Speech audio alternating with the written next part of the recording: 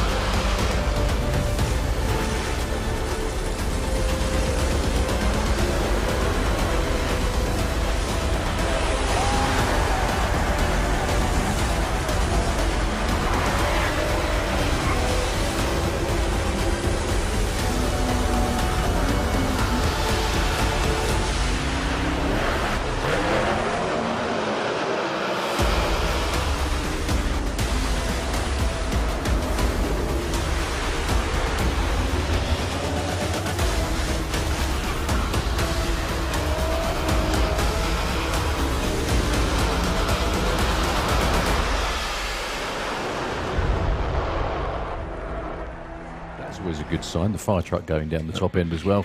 Also, racers going back to, no one's strapped in yet, but they're about to be. I see Tim Garlick walking back towards Apache, and Ricky Gowan not far away from getting in the Cannonball car too.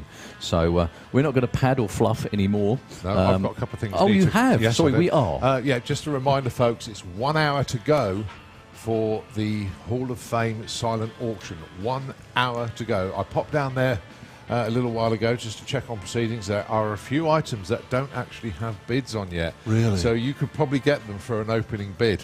So get yourselves down there, have a look around. There's some really cool stuff down there. Get your bids in. Obviously, the memorabilia sale, a lot of it has gone actually. It's a huge amount of stuff down there. But yeah, please get down there and have a look. And you never know, you could pick up that hero card that you never ever managed to get. Some of them are signed, you get t-shirts, all sorts of things, pens, stickers, whatever you'd buy, whatever it is, all of the proceeds go to the British Drag Racing Hall of Fame. And the idea of the Hall of Fame is to honour those that have helped build this sport into what it is today here in the UK. So please get down there, get your bids in, get buying. Well, I was going to say, no one's got any excuses. You've had all day. Yeah. Unfortunately, apart from the paddling, everyone's had all day to be able to do that. So the track's just coming back while they finish off. Even though, like I said, the track is perfectly ready to go. Pretty much right down at the top end of the track is where they are focusing their attention. But the drivers are getting in the race cars behind the tail, so hopefully we won't have to pad out anymore. And fingers crossed, you never know. The sun might even come out to give us a little bit of a helping hand. That would be nice. The weather has been the right pain today, let's be completely frank about it. We knew that we were going to get wet at some point, but we didn't think it was going to be quite that much for quite that long. Yeah, just having a look down. We've also got one of the quads down there as well, which they used to help drag down the far end. But yeah, jets in the, shall we say, the last quarter of the shutdown area. So yeah, they're still working away down there. But what people need to remember, the racetrack is the racetrack is quarter of a mile, as we know. The shutdown area is half a mile, a lot further, and there's not a sealed rubber surface. It is just bare tarmac, so it does take longer to dry the shutdown area than it does the actual racetrack itself. Colin and Darryl, do you know what sort of order we're doing this in? Is it Dragstlgia, Cannonball first of all, then Gasser Circus? Do we have? If we stick with that order, depends where we start. Go on, Colin. It's all right. I can't read it. Well, yeah, it would be the Cannonball, probably then Nostalgia Superstock Q2, the NSA bikes, Gasser Circus, Woolly Swars, Wild Bunch, Supercharged Outlaws, Old School Stockers, Outlaw Anglia. Okay. Obviously, because of time, we've certainly lost third qualifying session, or another qualifying session today. So I would imagine then it's well, just let's just go for it and see what we can get as much as we can get through by the end of the day. The plan was to have 2 qualifying sessions for everybody today, and then eliminations this evening. However, we still plan on having 1 more qualifying run. Whether we will actually get round 1 eliminations or not, we don't know. Well, Colin's going to be part of that, all being well. I don't know yet. I haven't decided. Yeah, but we want to cheer, don't we? Yeah, well, for the other guy. Yeah. Or girl. Yeah, I introduced Colin as Slimmer of the Year, I think. Oh, did you? Yeah. Oh, I see. You didn't listen back to see what. That's good. I always say that this is when we sit up here, it's thinly disguised. Mickey taking thinly disguised as commentating. I think it's probably safe to say. You're more than likely right. I think we probably are, aren't we? Anyway, I was chatting to somebody in the pits earlier on, and I can't remember who it was. I think it was Grace, actually. And it was you were commentating last weekend. You said about someone. Well, he did get a reaction time. right. However, But that was it. That's all you said. was that what I said? Well, he did get a reaction time, but it was the way you said it. But meaning that was what's the word I'm looking for? Possibly the politest version. That's right, yeah. It's Yeah. like when someone's dead late, I always say it's a polite reaction time, which means, no, you go first. No, you go first. But okay. no, he did get Okay, one. then. He did get a reaction time, even though he sat there for like a minute or something like that. Anyway, so yeah, I can see Tim Garlick get trapped in Apache. That's a good name. Yeah. A catchy name. Nitro FM will be back very shortly indeed. Thank you.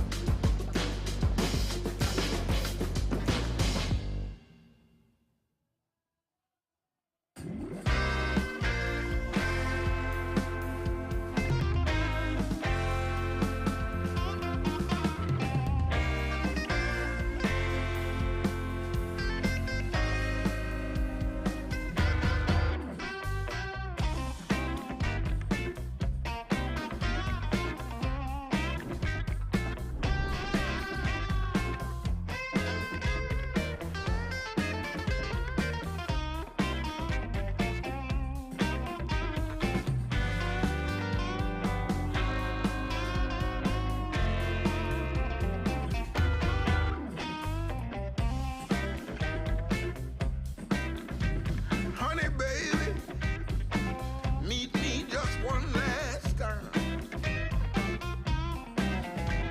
Honey, baby, talk to me one last time.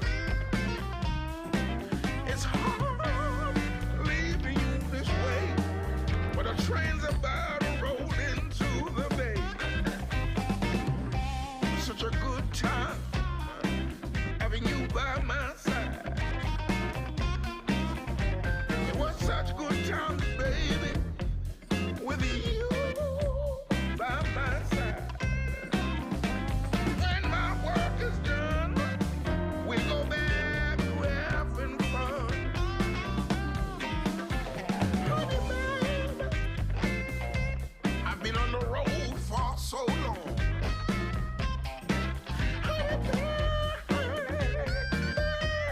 I'm begging you, please don't get me wrong. It's you I'm in love with. You got to know it ain't no me.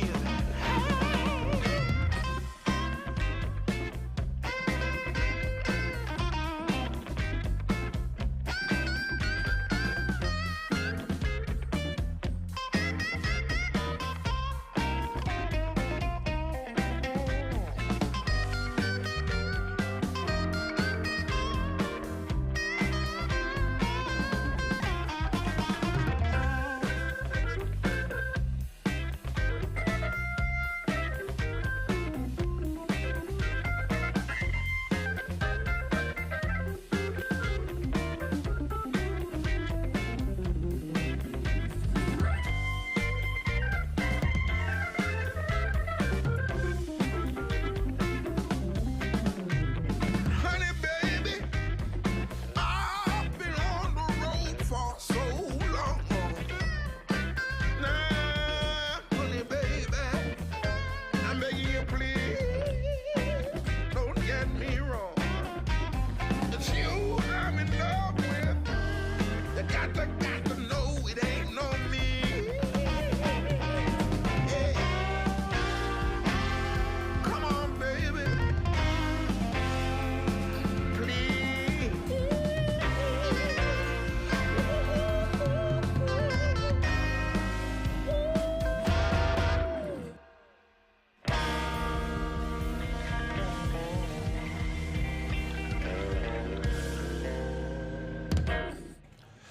Okay, pin your ears back in the pits. Can we please have Nostalgia Superstock into the pairing lanes, please?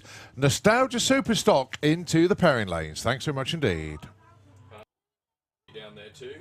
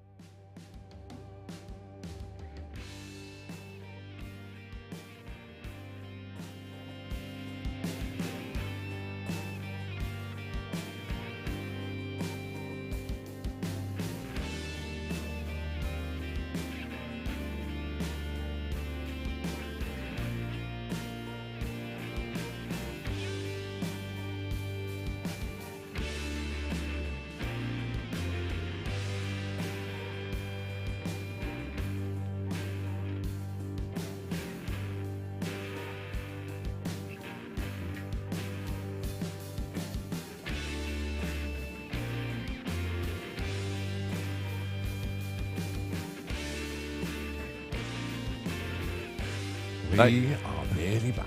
We're just getting ourselves set. We are, and right up the top end of the racetrack, all the vehicles have cleared. You can see the fire truck coming back down as well, which means the Jets have done their job. Thank you once again. When they come out on the racetrack, ladies and gentlemen, the track crew are just outstanding. They never stop.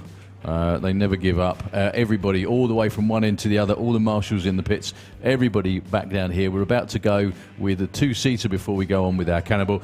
Please, actually, a lot of them are down there. Ladies and gentlemen, please put your hands together for the Sandapod Racers Club, all of the track crew and everybody that works their asses off, frankly, to get everything ready. Even then, Mr. Marshall is still clearing up a little puddle. Apparently, he's a whiz at home with the same thing as well, his wife tells us. Does, yeah. Really? Yeah. It's not a joke. Okay. I know. All right. Apparently she lunged we into have the video racetrack. proof of an oil down in the kitchen. Yeah, Right. He sorted it Do out. you know who the passenger is? I in do. the? Oh, you do. Yeah. Oh, here we it's- go. Only been waiting all day. He's been sat in there for 3 hours, I think, isn't he, in the shed? Yes, I'm not missing my opportunity. It's Sam Ruckley, and he's from Bournemouth. Basically, always wanted a ride in the two-seater. Well, can we get Here it comes. I do Can we get that wonder how many times the fire suits that they lend out have to be cleaned.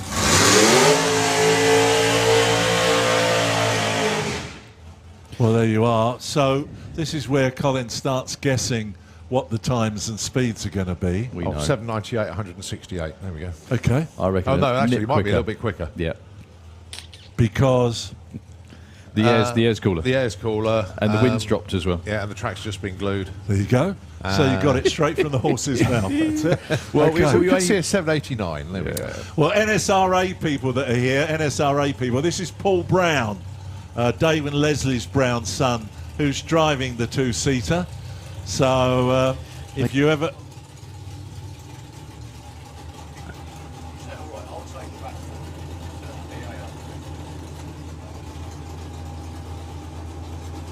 Okay, so it is Paul Brown who's in the hot seat of the two-seater.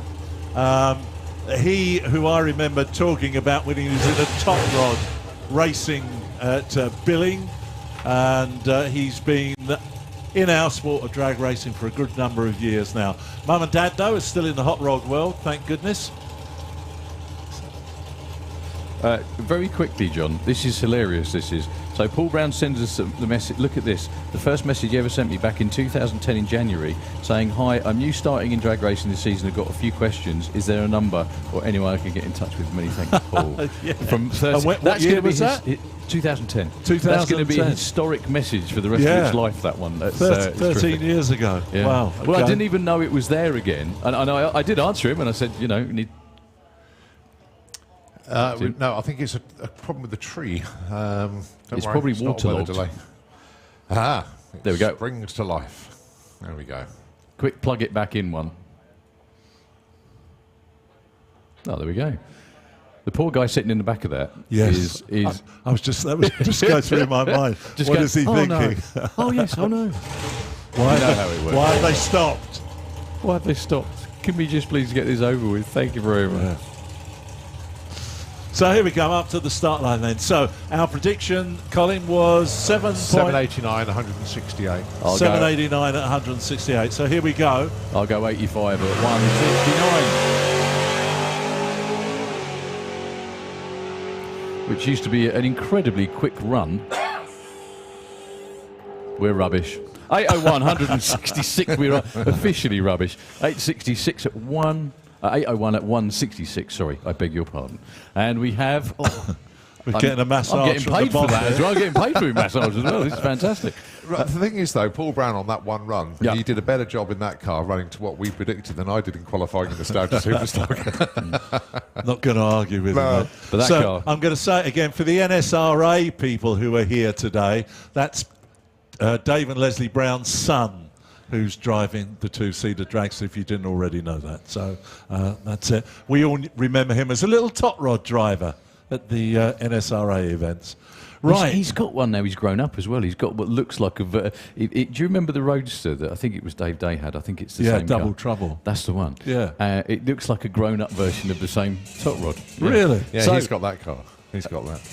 Ricky Gowan with the Cannonball underneath the towel now. Ricky sent me a message earlier to say, just to give you a little context of what happened yesterday, the contact points in the mag broke, and that's all the problem was. Just literally a 20-cent part that caused him the problems yesterday. Well, the Cannonball, of course, first started live here at Sandapod in 1981.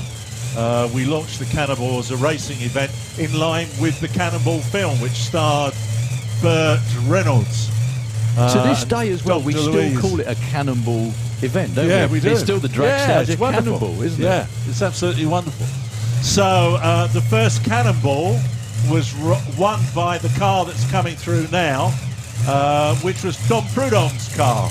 Originally, it was the original Army car that they brought over for Prudhomme to drive.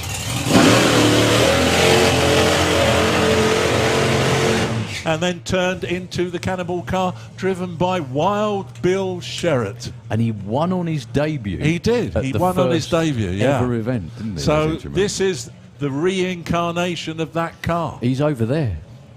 Where is Bill? Bill is just over there. Oh, yeah, I can see Bill behind us, yeah. His grandson is racing in this Cannonball race as well. Yeah, well, I think we've seen that before, haven't we, when we've been up here. Last year. There must be a lot of thoughts going through Bill's mind, remembering those days. 1981. Oh, that's only 42 years ago, isn't it? Yes, only. 42 years ago, my God. When we were 12. Yeah, you may have been. No, I wasn't. I wasn't 12. I was even younger than that. But I was already old in 1981. So Ricky normally crews for the guy standing down there on the... Oh, he's just over there, beg your pardon. Kevin Kent, when he runs the Nitro Funny Car. He normally helps Kevin out, so pretty much returning the favour. The team are on Ricky's car this weekend. They actually have Kevin's trailer as well over there that they're using to run out of. And I just spoke to Kev down there and he said, this is lovely. Turning up, watching someone else run a car, not me. Well, let's hope that this is a good run for him today. Well, Ricky, staging very, very squiff. I think that's the polite way of putting it. Yeah, it is angled a little bit in towards the centre, but I would think after yesterday he may take it fairly easy from the outing. What do you think? More than likely as well. This is a kind of a one-time-a-year deal for Ricky, this is. Here we go then, ladies and gentlemen. The first of our Cannonballers. In the Cannonball car.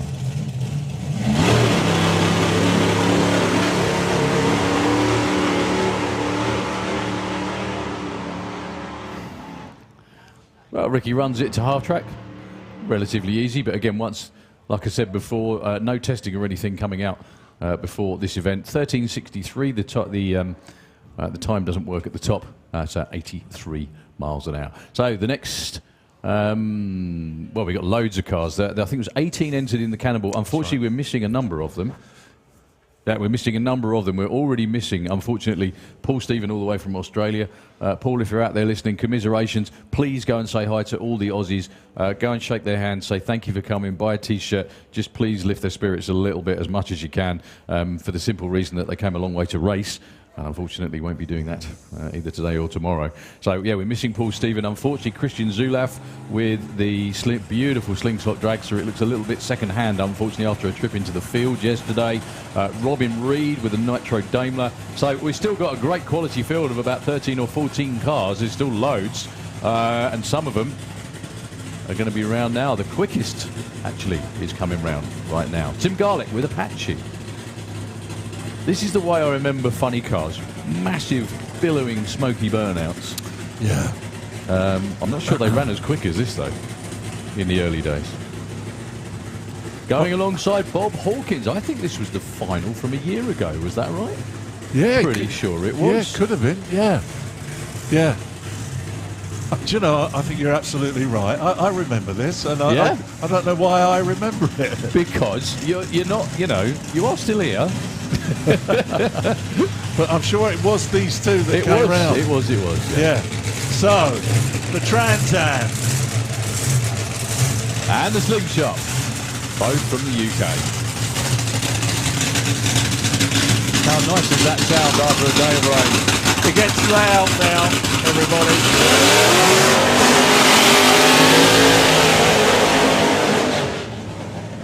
Oh, what a beautiful sight and sound, huh? You got it. So, and you can, some of you who are up this end are getting your first whiff of nitromethane. You can see who they are as well.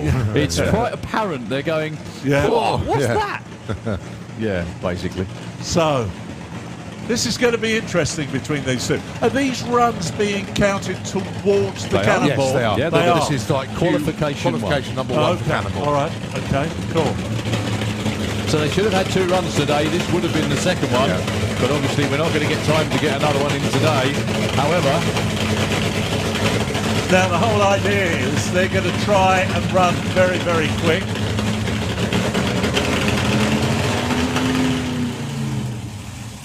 we have a couple of spots of the wet stuff after I said that. I really put my foot in it, didn't I?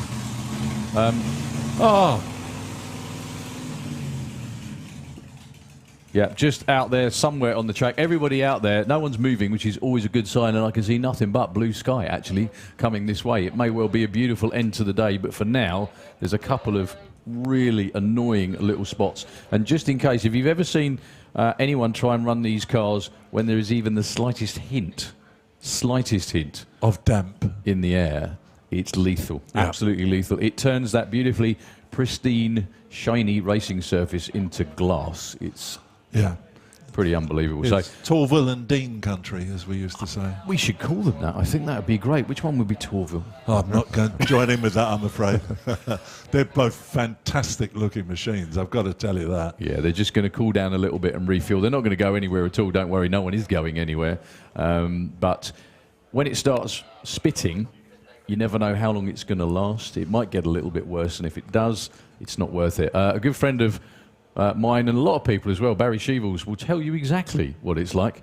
He's sitting up there on the VIP balcony, having a chat, and... you know Barry Shevels? No, he knows me. Oh, right. Of me. And no, anyway. But wow. Barry, years and years ago, in a methanol dragster, an alcohol dragster, you may remember this one. More than likely. Final held over from Hockenheim, I think it was, alongside Mickey Kagarad. And that was in the days before we had spotters all the way through and all the way down the shutdown area and radio communication. And he said they left the start line wide open, and he said got to half track and it had started raining. Yeah. It had started raining, and he hit the wall so hard. He said they went through all the car, and it cost him about 30 grand just to fix it. Yeah. 3 weeks, 30 grand later. Yeah. He hit the wall really badly. So, yeah, that's why we can't do it. Anyway, in a very short version. So, it looks like they're being given the thumbs up for the next pair. It was only a splash, or maybe not. Yeah. Yeah, we're all okay. I'm just looking out there at the crew. All okay? Yeah? Yeah, they're just going to give both Bob and Tim a little bit of time to cool down.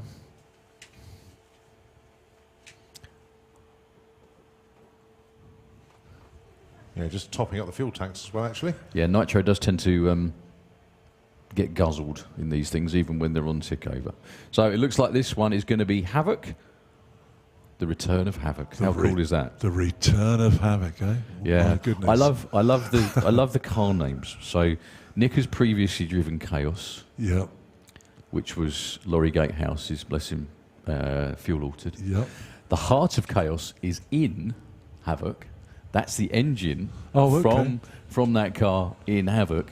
And Nick's daughter, Eva, is now racing, and her car is called Mayhem. Yeah. So it's Chaos, Havoc, and Mayhem. And my car would have been called Failure. Colin's car is named after, was it a Canadian logger? Canadian logger? Where did that come from? Never mind, anyway. There's a joke somebody told me, which I'll explain to you in a minute, that I can't say out loud. Anyway. Here we go then. All right, ladies and gentlemen, let's hope that we get no more spots of rain. And our next pair just about to fire up and come through. Dave Grabham. It looks as though the front of his car being put down and the Havoc car is being fired up. Dave was up here earlier on signing hero cards for us up here in race control.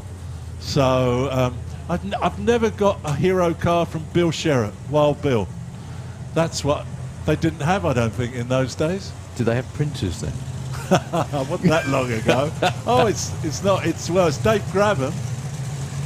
Yeah, that's actually his son Robbie in there, taking on Paul Harris. Yeah. With the Dennis Priddle tribute card. Okay, it's not Havoc that's coming round. Okay, so my mistake.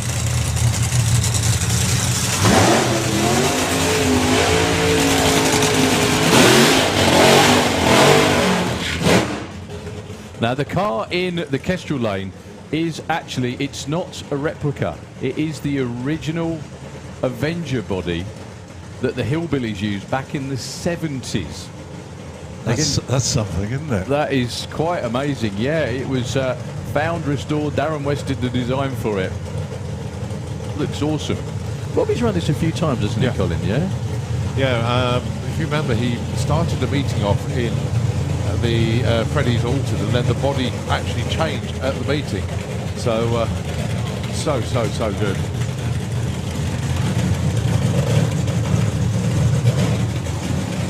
Yeah, I think Robbie's first run with this body was a low 7. This could be 50 years ago, couldn't it? Guys? It is 50 years ago. Almost. Yeah. Well, that's the whole idea, just recreating the vibe and everything about it. Some of the stuff underneath these cars might be more modern, but the whole premise, everything about them. Get ready, it's going to get loud again, folks. Here we go. Fuel car against Alki car. Paul Harris has been down in the 6.3s recently. That would be good again right now. Fingers crossed.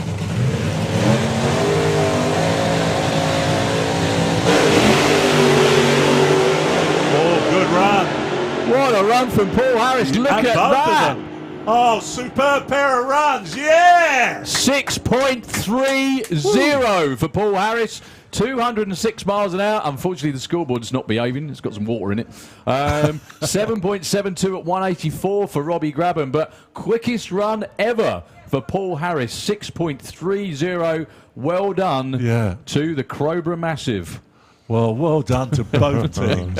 Love it. Well done to our They are the Crowborough crew. Massive. He's got Dave Millen on the team. He comes from Crowborough. It's it's very appropriate. Well done to the crew. Got the track in apple pie order. Pair of absolutely stunning runs. That's what the Cannonball is all about. Fabulous pair of runs. Now then, who's next? Tim Garlick, and it's going to be Bob Hawkins once again. So the pickup at the front there, ladies and gentlemen, put your hands together. All you folks I know have waited all day to see that kind of thing, and they did not disappoint. Superb. More to come.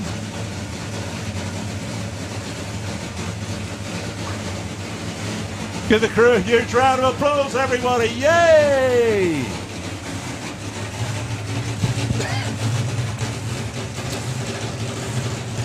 So it's the Bob and Tim show. One more time.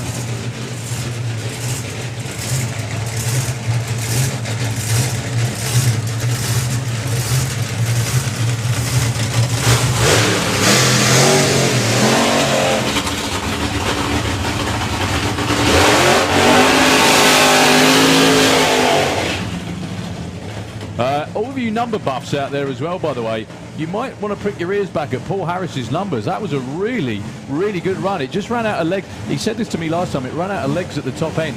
He was 4:04 at 183 miles an hour to the 8th mile, which is bang on for where you want to be competitive in the Dragstlgia Cannonball.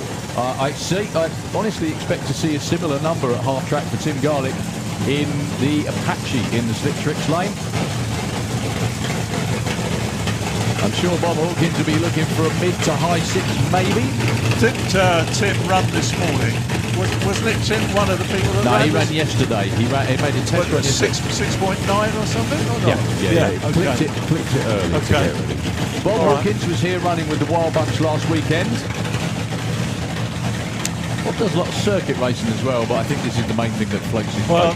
Tim Garlick's car always reminds me of Gladiator. Always. It's just that quintessential funny car from the period. And what more can you say about Bob's car over there? Absolutely stunning looking slingshot dragster. Here we go. Well, they're really making a race of this. It's going to be Timmy to the top. He goes 6.23, 211 miles an hour. Good looking run for Bob Hawkins too. 6.76, 196 miles an hour. We do apologise for the scoreboard not behaving in the Slick Tricks lane.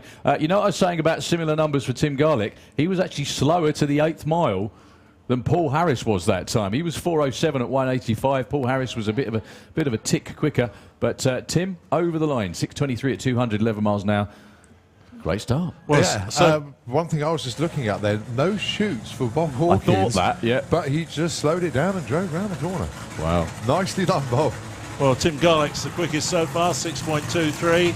Then we've got Paul Harris, 6.30. Then we have Bob Hawkins, 6.76. And then Robbie Graham at 7.72. So far, and then Ricky Gow. Oh, what a pair. Sorry, guys. Look behind the tower. This is absolutely a race for the ages, this one. Two of the most unique vehicles in the drag racing world.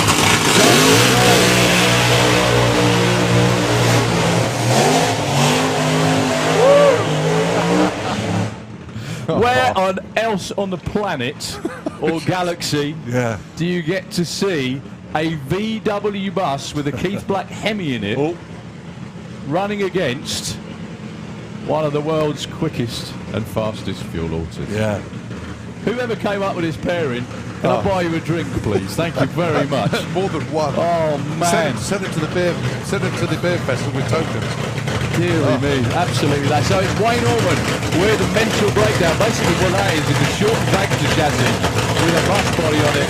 He's looking to become the first commercial vehicle ever to run over 200 miles an hour. He might need to back up a little bit further though. There we go. He's been in the 6s. He's run 199 miles an hour with this car. That's a number that Havoc has seen on a number of occasions in the Slick lane. These are just wild, aren't they? This is absolutely just incredible. Absolutely the bee's bits, this really is. So here we go up to the line. Now, Nick hasn't been out in the paddock for some time. Test run yesterday. But yeah, nearly 4 years, I think, 4 or 5 years. Here we go, folks. Oh, Nick, what a driving job. 6:31. 7:25 for Wayne Orman. No speed, unfortunately, sadly, for the VW after all that. But Nick knew he had to keep his boot in it.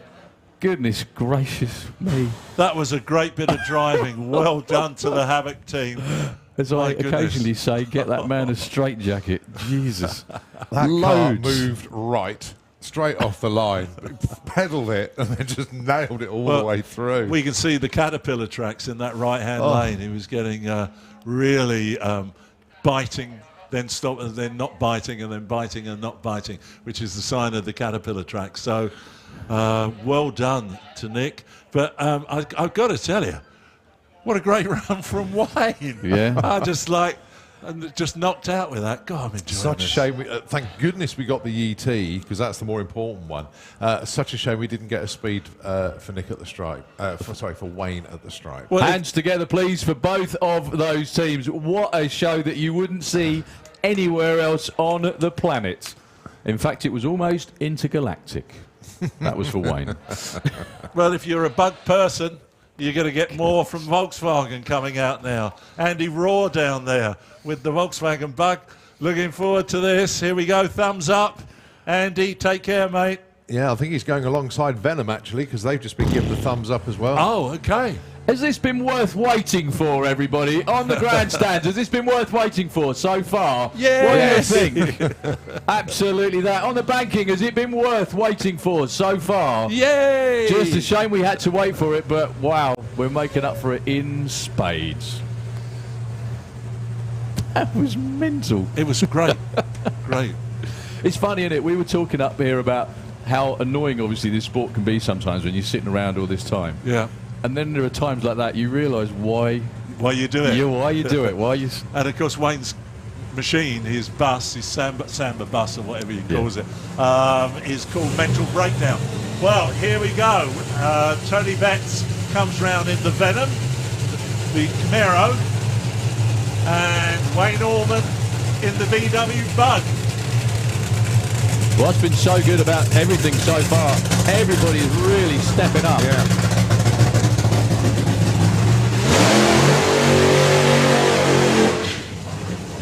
Now, on his last outing, didn't Tony run a 6-0? He did indeed. He got beat in a whole shot in the final, Yes, wasn't it? right, I think yeah. that's right. Yeah. And that was against Tim. That's wasn't right. It was. So Tim Garlick beat Tony Betts with a whole shot. Here we go.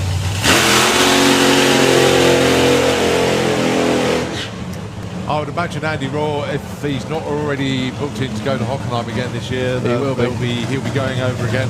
Yeah, they call this car out there. They call them Kaifers out there. That's it, yeah. And sunshine as well. Someone's actually planned this, haven't they? You know what I mean? I sincerely hope so. So, many people's old crew chief, not because he's old, John Wright down there in the Kestrel Lane, a man that knows he's forgotten more about nitro racing than a lot of people will ever learn, let's put it that way. Been around these machines forever. Also, a member of the Hall of Fame, with his driver, Tony Betts with Venom, taking on the Nitro Buck.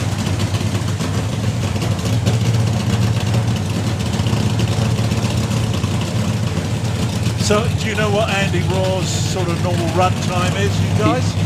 In the 60s. In the 60s? He's run a 6.3, yeah. but that was with a completely different combination to this one. Okay. All right? Yeah. So this does have more potential, actually. More potential. So quickest so far is Tim Garlick with a 6.2. That's what they're looking for, at least, to stay in the hunt.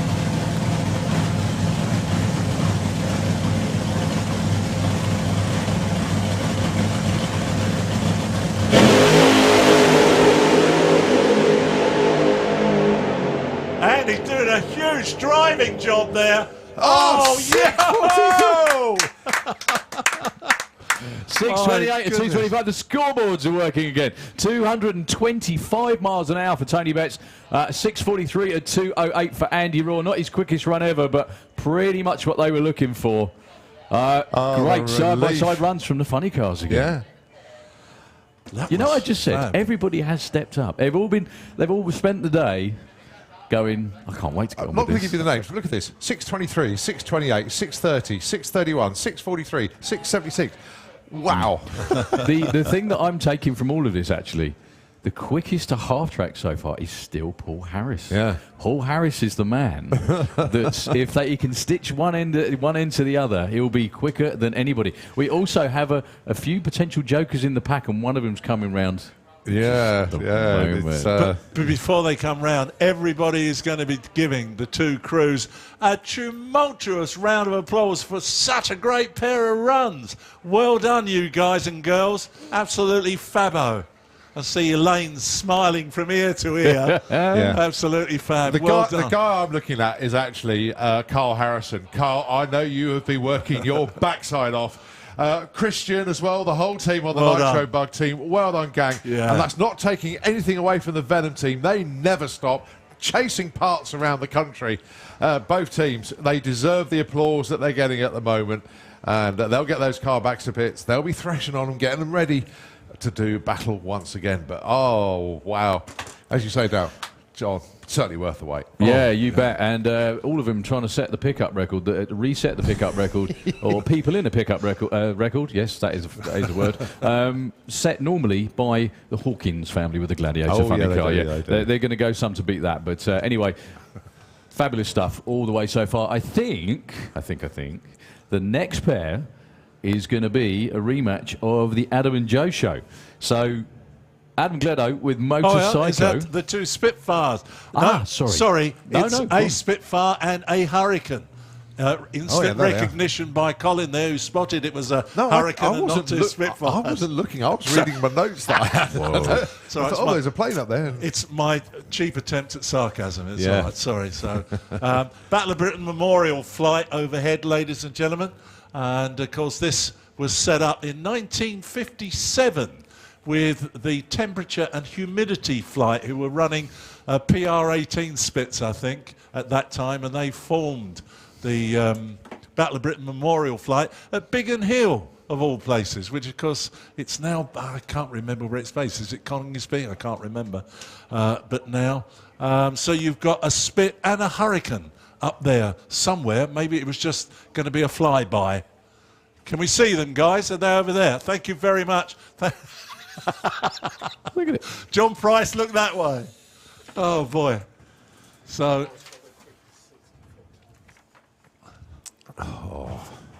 hopefully, they will put in another appearance. Oh, have they gone now, Ian? They're behind you. Oh, yeah, here they come. Yeah.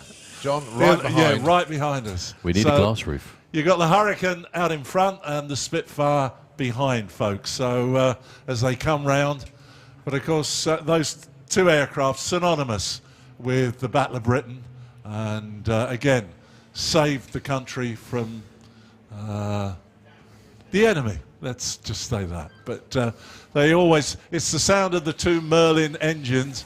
I'm saying Merlin. I'm never good at recognising marks of Spitfire because the later Spits, of course, were powered by the more powerful Griffon engine, which they ended up putting in Shackletons, if you remember the derivative of the Lancaster bomber that used to do. Darryl is nodding away like mad in here. But the Griffon engine had far more horsepower. The Spitfire, of course, first flew March the 5th, 1936. Hurricane was before that. Spitfire designed by Reginald Mitchell, and Sir Sidney Cam designed the Hurricane.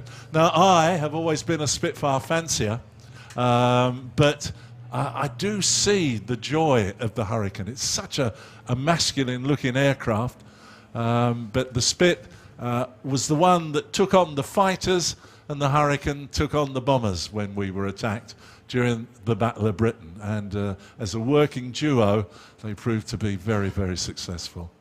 So for you as well, John, I've got to say... I wasn't there at the Battle of Britain. No, but you've been in one. I've been in a Spit, yeah, which I love talking about. Well, go on, tell us. It's quite a few people here have been in Spitfires, and it is just a wonderful thing. The greatest thing I always remember about the Spitfire is because when you're sitting in it, first of all, and they fire the engine up, because you are sitting at an uphill angle, so you know, tail dragger, and you've got, you're looking upwards at the pilot in front of you. And when they fire the Merlin engines up, all the crap that's inside the engine comes straight into the cockpit where you are. Lovely. It's beautiful stuff. But just a wonderful thing. And I said to you before, Darryl, you always have to pinch yourself the fact that you're actually doing that. In that so Spitfire. Having watched them in the air, because we lived on the flight path to Biggin Hill. Right. And when I was a kid watching Spitfires fly into Biggin Hill, and then to actually being in one, wow. it's... Well, talking of young men and their dream rides, as if by magic, we have two coming round right now. These guys used to race each other in junior dragster. One now has a AA fuel altered. One now has a front engine supercharged slingshot dragster. Adam Gleno with Motorcycle, and Nothing Fancy number 2 with Joe Bond in the hot seat. Two absolutely awesome looking machines.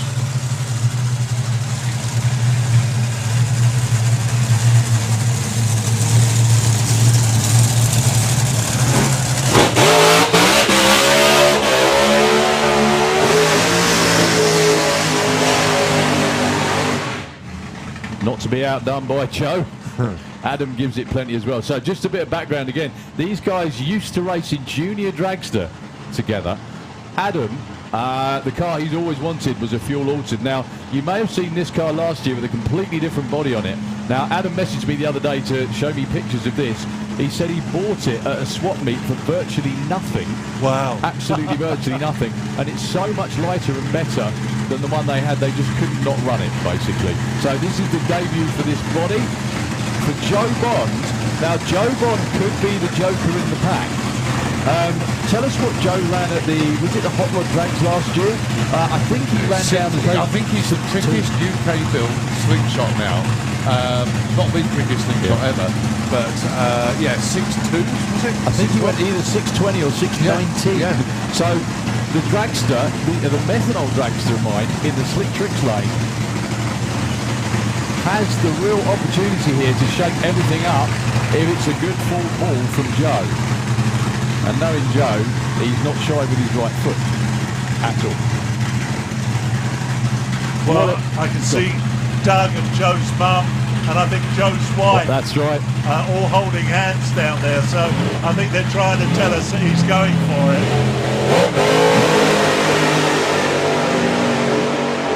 Well, Joe took a little bit out of the tree because he double-stepped. 6.4, 0, 223 miles an hour. The 60-foot was only 1.13 because he did actually double step. Adam Gledo with an 8-second flat, 118 miles an hour, kept his foot in it as far as he possibly could. That slots Joe actually into the 5th position at the moment. The way we work the Cannonball format for all these cars is that they normally make 3 runs. We add those 3 runs up, and the quickest aggregate is in the quickest 2 are in the final. However, obviously we've lost a whole bunch of earlier today, so what we may well do is this one now, another one tomorrow earlier on, and then we'll be running the finals. So put your hands together for both teams, please. That's the Motorcycle team. Again, trying to set a record for the amount of people in a pickup. With a beard as well, Darren. Very nice indeed.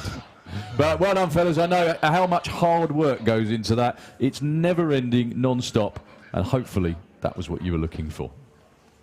We still have more. Yeah, we do.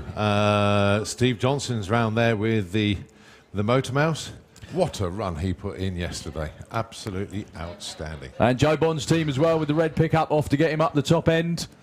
Probably not quite what they were looking for, but still a good run, opening run nonetheless.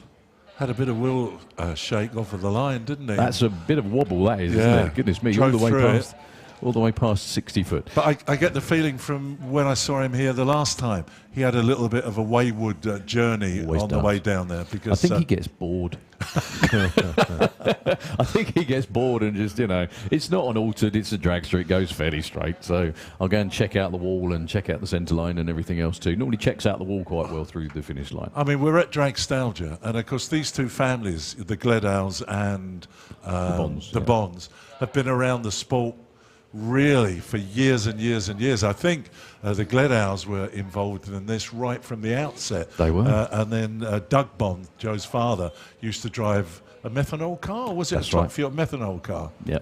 The shoestring car, if you remember that one, that was as it was back then. Used to run in Pro Comp back in the day, then progressed and ran a number of different cars. Finally ran in the 5s.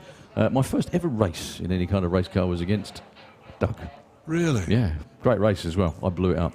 Whatever. Anyway, a little bit of cleaning to do in the Kestrel Lane. We do hope you've enjoyed the show and everything with it so far. I was trying to point out to you a little while ago, Darryl, that out the back of the race control here, there were so many famous people standing out there, from when I first came along here, all watching what was going on. And I think that was a sign of everybody was so interested in who was going to be the #1 qualifier. At the moment, it is still Tim Garlick with the Firebird. Okay. 6.23. Yeah. He was, yeah. He's still at the top of the pile. Number 2. It's Tony Betts. It's Tony Betts, yeah. Number 3. Paul Harris, Nick David. I mean, they're all just nipping at each other's heels. This is going to be a complete coin flip tomorrow as to who gets into the final. It's going to be basically 2 runs and the aggregate quickest into the final. One of the interesting people that's just actually walking away from back of the tower is Brian Whitfield. Brian has debuted the brand spanking new High Spirits car, sharing the pit space with Nick Davis, Havoc.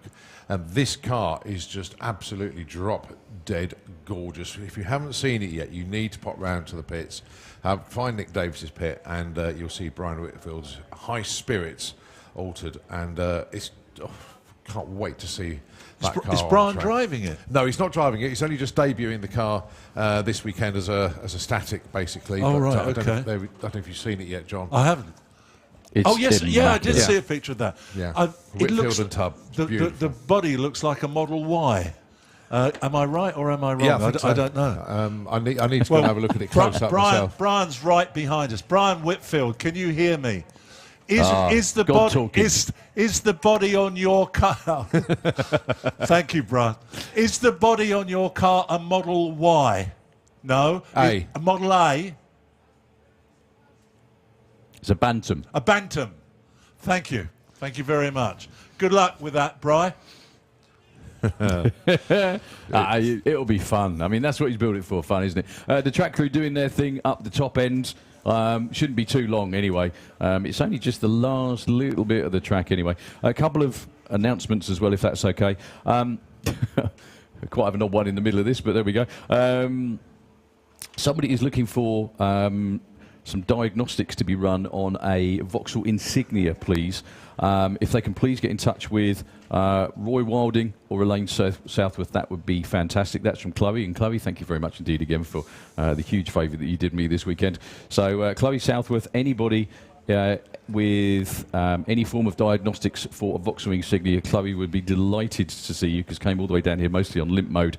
If you could please see Roy Wilding or Elaine Southworth, if you could help. Thank you very much indeed.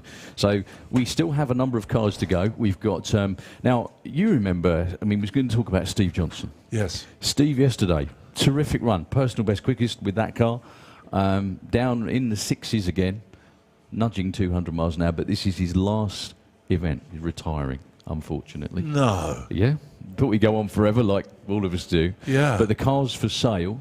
Yeah, this Dragstlgia Cannonball is his last ever event. You must have seen Steve, known Steve for years.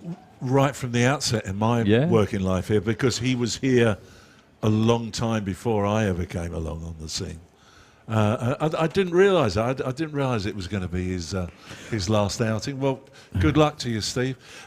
Is that the X? Oh, it's made by John Webster, wasn't it? And John had a go at driving it to start off with. It was the car that debuted, and John nailed it and went straight up in the air. Yeah. I don't know whether you remember Yeah, that. I do remember that. It didn't have a wheelie bar. It had like a jockey wheel on the back. Yes. Yeah. John nailed it, and it went skyward. But when it came down with such a thump. Yeah, I think he chipped his tooth or something like that. It wasn't great. But anyway, knowing John like we all do, he fixed it, no problem. But I think Steve, in his earlier life, did a huge wheel stand like that. I think I'm right, and it was a famous photograph that was around the drag racing world for years and years and years of Steve standing his dragster on its rear wheel or tail or whatever. Almost like a flyover that Rico Antes did here those years ago. Do you like remember a that? blow-over, yeah. Where he went right over that time. But Rico's not here today, I hasten to add. So, we're just waiting for the crew to finish off their little tidy up on the lanes, and we'll be out with our next one or two. We will We've indeed. still got Adam Clayton in the lanes He's there to come round. He's just right by, well, as near as the stage you get in lane 1, if you like. Steve Johnson's down there, and hopefully John Hale is down there as well. So, and out of sight, hopefully down there, Wendy Baker. No, Wendy was in. We haven't seen Wendy make an appearance yet.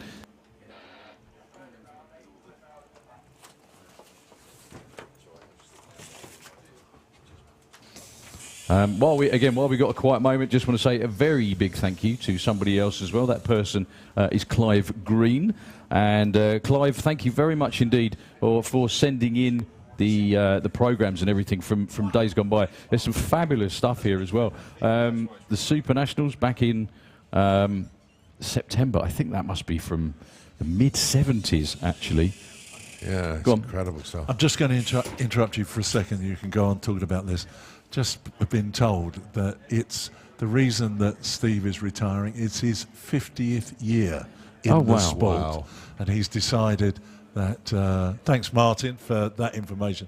It's his retirement package to himself is to go out on a high. So on you go. Sorry. Well, do you know something as well? The other thing I've just noticed, there's one of these programs in here has a picture of the Avenger funny car. Yeah. Admittedly, that's Dennis Priddle's version. Same as we've just seen with Robbie Grabham out there now. This is from the mid-70s. Some of these as well are just outstanding too. This is 1976. This is one you've Super got. Nationals. But once again, thank you very much indeed for Clive for sending these all in. World Finals 1981. I remember it like it was last week as well. Tony Donges, Martin Hopp as well. Do you remember? Yeah. Yeah. I do. That's Steve Murty's rear-engined estate car that he does wheelies with. I think he must still have it. I don't know. I think they does. I think, and the jet truck. Yeah. I think also these are in Drag Racing News, which is the official as it says, journal of the BDRA. Colin, you just announced earlier one of the inductees was the man that did all this. Yes, of course. Roger Gorringe as well. Roger Gorringe. Dave Wilson, Yeah, one in and the Krypton. only. Well, Yeah. I think that car is on the ceiling of the National Motor Museum in Bewley. That's not that one. It's It's not another that one he one. ran. No, I think he's still got that one. But yes, I know the car you mean, and that Yeah. was one of the ACI cars, that one. And look, Yes. who's that? Yes, that'd be Mr. Gibbons. Dave Gibbons on there as well. More noise then, everyone. Here comes the noise. Adam never shy with the throttle. Now, I think Adam hasn't run the car since last year. He did put it up for sale. Yeah, that's what I remember, yeah. Very reasonable amount of money, I might add, and as nobody's bought it, he's thought, do you know what, let's go and have some fun. This car is actually the car that was, it's got a Barracuda body for it as well. Could be run as a funny car. And Adam's plans for the potential future are to run it as a Nitro funny car, which would be awesome to see. So, what relation is he to Bill Sherratt? Grandson. Grandson.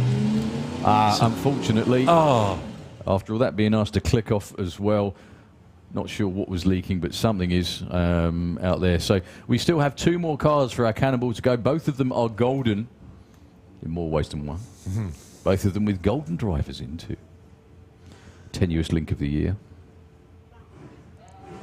So commiserations to Adam, the whole Firecracker team. It is an immaculate looking car, and I was really hoping Adam could get in a real good strong run either today or tomorrow. He's still got another chance tomorrow anyway, but yeah.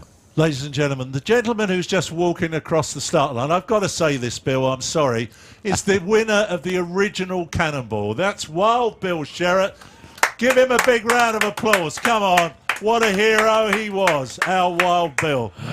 So, sorry, I had to say it's that. good. I spoke to him during the Cackle Fest last year. Yeah. Right. Did you remember that?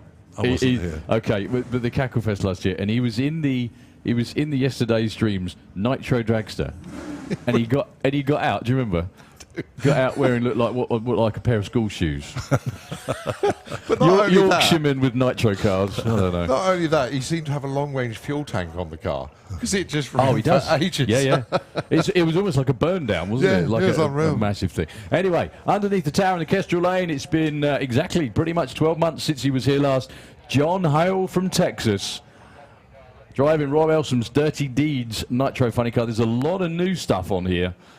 A lot of new stuff on there. But John Hale is the man who knows how to steer these things as good as, if not better than anyone. I think Colin and I have waxed lyrical about this car for ages, didn't we, Cole, when it first came out? Yeah. It's such a beautiful looking car. Yeah.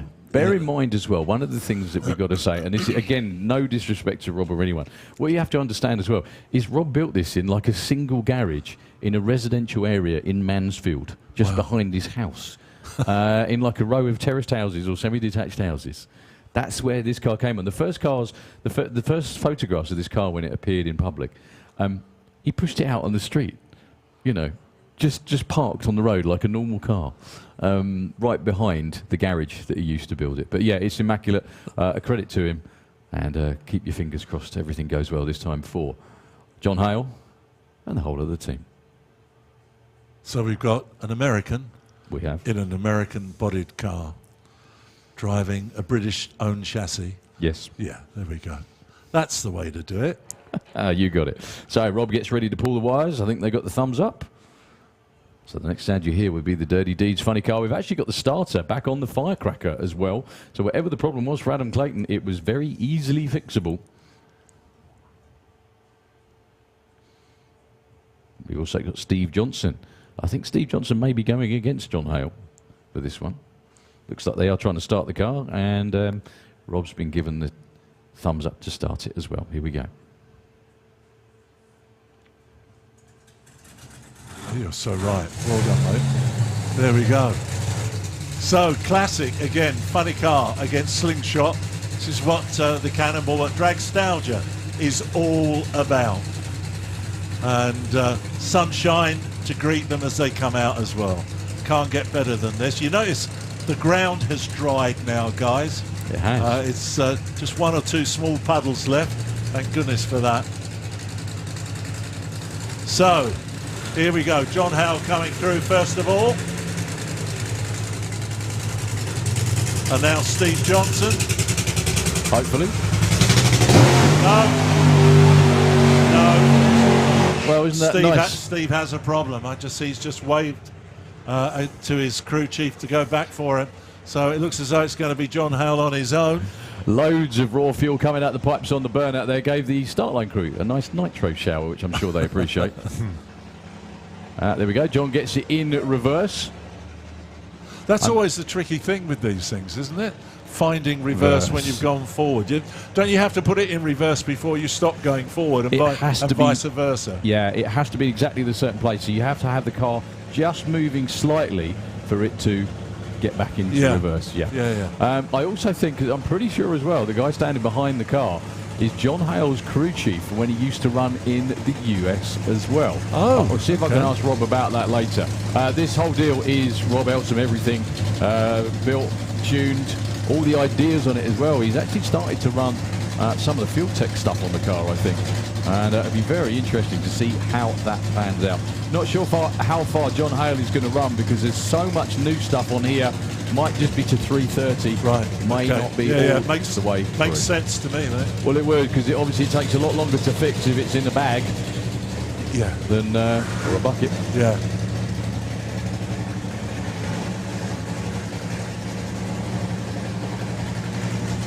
Yeah, there is fluid down there. It's just whether it's... No, you're told to shut it off. It is fuel. However, there's quite a lot of it, unfortunately. Leaning the motor out. Yeah, what a shame. Yeah, big shame. The thing is, it depends where that fuel's leaking from. So it may be one of those that as soon as it's under pressure, the fuel pump starts working, then the fuel will... it would get worse, and it would be a dangerous situation. So safest thing to do for everybody is just to take it back, tighten it up, and live to fight another day. Exactly that. Yeah, indeed. So well done, the start line crew, as always, looking after everybody's life. So now then. Well, Adam Clayton's looks like he's ready to fire up, and Steve Johnson looks like he's stood there ready to go as well. And then you have to sit and watch and see if your ET gets bumped out. I was going to get to that in a moment, actually, because it's going to... Do you know when each Sunday night you used to watch the Top 40? Or listen to the Top 40 on the radio, Well, are you talking to me? Well, both of you. I'm just going to see myself disappear off the charts. So I am... Oh, dear. If I do this bit of music, dun, dun, dun, dun, dun, dun. There we go. Right, okay. Well, it's going to be... even know the same tune, John. I can't believe that. There we go. Right, Adam Clayton is going to be on his own. I can see Steve Johnson, really, unfortunately for him, climbing out of the Motor Mouse. The Dirty Deeds car, it looks like they're hitching it up to be towed back to the pits or whatever it is. It's not a quick fix, unfortunately.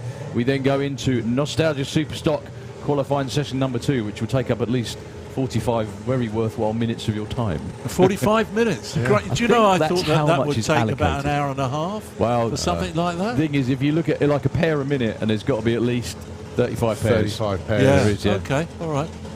And a pair a minute is almost, that's not optimistic. That's what it should be. Anyway, back to the track. Adam Clayton with a gorgeous firecracker altered. So that's Bill's son. They don't look much alike, do they? Really? Only a bit. Only a bit. From a distance, if you squint. Yeah. They're identical twins. I bet Bill's paid you to say that, hasn't he? I'm sure he has. Yeah, Steve Johnson, unfortunately, not going to be taking part in this round. Is he?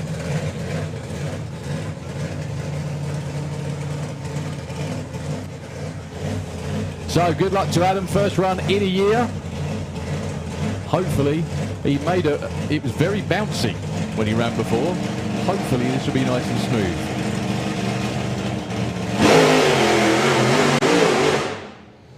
Pretty bouncy. Yeah, well, tire shake again on that. Caterpillar tracks right the way across the start line. And it does get very painful, doesn't it? The shaking of the brain when that happens. Sometimes it is. There's a fantastic photograph of Adam from last year, up on one wheel, possibly none, where the car just it shook and he pedalled it and he nailed it again and it just took off. In an upwards direction. Exactly that. Yeah. So after that round of qualifying, ladies and gentlemen, please put your hands together for Rob Elsom and for John Howell and the Dirty Deeds team. They'll be back in the morning, hopefully, to have one more go to be part of this show. Rob, car looks immaculate as ever, mate. Just such a big old shame. So we got funny cars 1, 2, 3. You got Tim Garlick leading the way on 6:23, Tony Betts 6:28, and Paul Harris 6:30. Nick Davis with Havoc 6:31, Joe Bond 6:40, Andy Raw with the Beatles 6:43, Bob Hawkins 6:76, Wayne Allman 7:25, Robbie Grabham 7:72, Adam Gledo with that 8 flat, and then Adam Clayton and Ricky Gowan both with 13s. Look who's got top speed as well. Did you notice that? It's that little pesky little green car. Oh no, sorry, no, it's Yeah, it is, Nick that Davis, pesky it is, little green car. Yeah. 230 miles an hour. and that was with a pedal. That was indeed. Right, I've been looking forward to this actually, even though I could have been in it. Nostalgia Superstock, one of my favourite classes. I know why you've done this, so you can So I check can- everybody out to see who you might be racing. You know, Busted. learn all the absolutely that. Learn all the tricks. Yeah. But folks, again, just what a show! This is basically one of the world's best car shows. Racing in front of your eyes. It really is amazing. These are the kind of cars I get to see, John, at car shows all the time, that kind of thing. Yeah. A lot of them. Right. Yeah, I love it to bits. It's Okay, so we had 64 cars that Okay. got in runs yesterday, so that is a full ladder. However. Jim Smith didn't get a run in yesterday, so he'll be 65, and he's going to bump somebody out. This is now... This is the bump This session. is the bump session. It is. So, who is 64? Oh, Jared Heathcote with the Nova. So if he gets in, Jared is, but then he's going to be in the lanes anyway. So Very important not to break out as well. 10:59, He didn't. Jim's safe, and Stuart Arthur goes 13:04 and 12:90. Jim goes in at 36. Bumps you down. No, oh yes he does. Yes, Yeah. so I'm now 41st. But the upshot of all of this, it's a 64 car It is field. 64 car ladder. So whoever gets bumped out of this is going to be out of this by the sounds Yeah. of things. Exactly that. Okay. So they had their first Q run about this time last night. This is the second one. It really is a finger in the air job, though, to work out what the dialing is, isn't it, Colin? Yeah, it is. Yeah. That's another reason you stayed up here, because you have to work it out. So just in case you're not following what's going on, they're putting on their own dialed-in time. What they aspire to run on the track, and the closest to that they get says where they sit in the order. Right, Glyn Dunford, Pete Christmas. Glyn dialing in at 12:20, Pete at 10:60. Pete's going to get there first with Fallen Angel. He gets a 10:66, moves up to 11. Nice Wow, move good there. move. Glyn a 11:75, drops a spot with no improvement. Yeah. Right, next pair, Phil Stillwell. Dan Williams, number 62. That's because he broke out yesterday. Dialing in a 10:61 for this one. Phil dialing in a 13 flat. So pick your Camaro. They're different vintages, though, Yeah, mate, aren't they? different. You've got Dan's Gen 2. Yeah. Beautiful, beautiful. That's the, believe it or not, that's the factory paintwork on that car. Dan didn't have to paint that one. Usually the Williams brothers, when they do a car, oh yeah, it gets paint. But this one, no. Oh, beautiful as a whole. Phil's not actually taking the run here. So concentration on Dan Williams, doesn't want to break out. That's the most important thing. Because he did, didn't he? 10:66, 62 to number 9. That's an awesome amount of moving. It is. 53 spots improvement. Most importantly, though, off the bump. Yes.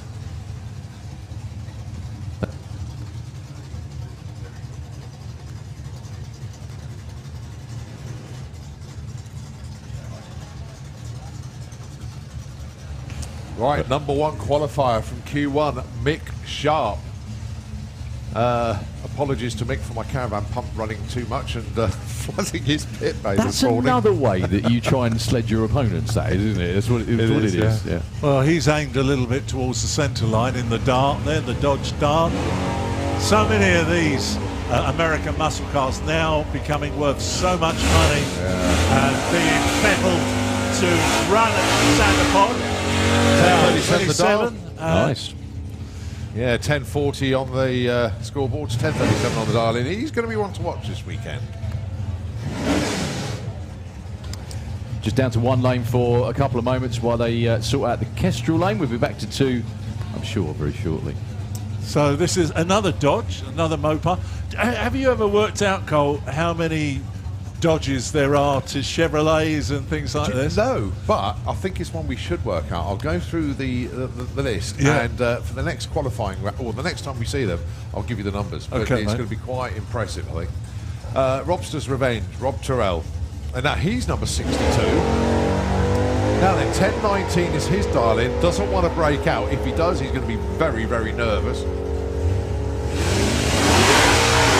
Good run, 36. So he moves up to 25. How many more to you on the bum? Sorry? Well, I'm 43rd now. I was just going to say, how many more runs till you're on the bump, though? Oh, dear me. Anyway, I'm only joking. You know I'm only I'm not kidding, man. bothered. Yeah. Connor Hall and Phil Stillwell. Both of these two are ahead of me, so they can't bump me down. So a Mopar against a General Motors. It's the later edition of the Camaro, isn't it? Was that 72? 78, 79 Camaro. Oh, The, later than I yeah. thought. Okay. And then the Barracuda. Barracuda. I've never heard that before. I think that's a name. That's a great name for a car. a Don't Buckaroo. take the mick. I still like the name, It's though. the job. I still like the name. Connor, if your car hasn't got a name yet, it's the Buckaroo. As named by the world That's named by famous. John Price. I shall sign your T-shirt in a minute. Here we go. So we're looking for 12:31 in the Kestrel lane, 13:10 in the Nitrous racing lane. And left-hand lane seems to have come out of it. Too quick. Breakout, isn't it? In the Yes, too quick breakout. Connor Hall going to be nowhere near his dial with 17 seconds in. I love the way that signing something for somebody's a threat. I do like that. Not a very thinly veiled one either. Yeah, bring friends. So it's another Barracuda. Let's get the name right this time. Is that Andrew Bishop? It is, currently at the number 40 spot from yesterday's qualifying. Oh, and Paul Dodd, he's going to bump somebody out as well. So Okay. if he can get into the show, first, the most important thing is do not break out. So this is an old Cutlass in the Slick Tricks lane, yeah? Yeah. Right, so 61 onwards are the breakouts. So you've got to run the right So side you've got to of the run the number right to side be of your sure. dialing. That's To the be most sure. important thing. Yeah. Okay. What I find amazing too, John, like when you started here, a 10-second door car would have been like one. There's probably only a handful, wasn't there? A real not handful. even that. I think it was a fingerful. Whoa! Oh, Struth. My Well done, goodness Andrew. me. Kept it away from the wall there. I saw the wall move back a bit there. It Did you did, see it it breathed take a in. pace back? Paul Dodd goes in at 36 and Andrew Bishop drops to 41. But, well done, Paul, for getting in the show. Well done, Andrew, for keeping in the show. And keeping it off the wall. So what have we got here? Nova? It is. Yes, it is. This is a new driver to the class this year, for this meeting, actually. Right. And it's always great when we get new names appear. I was next to him in the pairing lanes this morning when the heavens opened. So this is Jason Jason Stegall. Stegall, yeah. Stegall. Okay. All right. Interestingly enough,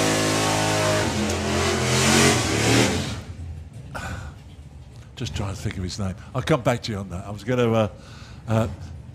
Sam Connell is here this weekend. Oh wow! Red Devil. Red Devil. And I think that was a Nova, wasn't it? It was indeed. So Wow. Sam, so you do have a memory. Sam is around. So I've been talking to Sam earlier on today. So nice to have you with us, Sam. and he was the person that used to upset everybody in modified racing in those days, I think. And the Red Devil was such a well-known car. By being quick, I think, was Yeah, that was it. So we got Jason Dodd in the Kestrel lane, dialing in a 1071, and the said Jason Stegel in the Slick Tricks Racing, dialing at 1290. So 2 seconds slower than the man in the Kestrel Beers lane. So here we go. Well, Jason's seen his dad go into the not into field, but into the qualifying ladder. He's okay. Jason's going to be well and truly okay as well. 1082. Jason, 1278 breakout. Oh, that could be costly. Nervous. Nervous times. That could be really costly, actually, because there's still a few behind him, Yeah. and I think a couple that still haven't run yet. Right. Adrian Portelli, well and truly safe at number 6. Going alongside Paul Fleckney. Paul normally cruise, if you remember, on 4, and I had a chat with him last night. I can't remember. So much to remember. Silver Barracuda. Super Pro Oh, I ET. know. I can see his face as well. Runs high 8s. Yep. On methanol. Yep. Oh, it'll come to me in a moment. The shape of the Charger in the Mark Bailey. That's it. Sorry, Well Mark done. Bailey. in the Kestrel Beers lane, wasn't that the shape of the Hemi under glass that used to be a wheelie car in America years ago, or not? Just Very good question. I don't honestly that's a think so, Barracuda. or no, but yeah, it might have been a CUDA. Still a very unique machine. Oh, 1099 or 1090 dial, number 6. stays in the Say same place. 6, actually. Yeah. Paul Fleckney being pushed back.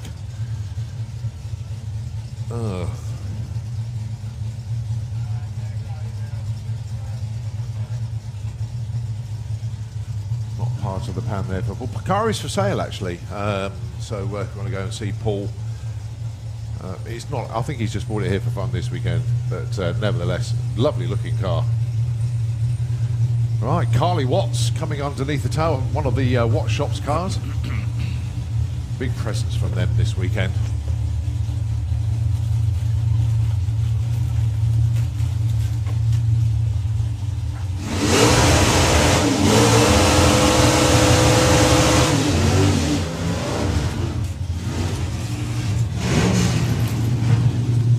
So Carly Watts going alongside Gary Semper with the Tin Indian.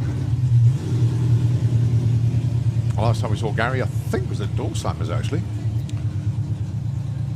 I just like looking at all these cars. The real American muscle cars, that particular era in our motoring lives when, you know, the big factories were all producing high output engines for their road cars because they knew that the road cars would eventually make their way onto the drag strips.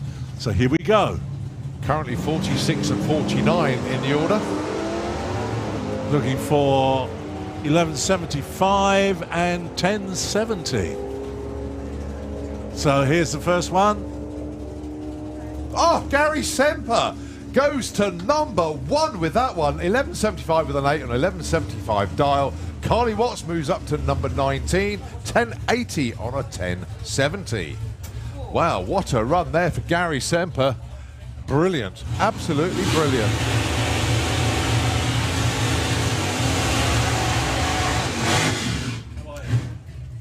Right, next up then, Blue Bayou, that's Boz. It's not very often we see him here, but really, really good to have that car back here this weekend. And the Fairlane. Sorry, no, Steve Matthews with the Galaxy. Needs to run 14.99. That's a tricky one, that, because you need to run a 14.99 to At get to least, the show, yeah. but you can't break out. Oh, But I'm guessing that's the slowest. That was my guess yesterday. That's the slowest dialing you Yes, can it is, have. That won't be a 14.99. well, we've still got Honky Tonkin to play with, so it's not so much of a problem. So, sorry, it's Mojo. Oh, Mojo, 11.33. Yeah, well, he's already number 8, so that's all right. And Steve Matthews cruises to the line with a 19.31. So he's still qualified at the moment, is our Steve. Yeah, but Mojo. So I got the wrong person then. 11:33, but he already in the number 8 spot. Well, it is muscle car heaven in the pairing lanes at the moment. We've got the Dodge below us, just doing its burnout.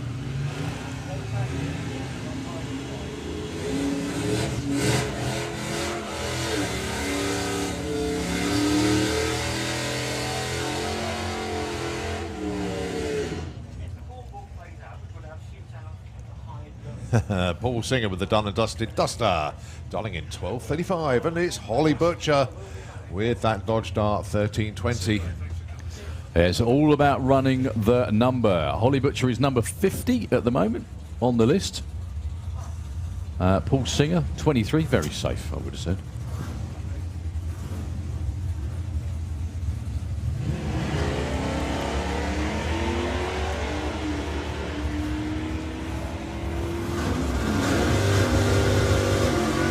You can see the difference between them on the track, can't you, in a second? 12:52, 13:53. No movement from Paul, but Holly moves up to 42. Where does that move you to, 47.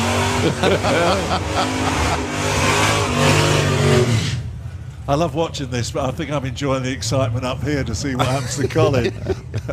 All right, next up there, John Sleeth and Ty Strefitt. So in actual fact, Ty is one place behind me at the moment. Not that you're excited about it. Yeah. Is this John Sleeth that I've known Yeah. for Yes, years? it It is, is. Oh, okay. I didn't realise he was in Yeah, he's this. had this car a couple of years now. Drives it like he stole it, as you'd imagine. Boy, he's dialed in a 9.60. Got to be one of the quickest, isn't he? Yeah, he's nicely off the line. So John currently number 11 anyway. He will get to the top end first. How close is that? 968. 80. Ty.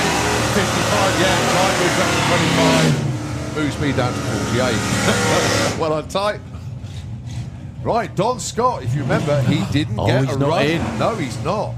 And Nick Martin with the Downtown Duster, currently 37, should be safe there. Goodness me, I'll tell you what, Don Scott has had a proper nerve-wracking day as well, hasn't Yeah. he? Must have done. Sitting there waiting for the rain to stop to see if you're going to get a chance to get in. Yeah.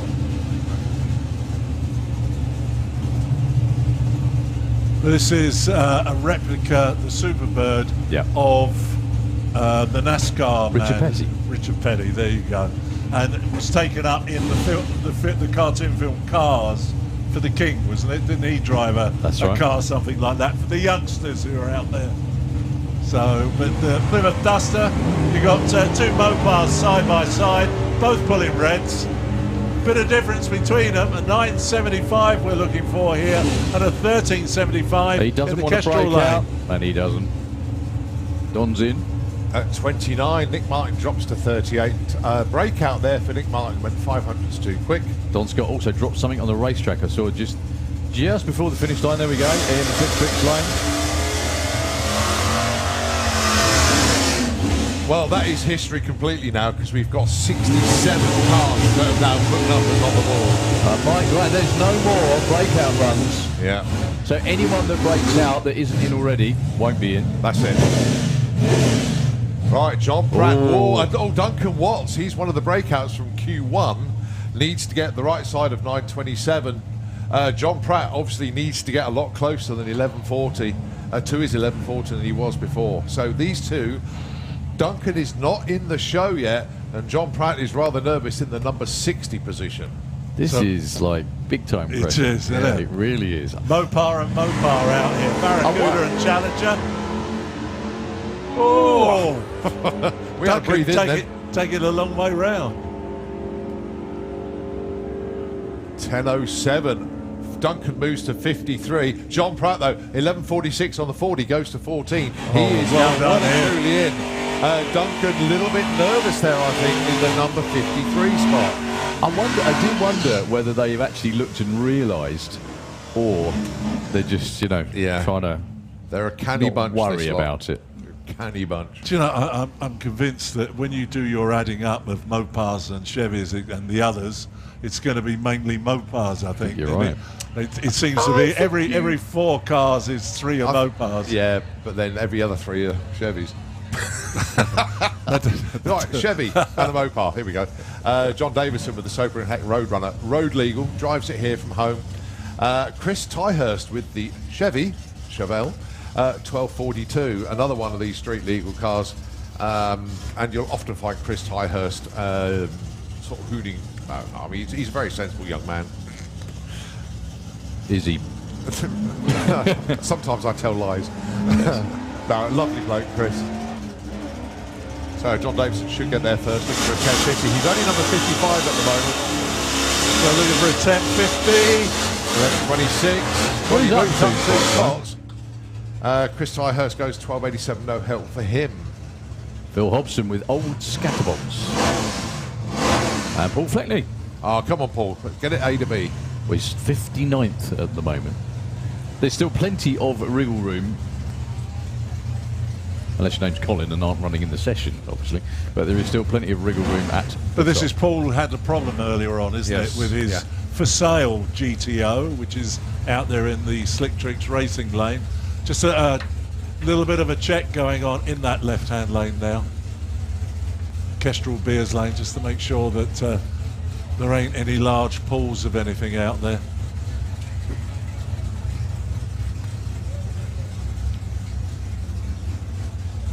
So Phil Hudson dials in a 12. Paul Fleckney a 14.99. Which is the class bump spot. Is it? Yes, you have to go 14.90. Well, that's Well, I say it's what the happens class bump. It's the slowest you can dial in. Right, okay. Yeah. But you still, if you run a 15.2 or a 15.1, Yeah. you still qualify? Yeah, I think so, yeah. Okay.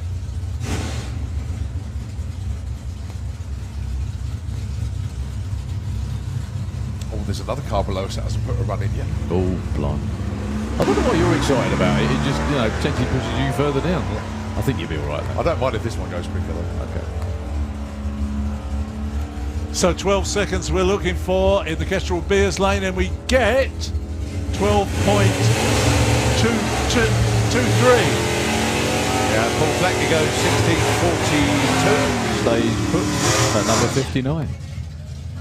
Right, Gary Carr, 11.06. Although he's been here all weekend, he didn't put a run in last night because he was on prom duty. So I thought you were going to say because okay. he was on a promise. No, Sorry. no prom duty. So he had to... Oh, we'll get shot up Apologies, here, we folks. really Yeah, I will. think- Sorry, Carl. Yeah, he had to go and... Please carry on. And I said to Gary, I I assume a burnout was part of the deal. He goes, oh yeah, so obviously when he did the drop off at the prom, left a lot of white smoke behind. Going alongside Neil Francis with the Rust Bucket, the Plymouth Savoy. 11.06, plays 12.20. What make is that Savoy then? That's a Plymouth, isn't it? Plymouth, Yeah. is it? Yeah. Plymouth Savoy. But it's a Chevy in the right lane. Gary Carr goes 11.25, Yeah, that gets him in at 35. And Neil Francis goes to number 40. Colin's getting perilously close to number 50 spot now. Oh no, I've gone past that. I'm Oh, have you? 51 now.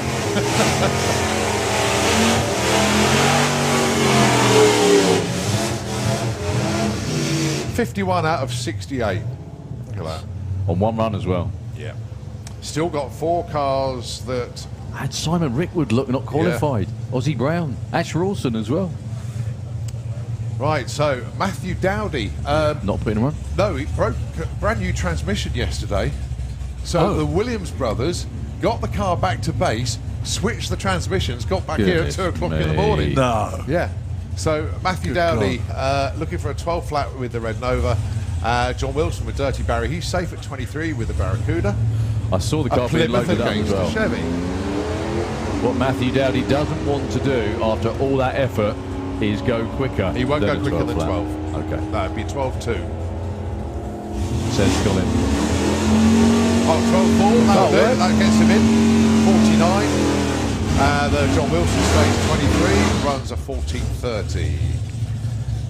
Yeah, it's the only thing is a slight shame is we didn't get 3 qualifying runs because then it was seriously nervous in the last one.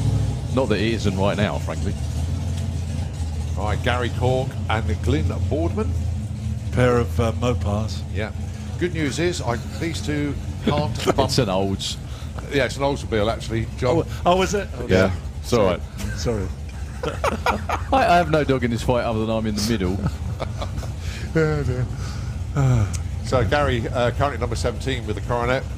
Glyn, it's not a Coronet. I'll give you that because you didn't read it off the screen. But yeah, you can see switch cars. It's an olds, yeah. Yeah. Okay. Glyn used to drive old Scatterbolts, but this is his new one.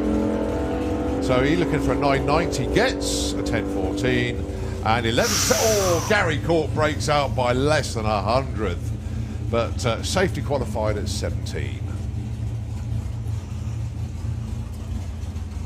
All right, next up. That is Russo's Rat. Russo's Rat. Have you seen this car yet in the flesh? The Russo's Rat, Chevelle, right underneath us. Who's just shut off, but being called forward. There we go. Mate, you tell him. It's an amazing car. Yeah, beautiful car. The previous owner is here. Really? Yeah, from way back when. Way back when. And he was delighted with the work that Chris has done to this car to bring it back. Was it? It was an ex-stock, a pro stock, or It was back in the 70s, I think, fully restored, just as gorgeous as ever. Up against Carl Kenyon with the Twisted Lemon Valiant. Chrysler. It is in Chrysler. the Kestrel Lane. But you're saying the car in the right hand in the Slicktrix lane, it was a pro stocker in its Back day. in the 70s. Yes, Really? absolutely that. Yeah, it's Wow, that is historic. it goes as well. Watch. So another Plymouth versus Chevy matchup. There seems to be a lot of them today. Well, dials in 990, runs a 10.01. So is that? Oh, look at that! New number 1 Another- qualifier, Carl wow. Kenyon. 1490 with a 3 on the 1490 dial. Carl Kenyon with the Twisted Lemon. That is extraordinary. Number 1.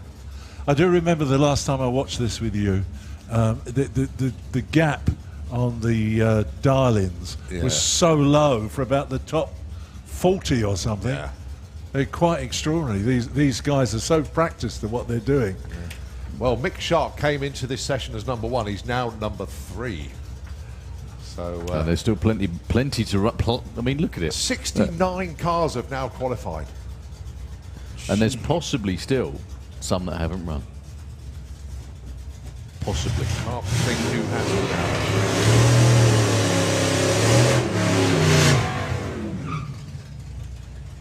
All right, next up then. Let's have a quick look. Look at that. John Hurrian and Daz Chandler. Now, John is number 60, dialing in a 1275. Daz is number 50 on a 1270. I think Daz is okay. John, a bit nervous in the number 60 spot at the moment. Well, And guess what, John? we got It's that a match up Plymouth again. against Yeah, a Chevy. it is. Yeah. Yep. Well, prove me wrong then, mate. When you have your little count up and find out how many of each there are. But it's certainly just me taking a cursory Yes, glance it's, at it. It's more Mopars than anything else. So we seem to have a prop, or is it a clean-up going on?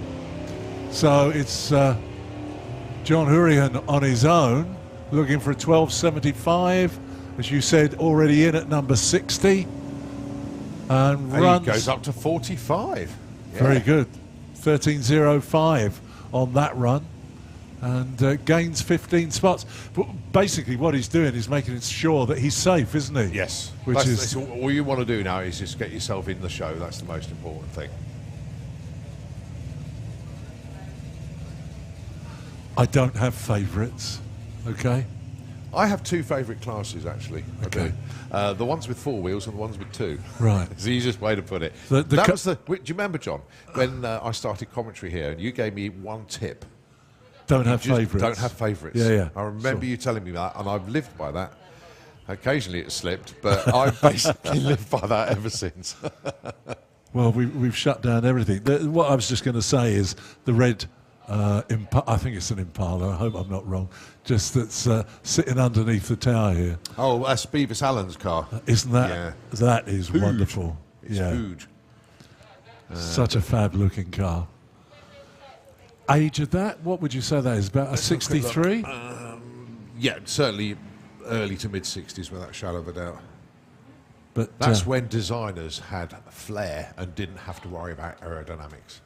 And it was all about the look back then. right, so just a little bit of a clean-up. Let's just have a look at the top one. So we've got Carl Kenyon sitting in the #1 spot, then Gary Semper, Mick Sharp, and these are all so many thousandths off of their darling. Yeah. It's really quite extraordinary. Stuart Thompson, Lee Charles, Dave Bilodeau. Well, Dave is sitting round the back here getting ready to run again. Yeah. Then we've got Stuart Arthur, Adrian Portelli, Mojo, Yep. That's with the satellite. and then Pete Dodd in the #10 spot at the moment. Pete Dodd is the highest qualified Chevy at the moment. Is there's not everybody a lot else? of Chevys. No? Dan Williams currently #11, Chevy. John Sleeth, Chevy. #12, Glenda Thompson with that beautiful Charger, currently in the #13 spot. Pete Christmas is 14, etc., etc., etc. Right. Yeah, a little bit of a clean-up, I think, in the Kestrel beer lane at the moment. Whilst we're doing that, I'll tell you what, just for a moment, if we can get the airwaves over to Nitro FM 96.2, and it's going to give me a chance to go through the entry, and I'll see if I can work out the split on All the right, manufacturers. you're on. So Okay. Nitro FM, if you could take the airwaves, we'll be back with you shortly.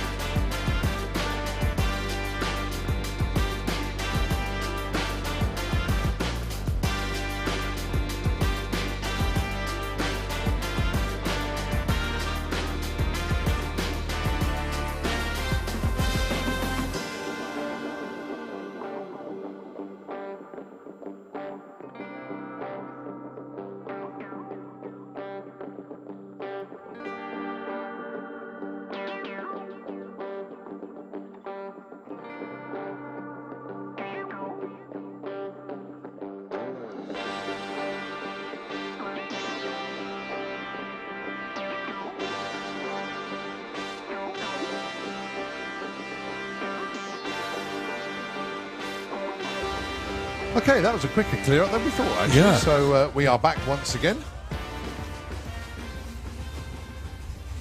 So there were, with these nostalgia Superstocks, 72, I believe it was, entered before the race meeting started. And we're up to something like, I think, 67 Yep. have put in qualifying runs. So there may be another 5 out there somewhere.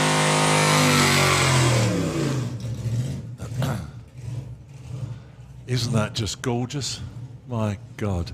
Well, the race number is 1959, so I can only That could imagine be that then, that yeah. is the date of manufacture. Dialing in 12.30, this is Beavis Allen with his Impala. But do remember lots of people having this back in these sort of cars back in the day. So interesting to see it in such wonderful condition. That's a big old car to move along the racetrack, as all these machines are. Well, safety qualified in 32, wants a 12.30, gets a 12.30 with a 5. Oh, wow. Goes to number 2. Nice one, Beavis. Very, very nice run indeed. God, these boys are good. Yeah. And girls. Well, there's still more to come, aren't there? Loads. It's completely full. I've just had a quick look out the window. Yeah, it's totally rammed. Okay. We've got the NSA bikes as well. We've also got, not far away, Gasser Circus as well for their second qualifying session, approaching 5:45 on Saturday. Obviously, once again, apologies for the delayed start. Everybody knows why. Hopefully you've all dried out a bit now. And you're enjoying yourself tremendously. Well, the sun's shining. It's good, isn't it? It's Yeah. nice to see. Yeah. Well, it's one of the great things about running at this place is that we can run from 9 o'clock in the morning till 8 o'clock at night just about every single day. So there is 11 hours of the day that we can squeeze as much as we can in. Obviously, a number of hours today were lost to the weather, but we're trying to make up for it now. So next pair being called forwards.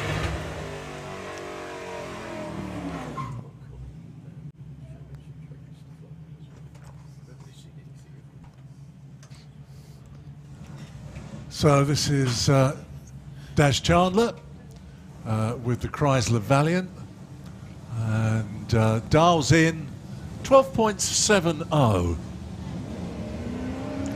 I've got to tell you, there's not one horrible car amongst these, is there? Why would there be? I mean, No, it's just they're like... all such absolutely magic for your eyes to feast upon. I think it's the nicest way of describing it. 12.93. Up, actually. 10 spots? Yeah, indeed. Up to number 41. So is this Dave Bilodeau underneath here? It is indeed. You see, Beautiful Dave guy. is the man that I always considered was one of the first people who started this whole thing about American Superstocks and stuff like that up north, in the north of England. And This car's called the Yorkshire Heavy.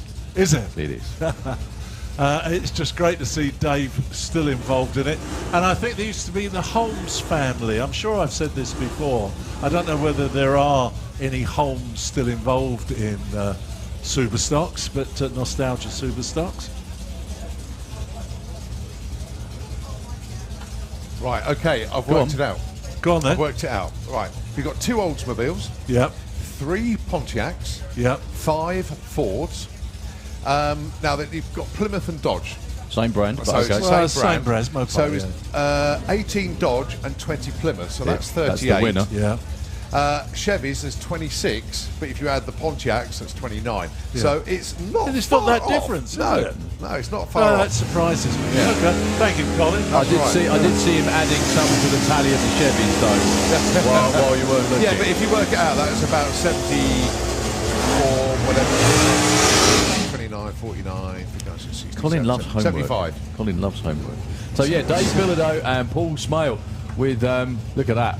I love that on the back of the car. Hold my beer, back in 10.45 seconds. Wonderful. Now, Paul Smale, new car to him. Now, Paul used to run the El Camino pickup, Yes, I which I remember think that. somebody else has got, but this is a new car for Paul. And Dave Bilodeau with his Challenger being up for sale. Yeah, he has Wow. got something else in the wings. Okay, dials in at 987. And that is a perfect bit of race kit, isn't it? Yeah, it's lovely. So he's looking for 987 and gives us 990. Paul Small makes a big move from 55 to 25. Colin goes back a bit further. Yeah, 10.57 on a 10.45. I think I'm 54 now. Yeah. You don't look it, Cole. Well, you does lost, it? you lost Yeah. some. You Yeah. lost a bit. Well done. Well, 4 more, you've got my years. Yeah, there we go. I don't know about 69 John. cars have I do qualified. feel like I'm always constantly sitting here jabbing him in the ribs, and now there's less of him. I'm sure he can feel a bit more Yes, of I it can too. actually. Yeah, there was the cushion's gone. Right, next up. Oh, Tim Stanbury. Oh, he's rather nervous at On the 62. bump. Lee Charles is okay. No, bump is 64, don't forget. Sorry, yes, not 62. I'm used to it being 32, obviously, yes. 2 times 32 is. The most amazing thing is in 6 rounds of racing Yeah. to get a trophy. 6.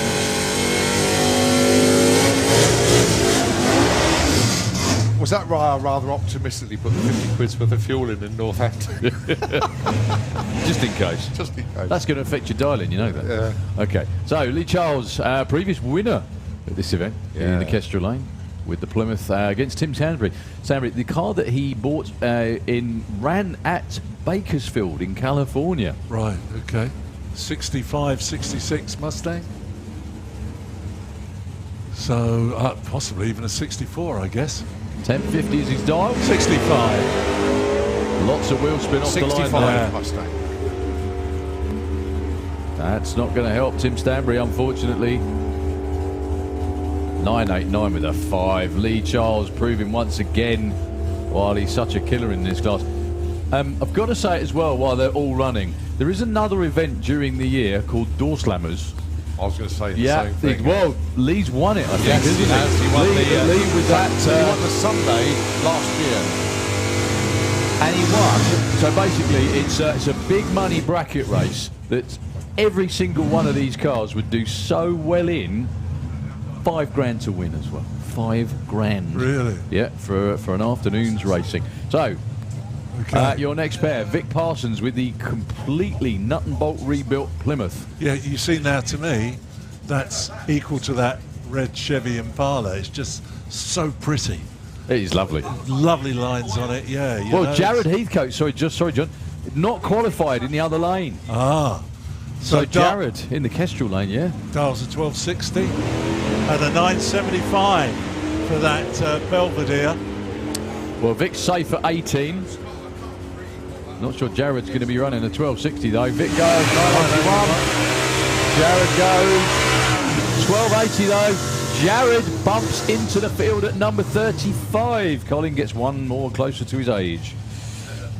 You're so kind. All right, these two could bump me onto my age almost. Keith Williams and Simon Rickwood. Now, Simon Rickwood, a week ago, won the Summer Nationals in Pro ET. Yeah. Not qualified yet.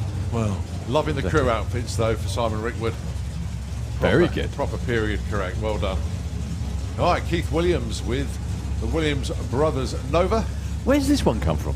Believe it or not, those no, are- actually, Keith bought that car from Simon Rickwood. Right, that And then makes obviously sense. it went yeah. through the full-blown Williams Brothers. It is hard to keep up, though. Yeah. I mean, you're the man to be doing it, but wow. That's what I said. Where did you get that from? So Keith is in at 59. Simon Rickwood last week. That would be a massive shock if Simon Rickwood didn't get in. is he out of it? He looks like he is. He's off the throttle and cruising. Keith goes to 28.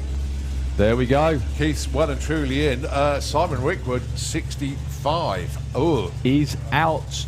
Potentially he's got to wait it out on the brake rule just in case. Yeah. But yeah, Okay. what a shock. The guy that was bang on his number all weekend last week, not qualified this Yeah. week.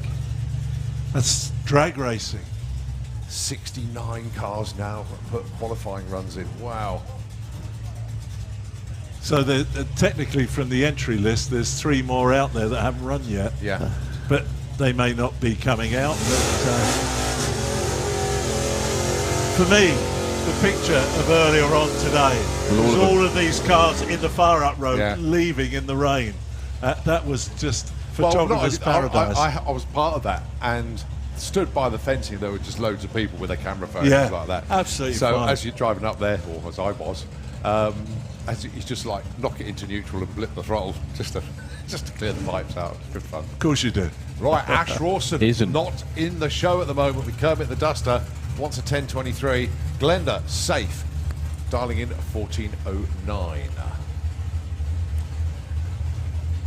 Right, the Triggers Broom in a Wild Bunch pit, definitely after, I think it's an OptiSpark unit for a Pontiac distributor.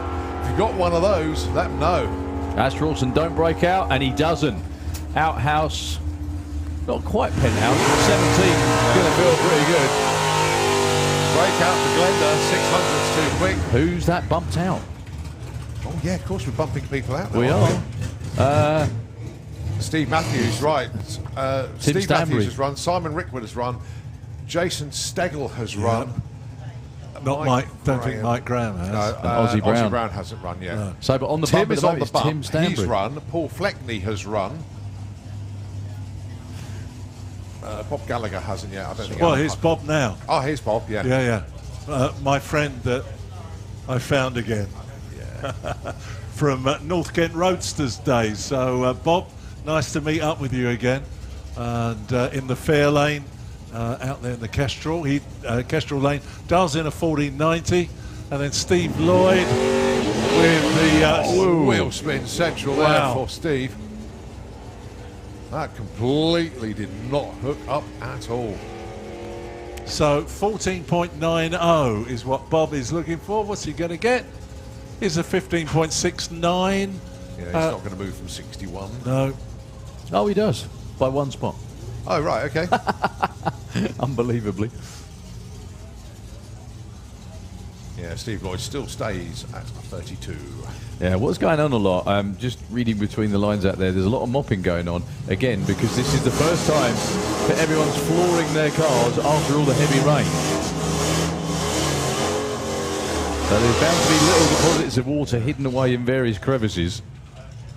Right, Alan Novak and Stu Doyney, they are both safe. And if you can come up with 30 grand, you can go, well, not literally home tonight, but Stu Doyney has put the Nova up for sale. It's a cracking car, that is, all steel. He's only owned it for like 18 months. Mint, isn't It's been a finalist in Nostalgia Super. Oh, was it finalist last year at Dragstlgia against Spencer? It was. Yeah, so his car's got great racing history. I've Got got to Lenko in it, everything. I've got to be car. honest with you. Stuart's got to be one of the most practiced drivers in the Superstocks class because he drives in all other classes as well, Yeah. doesn't he? Well, if he's a quadruple double champion in Super Gas and Super Comp, yeah. knows So, his way around a car. Him with Bob and Tim. Yeah, Daddy Bob looking on as though he's saluting. And dials in 11.90, runs through 12.10 and moves up to number 27 to Stuart. So well done to him. I did tell you this was a 45-minute qualifying session, didn't I? I wasn't joking. No.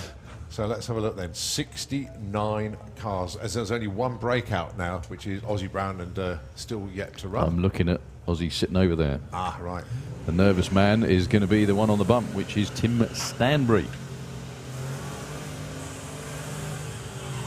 Look at those lanes. They're still chock-a-block of stockers. Exactly. You keep looking back there thinking, OK, are they thinning out yet? No. Right, Guy King with the Chevy. And going alongside Alan Huckle with the Falcon. Not many Fords here this weekend. There's only 5 of them.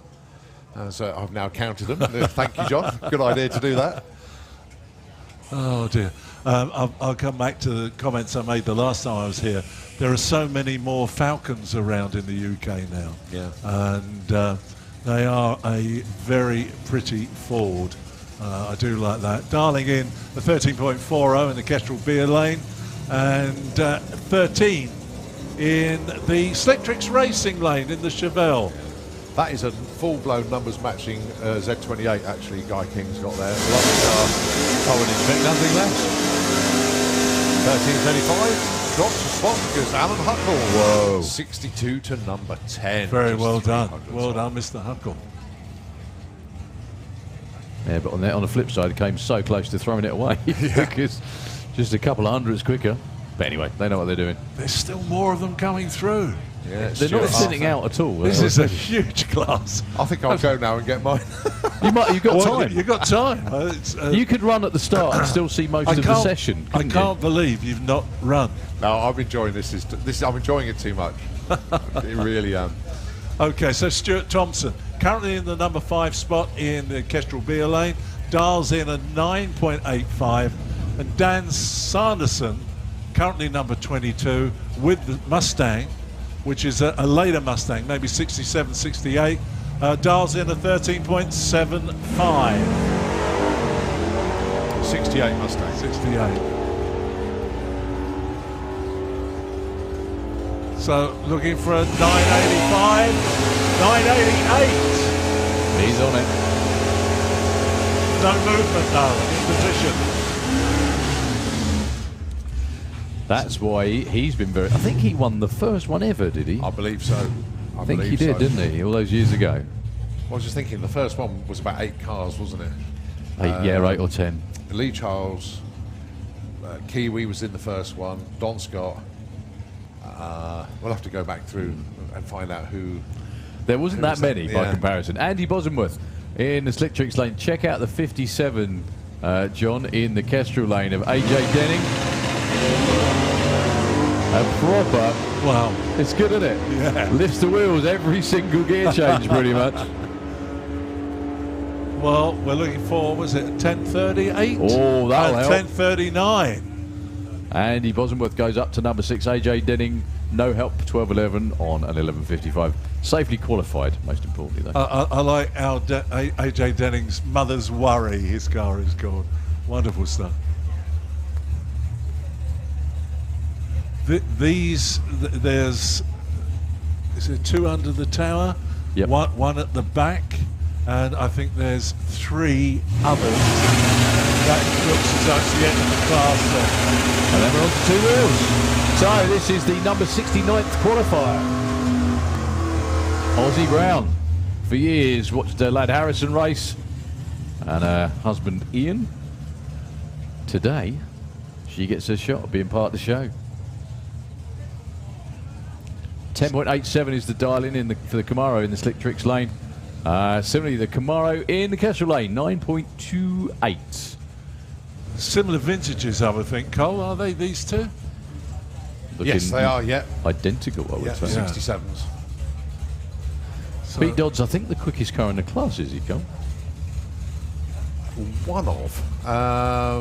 Yeah, because this car has been in the 8s. Gary Carr Chevelle have been in the 8s. I think they're about the only 2, actually. Lovely wheels up launch there for Pete.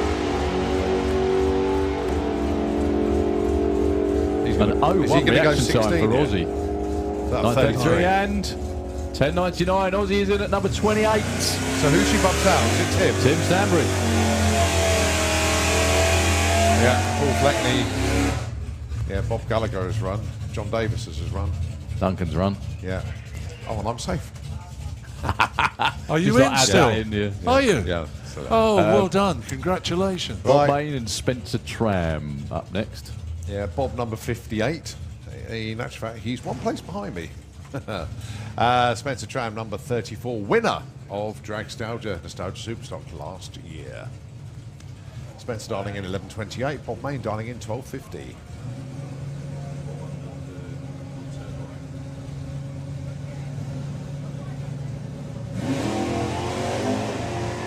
Well, Spencer pulling a red light, just examining the envelope with the Camaro and then the Superbird. So Spencer dialed in 11.28, runs 11.37, and he moves up from 34 to 23. Bob Main moves up just 1 spot, I think, from 58 to 57. Brilliant job. So that means he pushes me down 1. Thanks, Bob. Ah, Right, folks. Well, we've got 1 more car to go before I go. Just before we carry on, we are carrying on. But yes, we've got a few classes to run through, but the way the day is going to shake out, due to the fact we are going to prioritise the racing. Hopefully nobody minds, obviously, after sitting there all day waiting.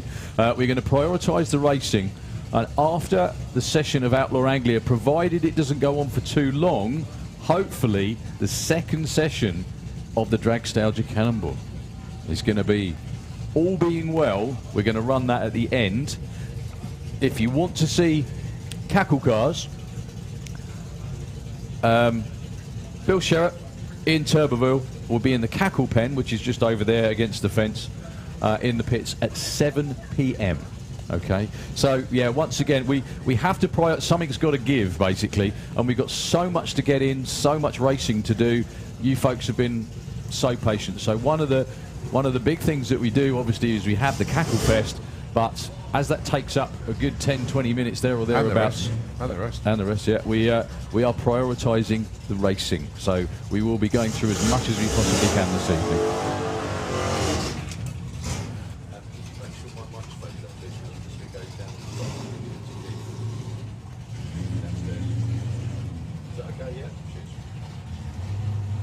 All right, next up, Adam Novak was pushed back, but fortunately got it all sorted out with the Roadrunner. Going alongside Mike Graham with the Barracuda. 11.08 and 12.50. Important one for Mike. Needs to get into the show.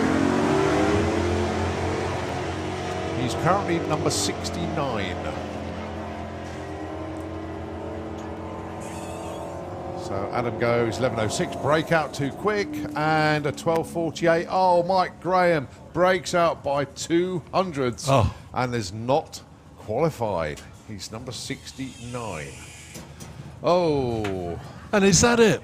That's Nostalgia Superstock. Right, so let's have a quick look at Carl Kenyon, who ends up number 1 qualifier. Beavis Allen with the Impala, number 2. Gary Semper with the Tin Indian Pontiac, number 3.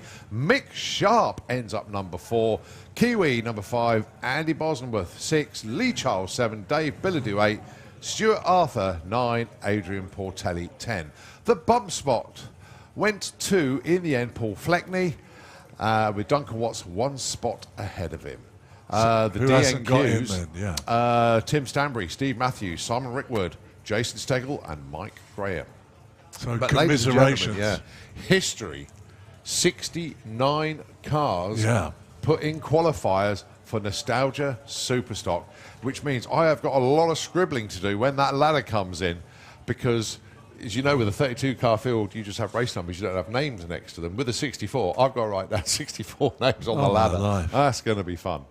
Where did Bruce end up? Let's have a look down the bottom. This is your car. Yeah, 59th. But that means you're in. I'm in, yeah. Without doing another qualifying run.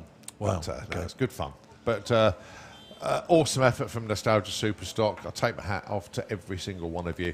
And we got a huge, huge barbecue in the pits tonight. And really? Yeah. Party on. Party on. Bearing in mind, there's 69 teams that are going to be attending that. Can you imagine how big that barbecue is going to be tonight? You're going to be sending smoke signals, I think, from the chefs. Team Thompson are doing the chefing tonight. Massive, massive thanks to them. And also Guy King, who has provided all the food. Fantastic. Well done to everybody. Right. Just a little bit of track prep going on out there. Got the 2-seater, I think, with a passenger in the back. So let's have a quick look to see who that is as we get ready to find out. We've got to get to the messages. Really good that Paul Brand does this. He sends us all the names of the people that are running and what they're for. Sarivia, I hope I pronounced that name. Sarivia Jose from Bracknell. This is a Christmas present.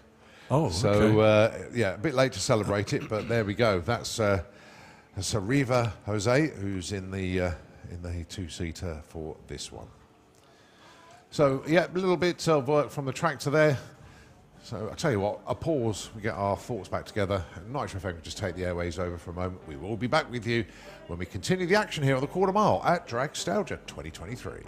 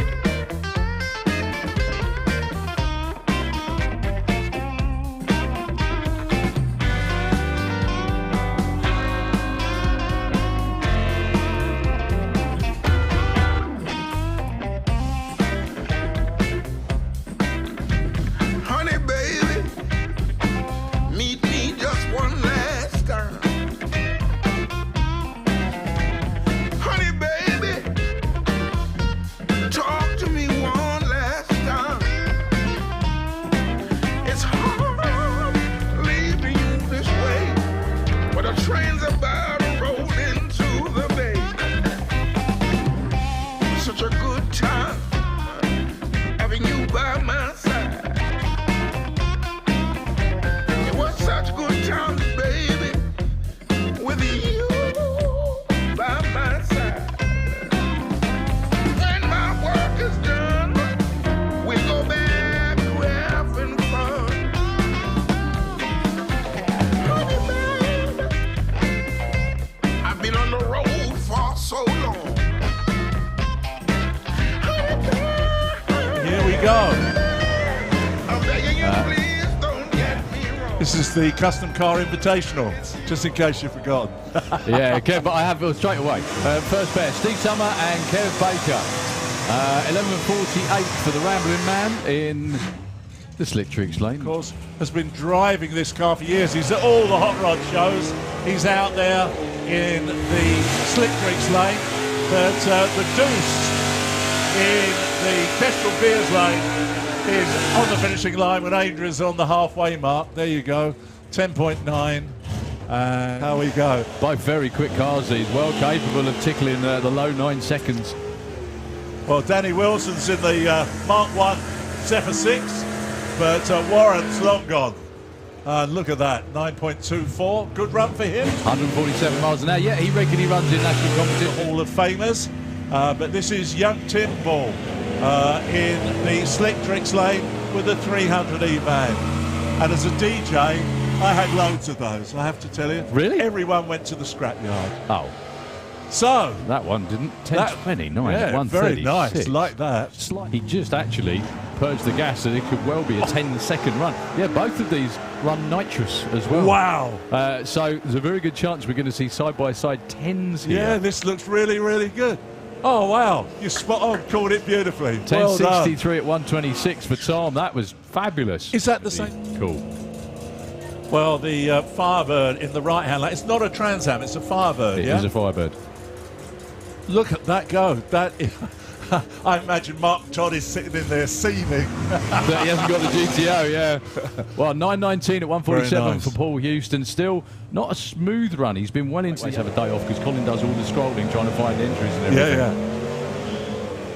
That's a really sweet little car, isn't it? It looks totally American, the Metropolitan. But I'm sure it ran like that when it came out the factory, didn't it? yeah, no. Well, 13:81 at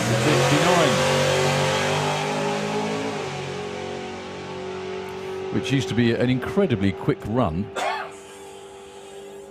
We're rubbish. 8:01, 166. We're officially rubbish. 8:66 at 8:01 at 1:60.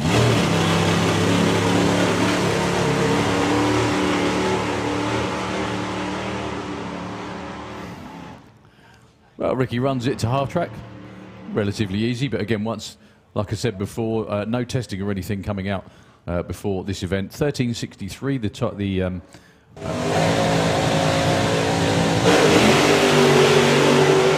Oh, good run.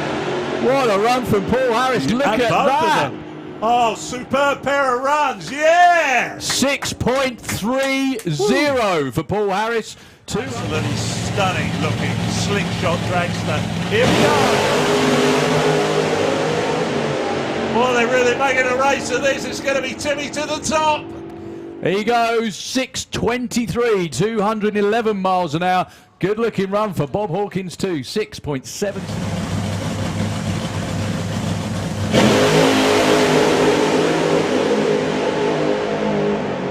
And he's doing a huge driving job there. Oh, yeah! 6:28 to 2:25. The scoreboards are working again. 225 miles an hour for Tony Betts. 6:43 at 2:08 for Andy Raw. Not his quickest run ever, but pretty much what they were looking for. Great side-by-side runs from the funny cars again. Yeah. Hopefully this will be nice and smooth.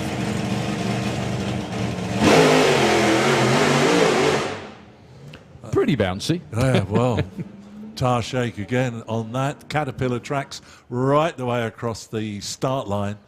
And it does get very painful, doesn't it? The shaking of the brain when that happens. Sometimes it is. There's a fantastic photograph of Adam from last year.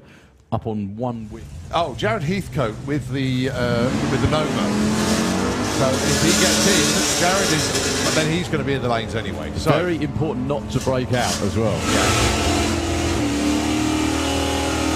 10:59, Jim safe. Far to run on the track, and the closest to that they get says where they sit in the order. Right, Glyn Dunford, Pete Christmas. Glyn darting in a 12:20, Pete a 10:60. Pete's going to get there first with the Fallen Angel. He gets a 10:66, moves up to 11. Nice Wow, move good there. move. Oh, beautiful as a horse. It feels like actually taking the run here. So concentration on Dan Williams, doesn't want to break out. That's the most important. Because he did, didn't he? 10:66, 62 to number 9. That's an awesome. So many of these American muscle cars now becoming worth so much money and being fettled to run at Sanderpond. 37 the dial. Nice. Yeah, 10:40 on the 62. Now then, 10:19 is his dial-in. Doesn't want to break out. If he does, he's going to be very, very nervous. Good run. 36, so he moves up to 25. Here we go. So we're looking for 12:31 in the Kestrel Lane, 13:10 in the Secrets Racing Lane. And that lane seems to have come out of it. Too quick. Breakout, isn't it? In the Yes, too quick breakout. Connor Hall, going to be nowhere near. Second door car would have been like one. There's probably only a handful, wasn't there? A real not handful. even that. It was a fingerful. Oh, Struth. My Well done, goodness Andrew. me. Kept it away from the wall there. I saw the wall move back a bit there. It Did you did, see it it really take a did. pace back? Bulldog goes in at 36, and Andrew Bishop drops to 41. But, well done. And in the Kestrel Beers Lane. So here we go. Well, Jason's seen his dad go into the not into field, but into the qualifying ladder. He's okay. Jason's going to be well and truly okay as well. 10:82. Jason, 12:78 years ago or not? Just Very good question. I don't I think honestly that's a think so, Barracuda. or no, but yeah, it might have been a CUDA. Still a very unique machine. Oh, 10:99 or 10:90 so dial. here we go. Currently 46 and 49 in the order. Looking for 11.75 and 10.70. So here's the first one. Oh, Gary Semper goes to number 1 with that one. 11.75 with an 8 and 11.75 dial. Dialing. Yes, it is, yeah. That won't be a 14.99. Well, we've still got honky tonkin to play with, so it's not so much of a problem. So, sorry, it's Mojo. Oh, Mojo, 11.33.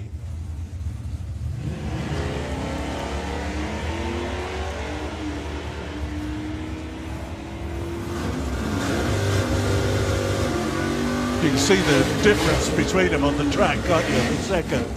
12.52, 13.53. No movement from Paul, but Holly moves up to 42. Yeah, he's nicely off the line. So John currently number 11 anyway. He will get to the top end first. How close is that? 9.68. 80, 5, 50. The knee driver, That's a right. car, something like that, for the youngsters who are out there. So, but the Plymouth Duster, you got two Mopars side by side, both pulling reds.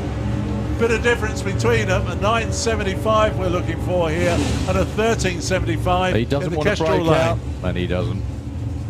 Don's in. At 29, Nick Martin. Really is. Mopar and Mopar out here. Barracuda wow. and Challenger. Oh! We had to breathe in then. Take it a long way round. 10.07. Duncan moves to 53. John. Is he? Sometimes I tell lies. No, lovely bloke, Chris. So John Davison should get there first, looking for a 10.50. He's only number 55 at the moment. So looking for a 10.50. 11.26.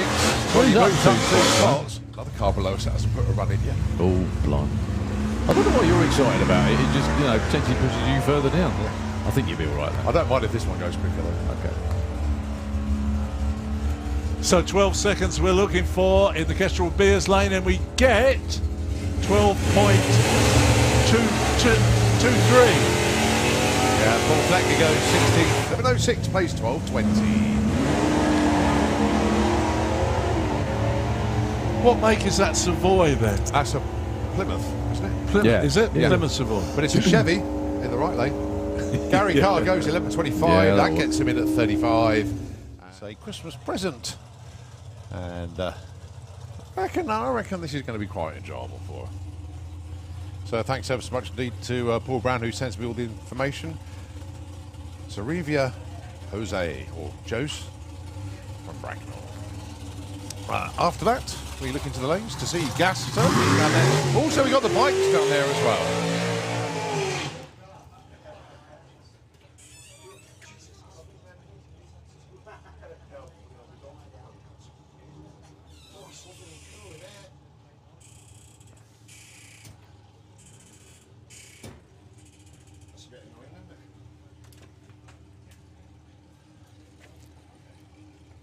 So Paul Brown had a nice 8-second flat run earlier with a passenger in the back, joined by the Fadster in the tower. Just come up to see me. Good to see you, mate.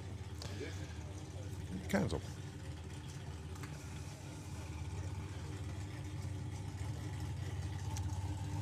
So as Paul Brown brings the car back, so joined in the tower by Andy Hadfield. How are we doing, mate? Yeah, good. How's Good. it? You must have had a banner moment going alongside Havoc yesterday. It's like a dream come true, isn't it? Yeah. Yeah, just like a dream come true. It was fantastic. It was only ever a data collection deal for Nick, but obviously for me, Yeah. lifetime moment. A lifetime moment. Yeah. Most definitely. Yeah. Very, very special indeed. Very special. I'm proud that you had the chance to do that So am I. because we don't know when Havoc will next come back out. No, exactly. And I mean, there's so many people that would love to be just side by side with him, you know? And just, yeah, it was fantastic.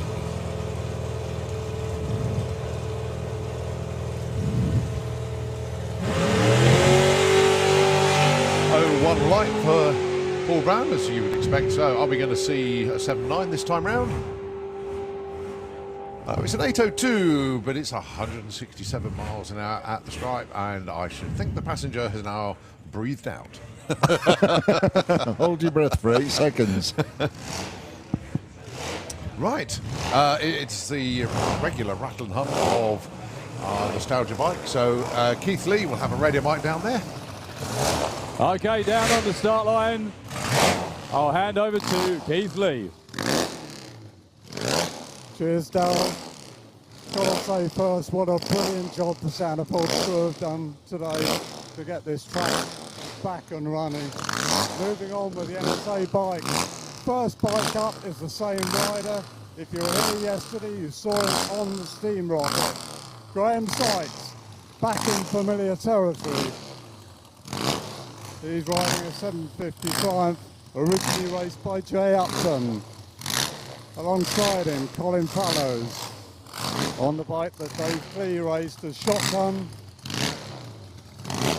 So Colin's got yet another bike in his stable.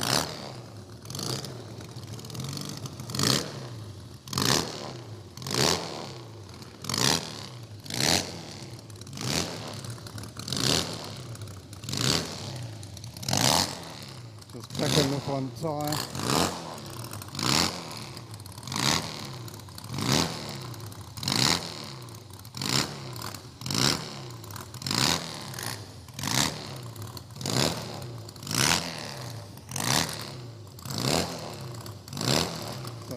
Gets the thumbs up.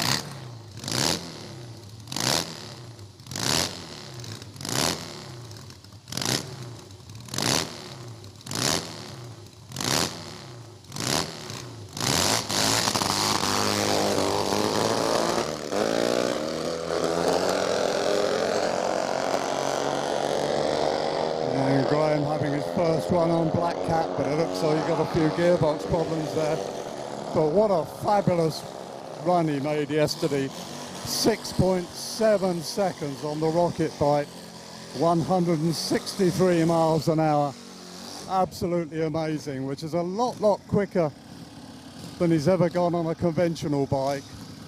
But just take a close look at that machine in the Hall of Fame marquee.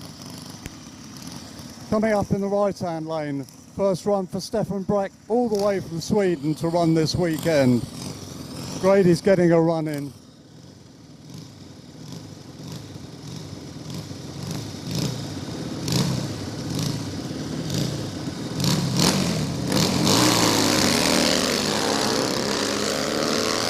Alongside him, Tim Howe, on the sort of machine you saw at sprints and drag races in the 1960s.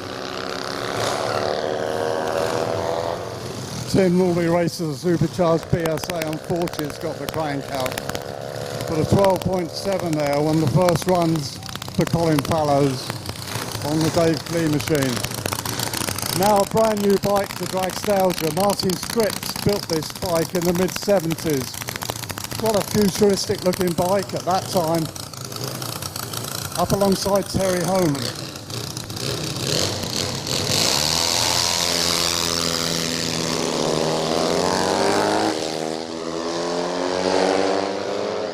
Just have a quick reset then. Ramrod in the Slick Tricks lane. Ridden by George Hughes, the grandson of the original rider, Dennis Allen. And for Terry Homan, first time down the track here at the pod on the Martin Scripps bike. As Neil Baskerville moves into the Kestrel lane. Super Trials Triumph, renamed the Cannonball Express for this weekend after his best friend Paul Cannonball died this year. Alongside him, Justin Newell, also having his first run of the year.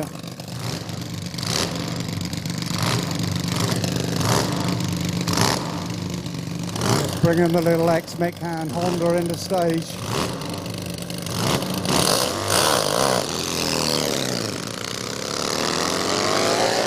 That little Honda is a real handful. But sounding very nice at the top end. Obviously getting a little bit leery off the line, but a 12.97, first run of the year, 112 miles an hour, with a 14.9 at 88 miles an hour.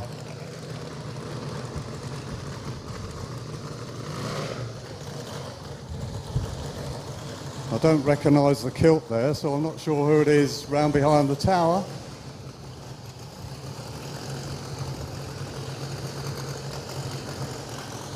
And it's Ray Law.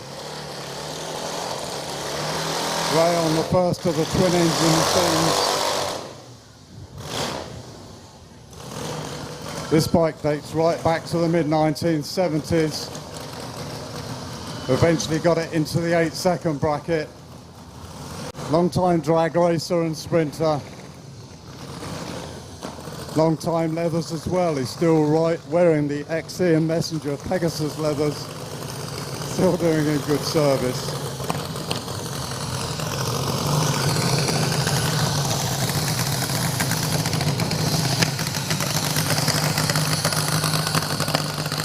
Ray Law on a solo run.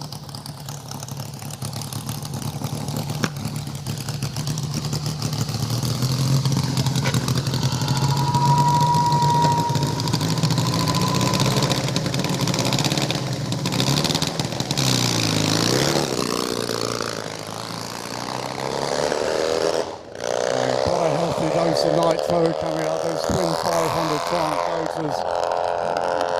And Ray goes through 11.7. Meantime, a big welcome back from Holland. Jan Honey had a horrible accident here last year at Dragstlgia. Just a real freak incident. Left him with a broken hip. Marius van der Zijden put a lot of hours in on this bike to help get it back together again. And as Jan says, unfinished business with this machine. Only 500 cc's, the noisiest bike here this weekend. Has run the incredible 8.19 seconds when it raced in America many years ago. very rarely gets to the far end all the way under power. It is so highly stressed. Running a new clutch system now and looking for.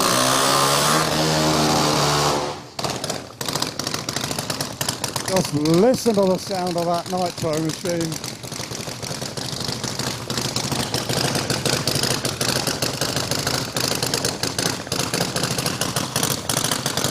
Loaded to the gills with nitro, this machine really is set to run. It's the only way he knows how to do it. Just so pleased to see him back here at the pod.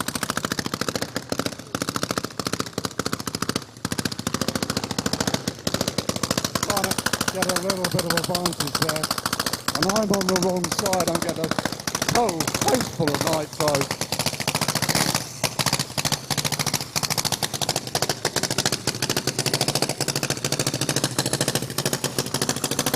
Such an amazing machine.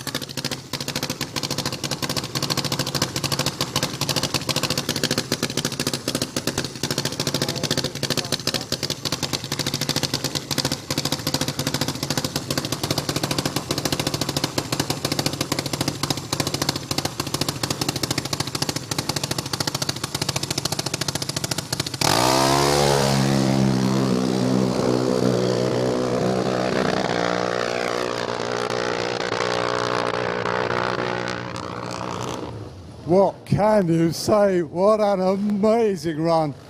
First time down the track, 9.59, 122. Now a very poignant moment here at Santa Pod.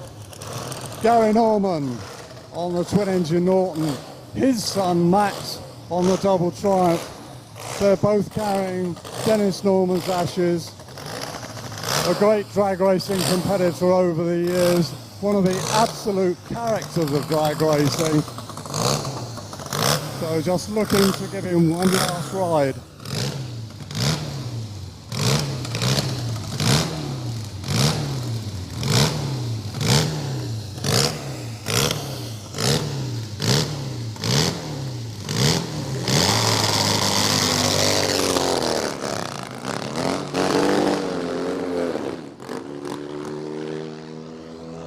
Well, Matt's having a few problems there, but that wasn't the point of this.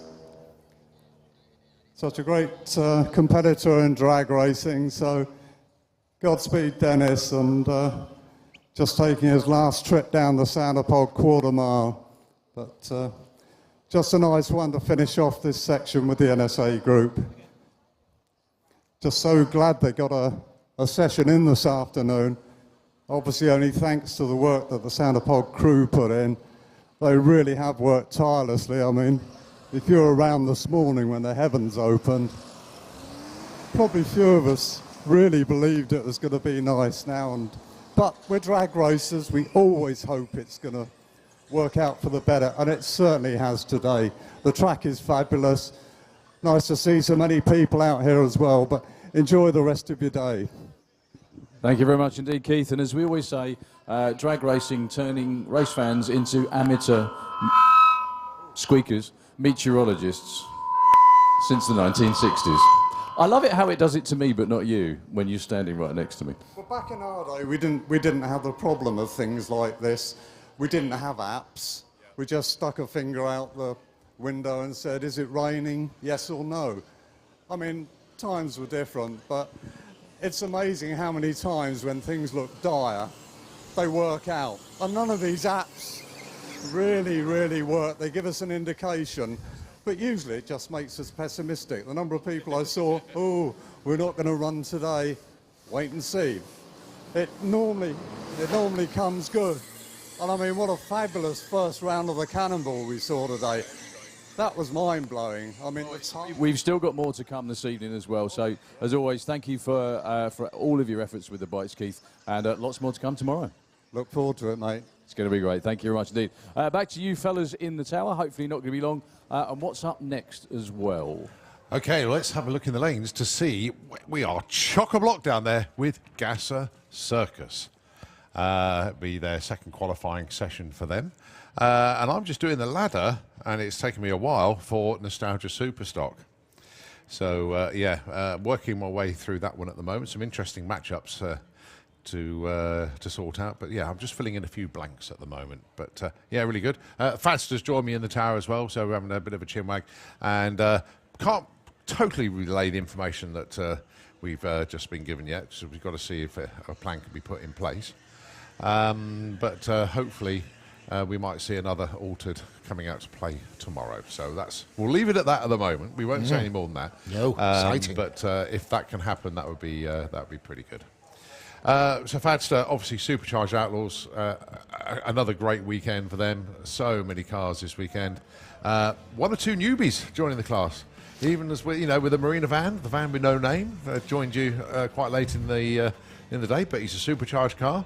He is a supercharged fits car. in rather well. He fits in perfectly in our group because he's right in the thick of it. Yeah. He runs a genuine 880 car. He usually competes in Super Pro, doesn't he? Yeah. But it's a genuine 880 car. It's loud. It does immense burnouts. I'm really looking forward. I'm really looking forward. Good. He's a decent guy. He Yeah. just wants to. What's the news from Supercharged Outlaws? From obviously nothing today yet, but from yesterday, how did they all get on? Nothing broken. Really? Well, Luke Watts had Yeah. a breakage with Al Capone, but in fairness, they are kind of working on that, and it is a bit of a work in progress. Yeah. I think the only breakage really was me. Yeah. Like serious breakage. But we'll be back out for the Mopars. So, Good yeah, man. it's not serious. It's not serious. It's just broke. Good stuff. Right, okay, we full-on commentary now from us. Going to be Gas the Circus qualifying session number 2. Now, how many put numbers in yesterday? Sorry, we're still on the NSA shootout at the moment. But yeah, Chocolate class then. Gas the Circus coming at us.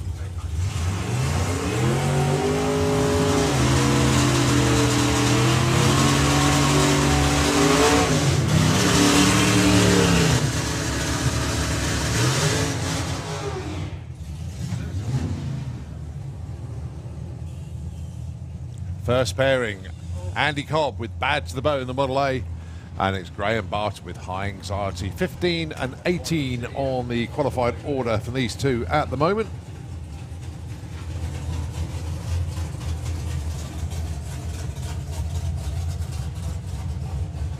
So how many cars put in qualifying runs yesterday? Because I think they were going to run as an all-run field, but only 21 actually got a run on the board. After all that waiting, unfortunately, problems for Andy Cobb off the line. 1060 for Graham Barton, and he goes 1070. Good effort. Was 18. It's going to be higher than that now. Actually, yeah, halved it up to number 9.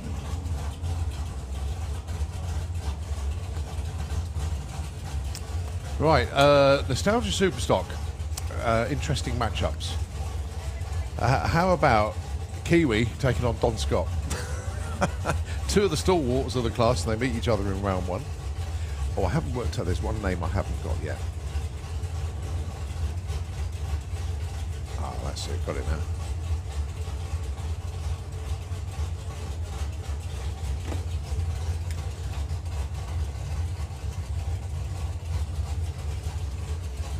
There was another tasty matchup in round 1. This is where we lose Colin for ages doing his homework.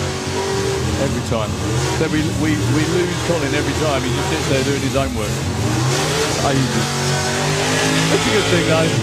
Yeah. Okay, Laurent Levy from France with the comment. So the other match I was looking for is 2 great mates, actually. And the banter between these two is going to continue a fair bit. Dave Billadeau and Gary Carr. In round 1. In round 1. That's going to be a good one. I look forward to that. Yeah, so Laurent Levy from France with the Comet. Second qualifying run. Current number 14 against Patrick Hobbs.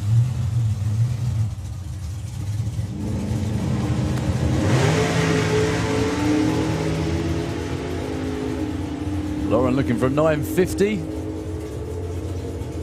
Pretty good looking run all told.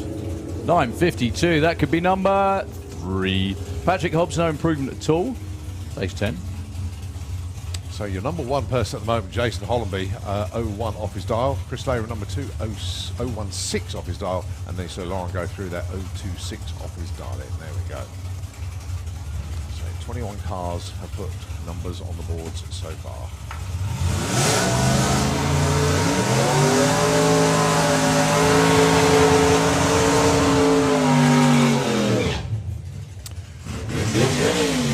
Right, next up then. Sean Milson. Yep. With the Ain't Misbehaving. Have you seen the car that he's building? It's a work of art as well, with a supercharged engine in there. Go on. That's not Chris Layram. Oh, sorry. No, it's not. That's not a 55 Chevy either. No, it's probably Chris Layram, but it's not Green Onions. This is just a different name. Yeah, I think it is Chris. It is Chris, yeah. So Shawnee with the wagon, one of the quicker cars in the class normally. Well, Lauren isn't here anyway. Look at 10:01. Well, right numbers, wrong way around. Sean actually hadn't got a number on the board. Wow. Chris broke out by what?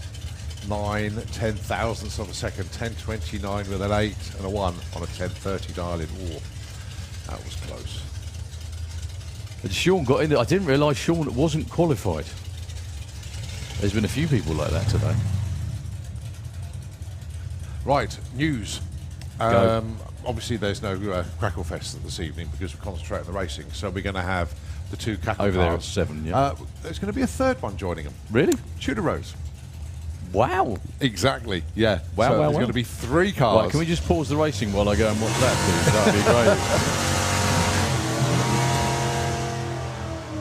So, yeah, that is going to be rather busy round by the fencing over there. So, yeah, there's 3 cars that are going to be taking part in that impromptu. How cool Crackle is Fest. that? Yeah, no, awesome. Adam Gazinski and Simon Glenn, your next pair. Adam with a mellow yellow 55 Chevy.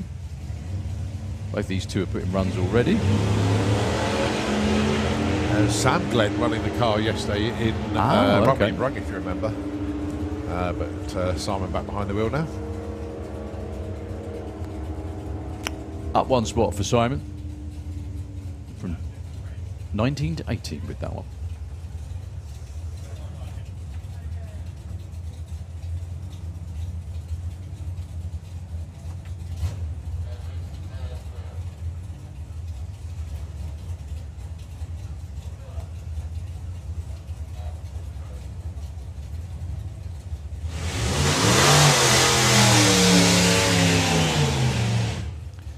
This is another car we didn't see yesterday, actually.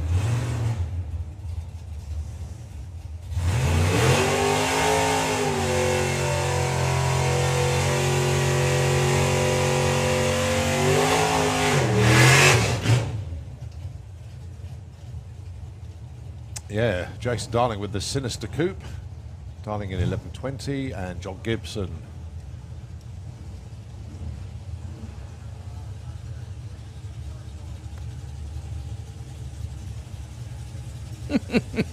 Sorry, I don't know why that's funny, but it is I funny. don't either, but that's... You was just like, Yeah, you don't often find... clean your windows. Yeah, anything else? I'm Check the your borrower. Oh, You get brilliant. him chuck a quid out in a minute as a tip. Yeah. Well, Jason, yeah, he knew what he did. Bit too far. He's going to stage it up. He's not qualified at the moment. He needs this run. No, that's not going to work.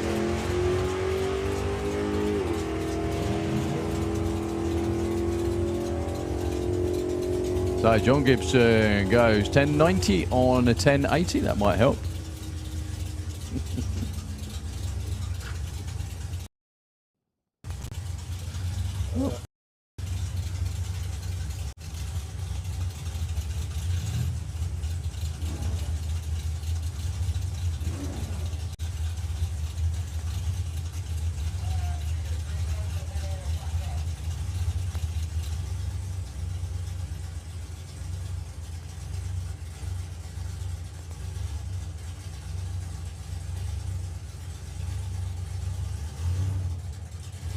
Still running.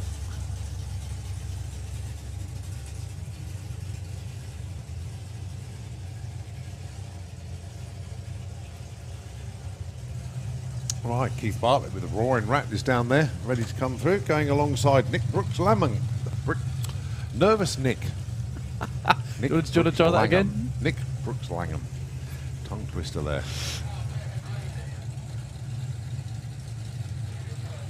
That sinister coupe. It just looks awesome, doesn't it? Stop. It looks like what it is. Yeah, exactly. Right, so Keith Bartlett with Roaring Rat. Basically, this time 2 years ago, I was in the other lane. Is that right? Oh, of course you were, yeah. So were bits of the, what was it? Fair to say, Keith Bartlett's going a bit quicker now. Well, you won that race, didn't you? Yeah, it was an expensive win. There we go. And picks this moment to have a timing system reboot.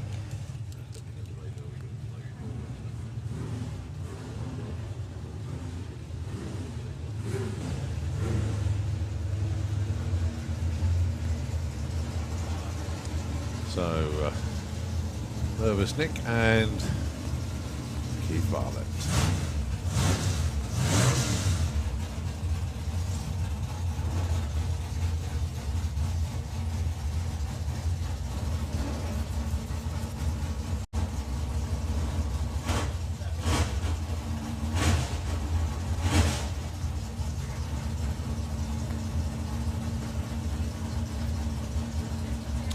Right, so we've got the diamonds end. 10:22 for Keith Bartlett, 11:45 for Nick. Trying to run over the crew as well.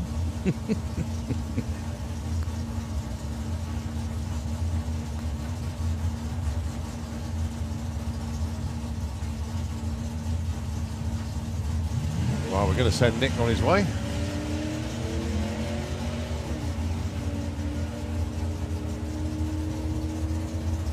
KB being pushed back.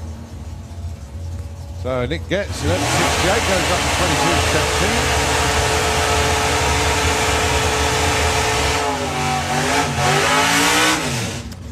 22.17. Just wondered if Roaring Rat got a bit too hot down there. I'm not quite sure what happened there.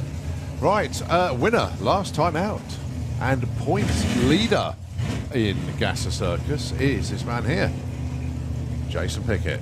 This was the car that you debuted, or the Williams boys debuted during lockdown. During lockdown, it was. Is that right?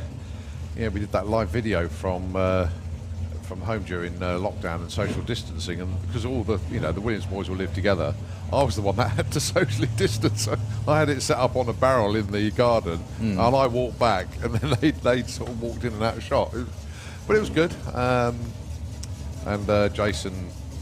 I think it was about a month, 6 weeks before he actually bought it. He goes, I want that car, and eventually he got it. And now well and truly part of the team. Very entertaining guy, actually, Jason.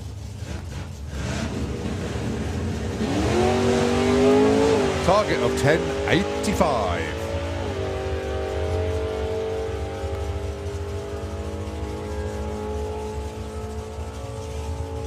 With all the zeros at 118. Stays 14. 14, yeah.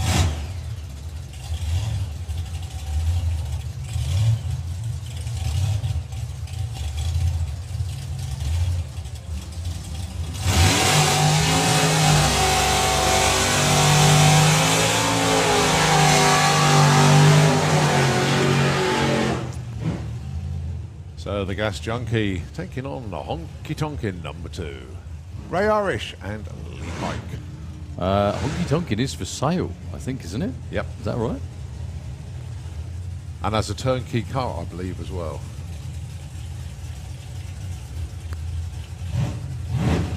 Very, very well-known car. Has been into the 8s as well.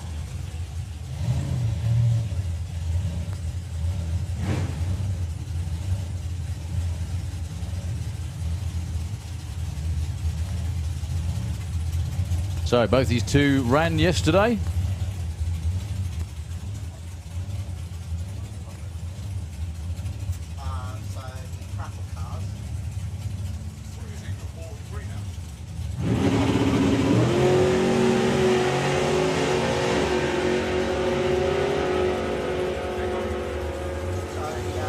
Solid looking runs in both lanes. 965 and a 1025. Well, no improvement for either. They stay put where they were at the start of the session. So Keith Bartlett tries again with Roaring Rat. Yeah, that's all right. Yeah, James will be like, that's good. 7 o'clock, yeah. Going to go against Nick Hewson with Short Fuse. Right, just remind everybody that the Crackle cars will be out in about 10 minutes' time. Over at the look at the crowd of people down there already. I'd be waiting to see that as well if I wasn't sat here. So not only have you got Yesterday's Dreams and of course Ian Turbeville's Slingshot, but it's more than likely going to be joined by Tudor Rose.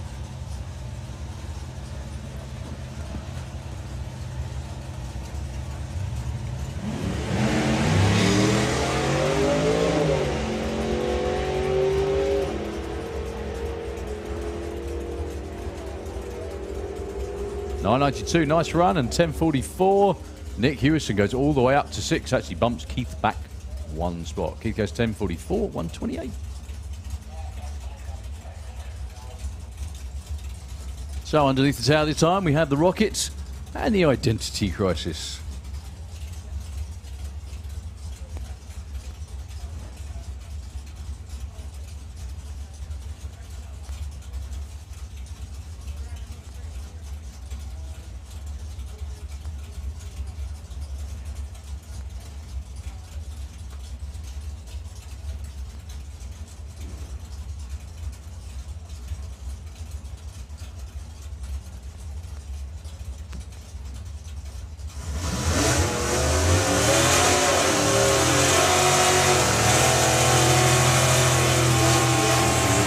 So Brian Gibson with the Identity Crisis, with the altered wheelbase. That's what funny cars used to look like, pretty much. Against the Rockets, with a high Dale note on the back. Dale Snow, previous owner of the car from California, came over and ran this car not quite 10, about 8 years ago, I think it was, something like that. Simon obviously also wants to say hi again to Alistair, who's all the way from New Zealand, owner of the NZ Hot Rodder and Petrol Head magazines. Come over to this event just for today. He's on a bit of a tour of Europe and thought, you know what, I'm into this sort of stuff, let's turn up. Thank so Alistair, goodness we got some racing in, 'cause he's Well, only here today. 100%. Simon Dials 11 flat, he's currently number 4. Brian Gibson 11.39.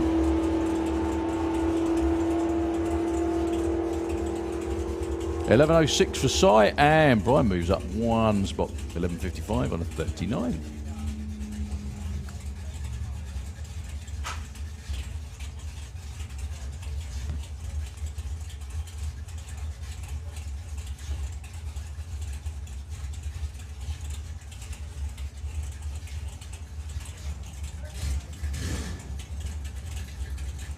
Right, a couple more Gas and Circus cars. Then it is Outlaw Anglia's wall to wall.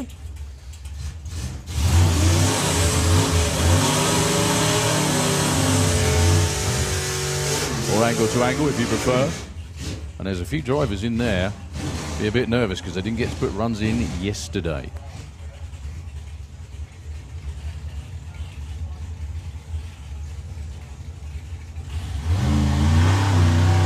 So the beautiful looking Stoner Nova in the Kestrel lane, taking on Steve Matthews. It is the same Steve Matthews. It is, yep. Yeah. We saw earlier in Nostalgia Superstock. So Harvey Turner, part of the very famous Turner family, been around racing in gases for a long while. Yeah, the last Gas and Circus meeting, the round 1 matchup was Harvey Turner against Ray Turner. Harvey won it. Considering it was Father's Day, that wasn't very nice of him, was it? No, there's your present. Steve Matthews goes 73. I'll help. Yeah, up to number 10. Break out for Harvey by 100. 12 flat on a 12.01. And the man you just mentioned, Ray, just saw his lad go through there, break out slightly. Here he comes. Last car in the class. Before we go to Outlaw Anglia for Q2.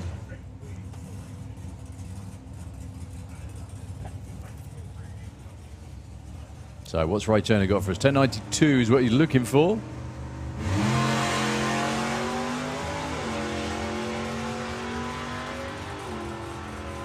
What's he going to get, though, is the most important thing.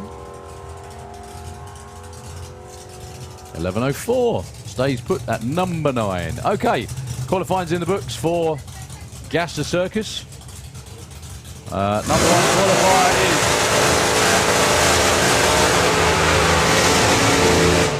Jason Hollenby. Thank you very much, Steve Ben. Chris Lyram 2 and Laurent Levy number 3. Simon Press right behind him in the other comet at number 4.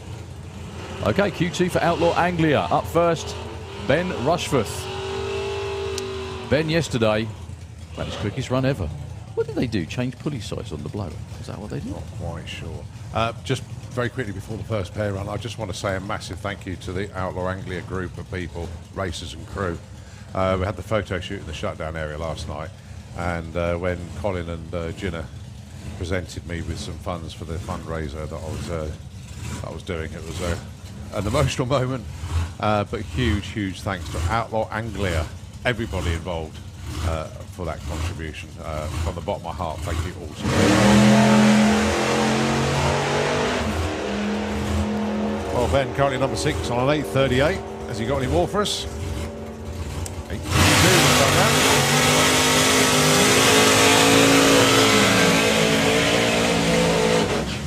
Simon goes 12.46, 87 miles an hour, so he stays put at 23.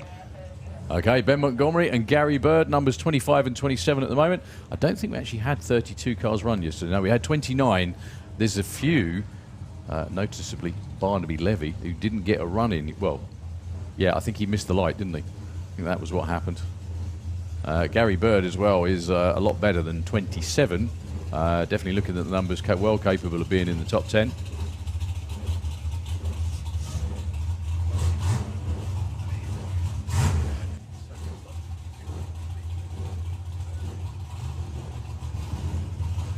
But Gary Bird, made one of the highlight reels for the wrong way at the end of last season.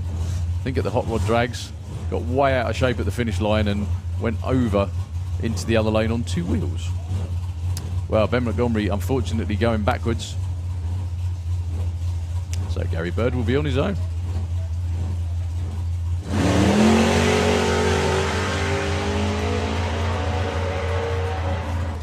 Not shifting into second gear by the sound of that. It's a good looking launch and everything else though. 10.59 still moves him up to 21.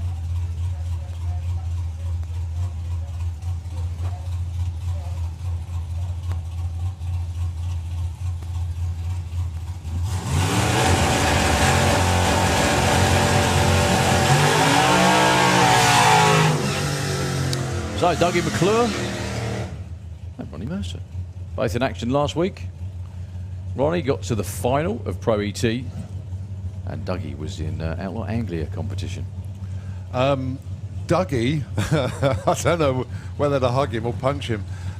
He's basically roped me into the London Walkathon for next year. I'll tell you what, he's going to investigate it, but I'm probably going to take that on actually. Really? And Dougie's going to come with me. So how does that work? Well, instead of it being the London Marathon, when you run round, you walk round, and it's at night time, 26 miles. Oh, I know somebody. So it's the London Walkathon. So thanks, Dougie. It's called a moonwalk. Yeah, that's what it's called. Yeah, because it's at night. So Ronnie Mercer yesterday went into the 8s with an 8.97. Dougie looks like he's on a good one this time too, actually. Ronnie Mercer goes 9.01 at 140. Dougie goes 10.28, 128 miles an hour. They're happy with that. Yeah, the McClure family are snapping up race cars now, because obviously Susie has got the Eye Candy Dragster, and his lad's got hold of Mick Payne's retirement package car. Wow. Yeah, so they're snapping up race cars now. Look what's in the lanes right at the back. Oh, wow. Oh, well, we'll wait for that to come round. Yeah, good news.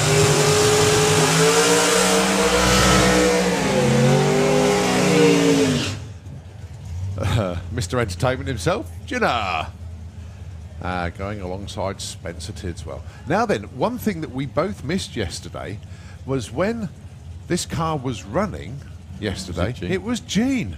Not Spencer. Gene Tidswell was driving this car yesterday.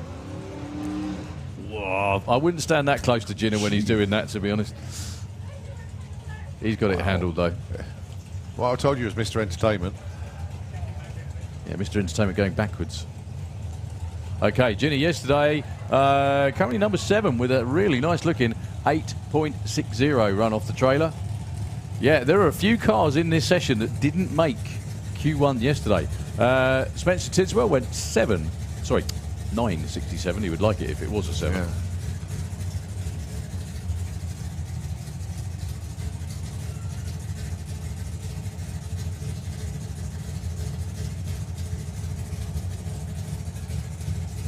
So we're going to have a 32 car field of Outlaw Anglias this weekend. Gin is just really creeping forward, waiting for the top stage bulb to light. There we go.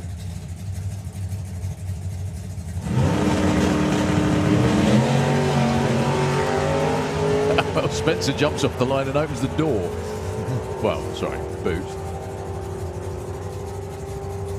Quickest still for Ginner. 8.56, 1.59, nicely done. And a 10.05 at 1.37 for Spencer Tidwell.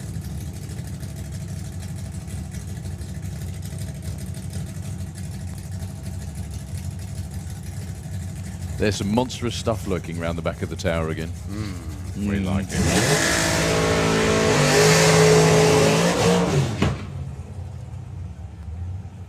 So Martin Payne with the Great Barbarian. That's a beautiful looking car, isn't it? So well presented as well, especially with the injector stacks.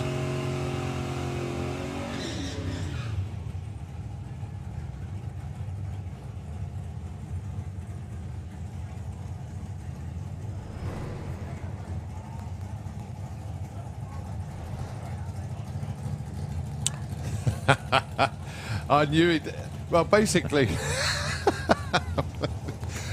because the Anglia-Saxon is broken, right? Darren was like disappointed that he wasn't going to be able to bring anybody out. So he said, "Ian hasn't got a backup guy." So that's why Darren's come back out. My only real concern with that, I do hope the horse has signed on. Yeah. Do you think the horse has signed on to be on the track? If not, we're going to have to remove it. That's full chainmail as well, by the way. It's not. It's a full chainmail suit. The horse, I don't know. Oh, superb.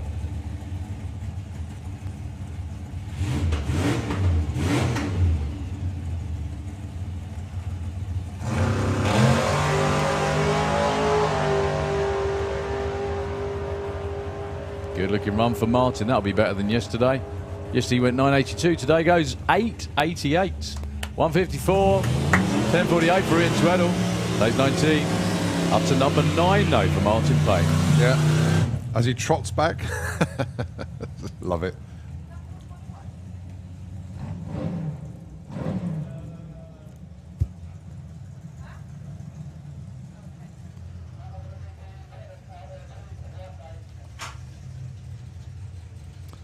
Right, so Mark Bracking, one of the only people, one of a handful of people to have been to every single Dragstlgia since the inception of this event back in 2010. Purging the Nitrous.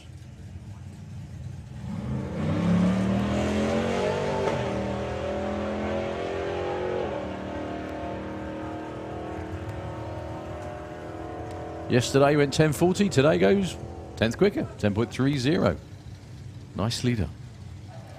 Yeah, don't forget Mark did Street Weekend as well. Really? Yeah.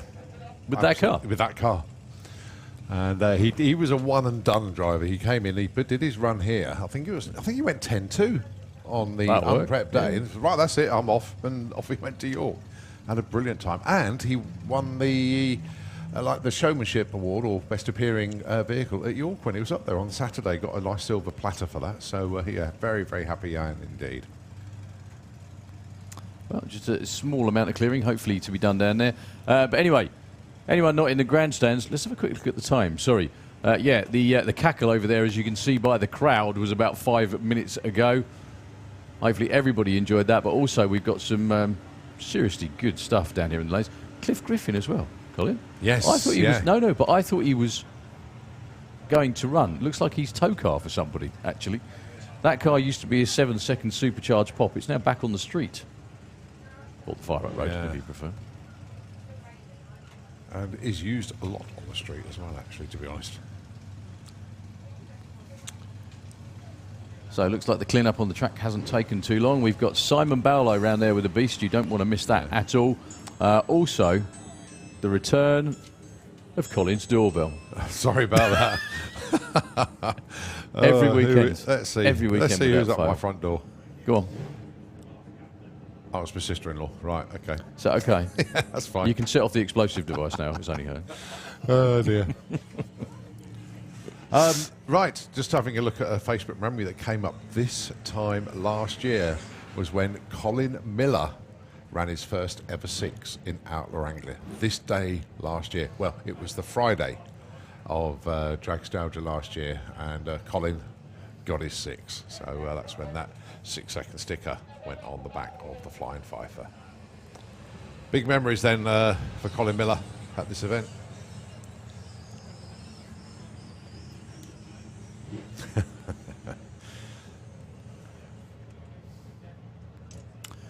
So yeah, we have, I said Simon Barlow with it, but he's not the only supercharged pop in the lanes. I can see right behind him. A lot of people have been wondering where he's been all weekend, but he has been here, just not out on the racetrack yet. It's the return of the Mr. Mopar, John O'Sullivan.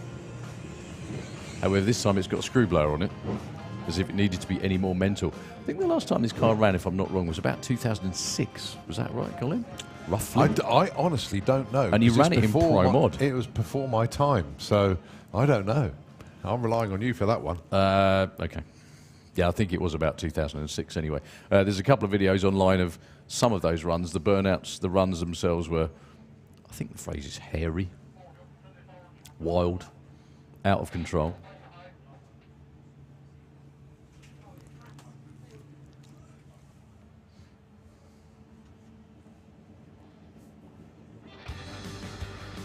Ah, you can hear the magic noise over there.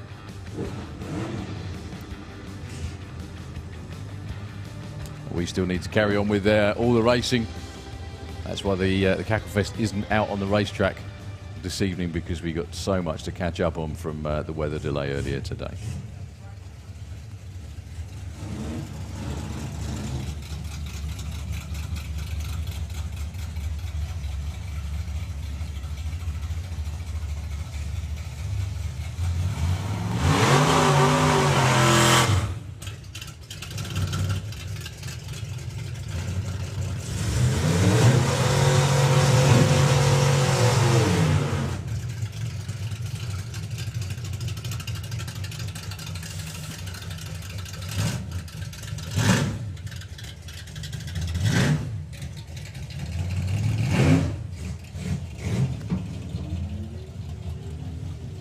Okay, Andy Cunningham taking on Aaron Bird.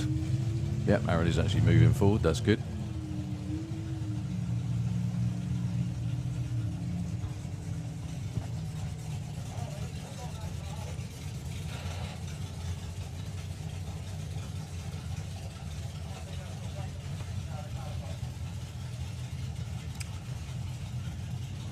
Well, problems for Aaron Bird. He did actually make a run yesterday, so he will be in. But Andy Cunningham with the Agent Orange in at 22.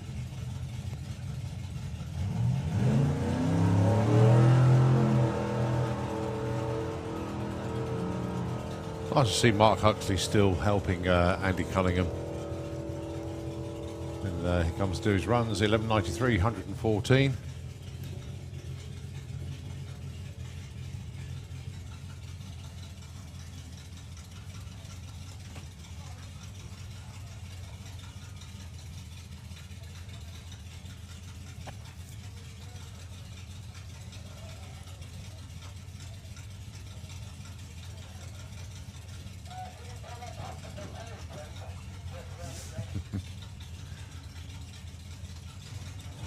Did you see that lot? Oh dear. Only slightly worrying.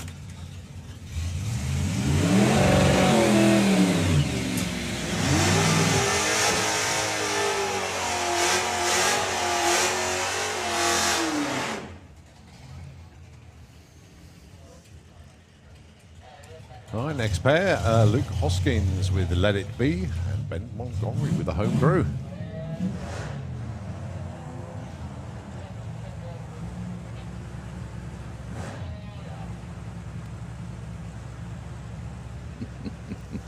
Then after this pair, hold on to your hats and everything else as well that you have.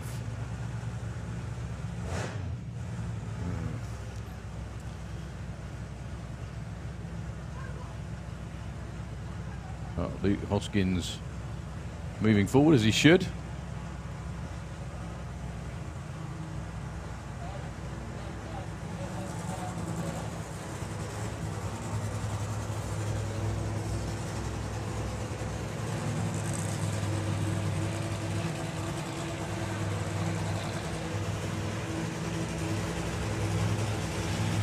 Where's he going? I beg your pardon, sorry, yeah.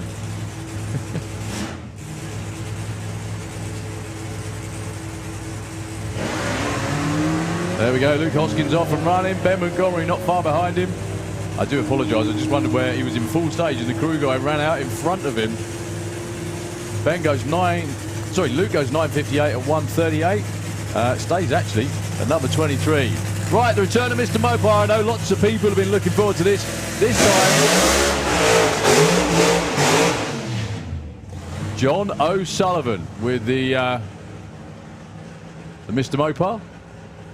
John hasn't run this car, I think, someone will correct me if I'm wrong, but I'm pretty sure it's been holed up in his garage for the best part of 17 years or thereabouts. Wow. You can see from the number on it, it used to run in Pro Mod, admittedly not with a screw blower on it.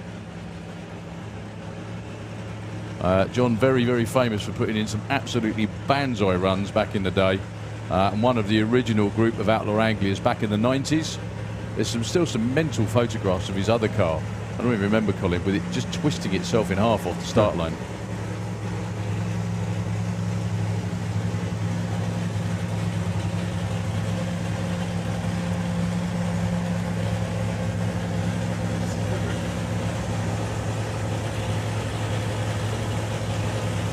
Yeah, he's pointed nowhere near straight at the moment.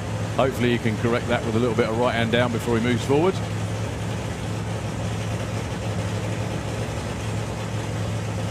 Just checking safety gear, I think.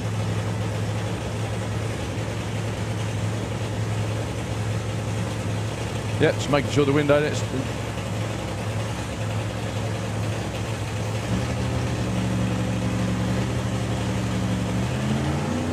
leading out.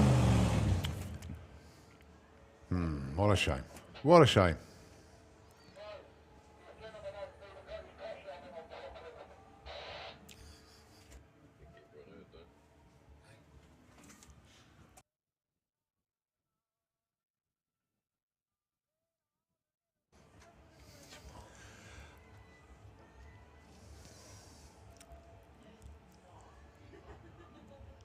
Well, they're just going to refire John on the start line. Hopefully button up whatever issue it is they have with the car and go again. What, he forgot the noose? Yeah? Okay, that's good. He's also facing the wall at about 60 foot as well. You might want to just, you know, while we're at it. That is John O'Sullivan. You're getting a great view of him back at home. So the batteries are plugged in once again. The squirt bottle comes back over. And hopefully this time we'll see the return of John O'Sullivan on the quarter mile.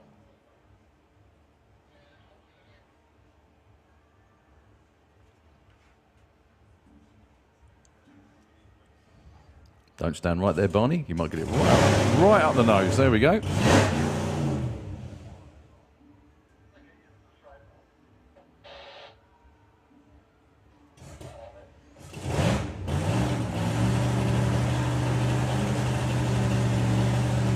Right, got to unplug the batteries. There we go. Well done. Thank God for really portable stuff.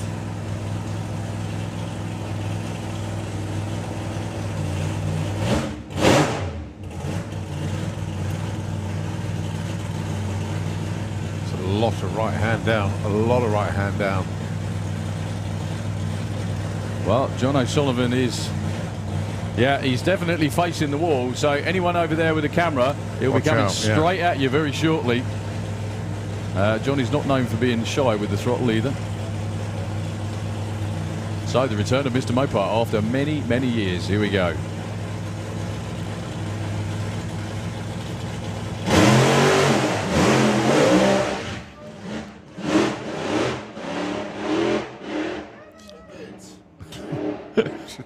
Lots of damn and blast and frustration going on all the way up there. I think he's mapping the track, isn't he? He is, yeah. He qualifies at number 26. Do you know something? Do you know that's almost a carbon copy of the last run he made in the car? Before that, I think way back in 2006, where he did a really wild burnout, the car nearly went over. But anyway, terrific effort from the Mr. Mopar guys. I know there's a lot of late nights and a lot of hard work put in. Well,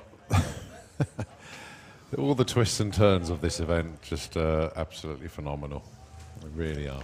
Twists and turns of that car as well, which is fairly normal. So we've got Barnaby Levy, who's patiently waiting his turn. He's not qualified at the moment, well capable of getting in the show.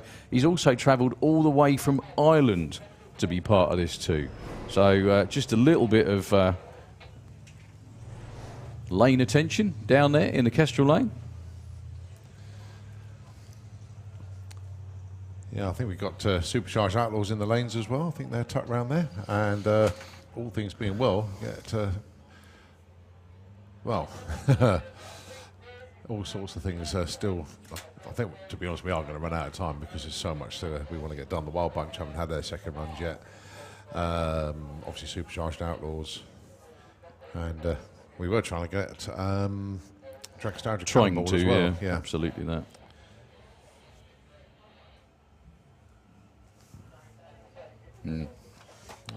I think we'll be done before then anyway.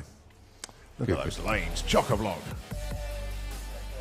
Don't forget, got live entertainment in the Vintage Hub this evening, and barbecue o'clock and beer o'clock in the pits for a lot of teams as well. So we got Ruby and the Dukes in Fuelers Bar tonight at 9:30. The live stage in the beer festival closes at 11 o'clock tonight, and Fuelers Bar closes at 1 a.m. So I think we're going to have side-by-side orange cars for the second time in 2 days. We are indeed. Nathan Barlow and, you guessed it, Simon Barlow too. Oh, wow. That's just brilliant, isn't it? Simon yesterday, after all the grief, all the engine work and everything else as well, all went away in one run yesterday. 7.15 was what he ran yesterday evening. He was really getting close to 200 miles an hour as well. Well, that's one thing we haven't had yet, is a UK 200 mile an hour pop. We've got one on the site in the shape of John Willard's car, but we haven't had a UK one yet.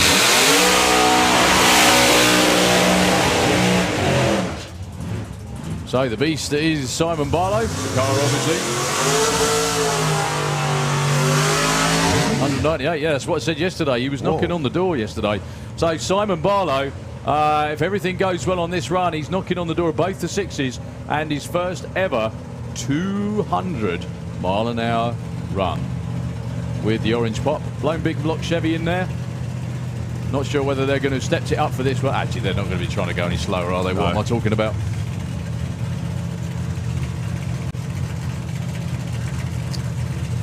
So, crunch time for Simon Barlow. Nathan Barlow in the other lane. Nathan's actually number 30, so probably wants to move up a bit, if possible.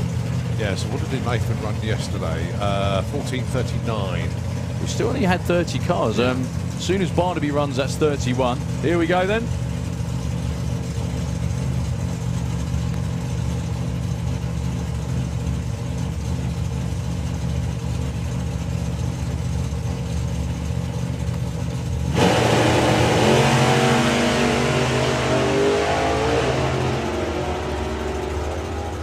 Not quite going to be a 6 this time, I don't think. 7:30, 189 miles an hour. Still another really good looking run. Nathan trickles through to a 13:26, but two back-to-back excellent runs for Simon Barlow. Okay, there's a number of people that have been waiting out the rain and the delays. Some a little more anxious than others. And the guy underneath the tail right now is one of them, Barnaby Levy. In the Barnstormer. Didn't get to put in a run. Well, he did put in a run yesterday, but unfortunately he rolled the light, so he didn't get an ET. And by virtue of that, means he isn't yet qualified.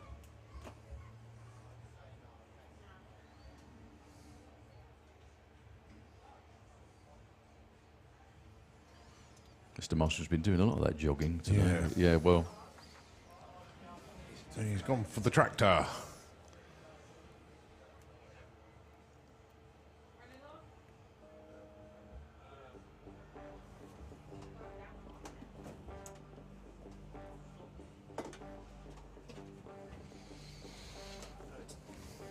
See you in a bit. No,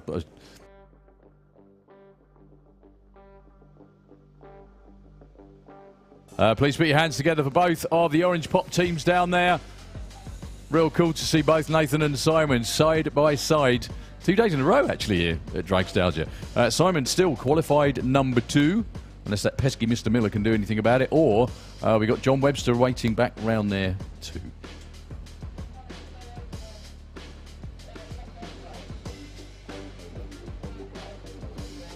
So we do hope you've enjoyed everything you've seen today. Like Colin just said, with all the entertainment that goes on into the evening, it doesn't stop now. It's going to be, we're still going for as long as we possibly can, pretty much, this evening. We normally have an 8 o'clock curfew, which is around about, 40 minutes, something like that. But the lanes are still absolutely packed with cars and bikes as well that would really like to get a run in. One of those days where everybody just waits and waits and waits and waits. And for the guys waiting right down there now, the wait is nearly over.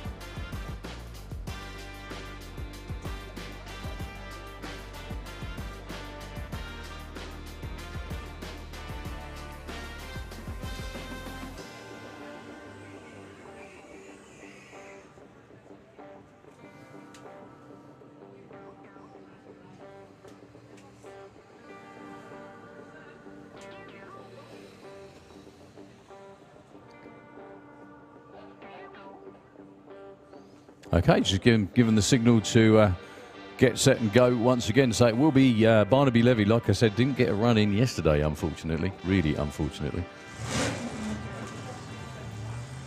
You don't want to be coming all the way from Ireland and unfortunately DNQing. So as long as he puts in a real good A to B run here, Barnaby Levy will be in the qualified order. I think we had 30, this will make 31 cars, so it'll be run as a 32 car ladder. I'm sure there's some other cars around there as well that haven't got any lap time yet.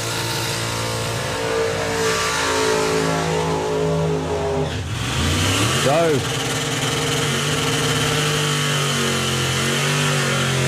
that's Barnaby Levy in the Barnstormer in the Kestrel lane against Graham Scriven with that gorgeous little supercharged Anglia down here.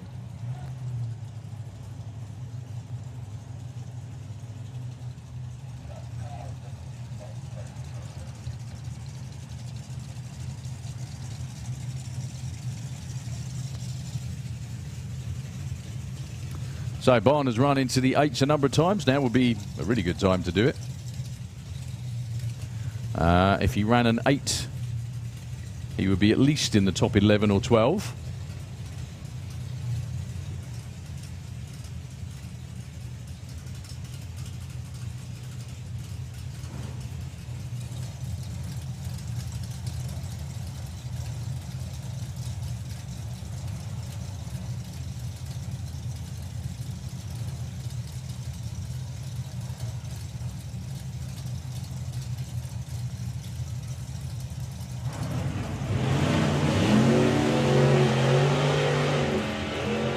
Barnaby going for a little bit of a wander round, a lot of a wander round. Well held Barn. That was going from one side to the other. He will be on the sheets with a 10.34, 112. That gets him the number 17 spot. Quite unbelievable, actually. That gets Barnaby Levy a date with the number 1 qualifier. Graham Scriven, 18, with a 10.40, 130. Not the Barnaby was looking for. However, at least it was a full run that got an elapsed time, which means he is qualified. Al O'Connor, Barry Woodford, your next pair. Al O'Connor, one of the first guys in the UK way back in the 70s to run an Anglia. This car was basically in existence long before Outlaw Anglia was a class. Taking on Barry Woodford. These 19 and 20, both with 10-second elapsed times yesterday.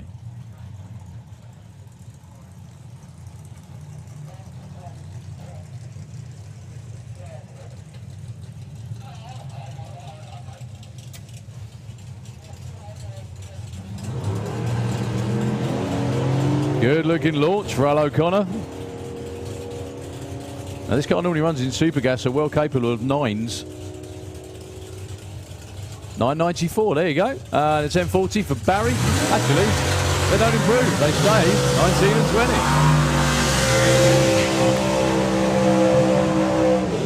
Oh, how about the Taylors racing side by side? I tell you what, Mick Taylor is having a banner weekend. He had his first run against alongside John Willard. Now he goes alongside his lad, alongside the family. It's just brilliant, absolutely brilliant. Not only that, 802 wants to get back into the 7s.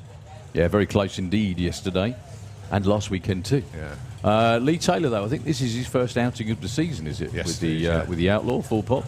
At the main event, we were busy trying to help him put those slicks on those rims. Do you remember me telling you that story? I was helping out. Oh, yeah, that was tough. It's a bit of a mare if you don't have the right stuff, isn't it? I know that much.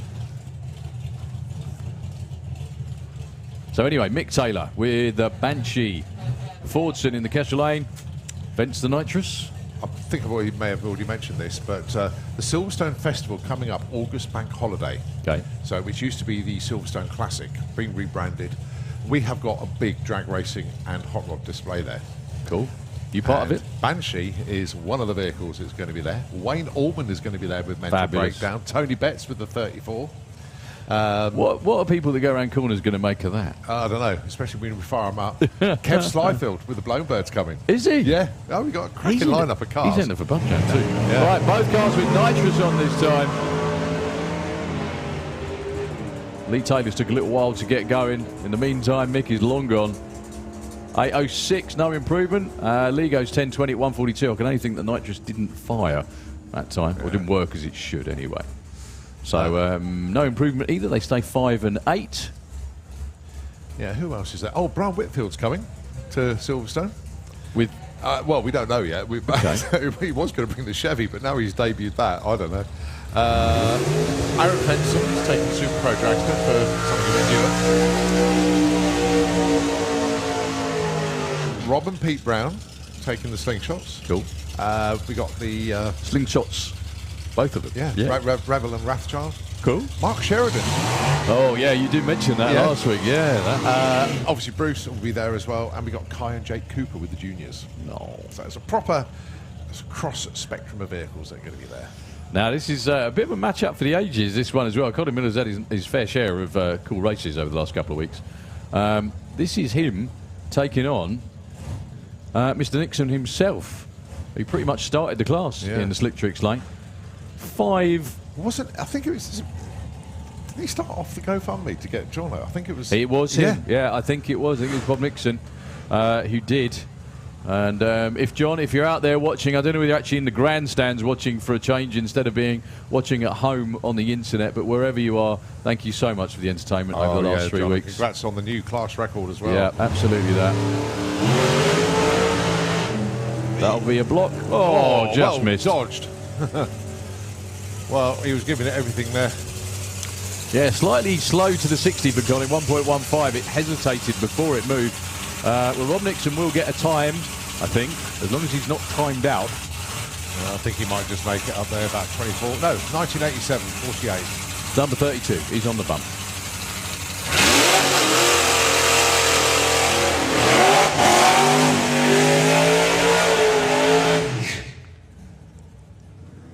fancy joining this class in the not too distant future, buy this one. John Webster's pump is up for sale. And Ben Kennedy. We haven't seen Dalton Scarlett in this session, actually. I've just realised. I was looking around the back, thinking we've got Supercharged Outlaws there, but we haven't seen Dalton yet. Yeah. No, I had a chat with Mark Dalton and the gang down in the shutdown area last night. And, yeah, they were pretty chuffed with their run yesterday. Pretty chuffed. Yeah, as you would imagine. Yeah. First weekend with the car, too. Yeah. So, Ben Kennedy, yesterday, 961, he's knocking on the door of the 8 with that Lexus Turbo powered hop. John Webster's been deep into the 7s. 7.0 is his best. This thing looks like an absolute stabbed rat when it runs properly. Had issues, I think, with ignition yesterday. Just wasn't behaving off the start line like it normally would. Blown small block in there as well.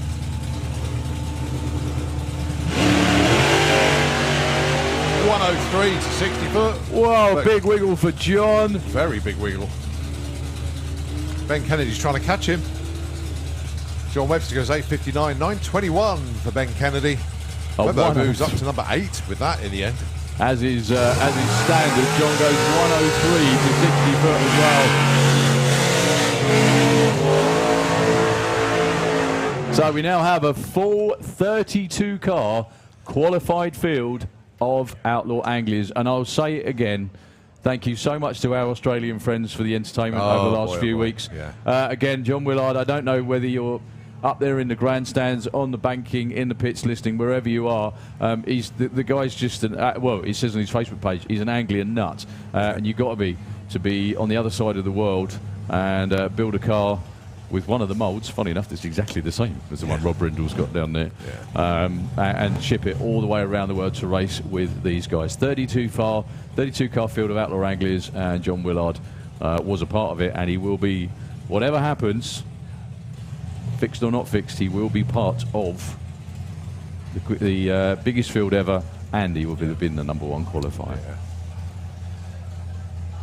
Well, some of his team are going back to Australia on Tuesday. John's here until next weekend. Bit of R&R, staying down with Mick Taylor on the outskirts of London. So Rob Brindle, Wayne Power, both these two in. Wayne Power towards the wall. Rob Brindle yesterday went 8.82. 8.73, picking up a notch. 146 and a 9.65, 140. Well done, Wayne. Nicely done. That's really good. I think the crew's all going, where did that come from? Yep. Happy days, well done. Well, and it went out of shape off the start line too. Moved up 2 places. We're not going to see Dalton Scarlett in this one by the looks of it. We have Supercharged Outlaws at the head of the lanes. Little bit of track grooming before we get going. Just gone past 8:30. Sorry, 7:30. Time hasn't flown that much, has it? No. So the glue bird, just going to put some passes in. And this is the sub. Sometimes this is what we do want to see come out of a vehicle, is the glue instead of any oil or anything like that. But, a pause from commentary just for a moment. So Nitrous FM 96.2, the airwaves are going to be yours in a moment. But stick with us, folks. We've still got some more track action and, of course, all your live music and other entertainment going on site. This place doesn't really go to sleep till about 1 o'clock in the morning. So continue to enjoy your day, obviously, as it transposes into evening here at Santa Pod Raceway at Dragstlgia 2023.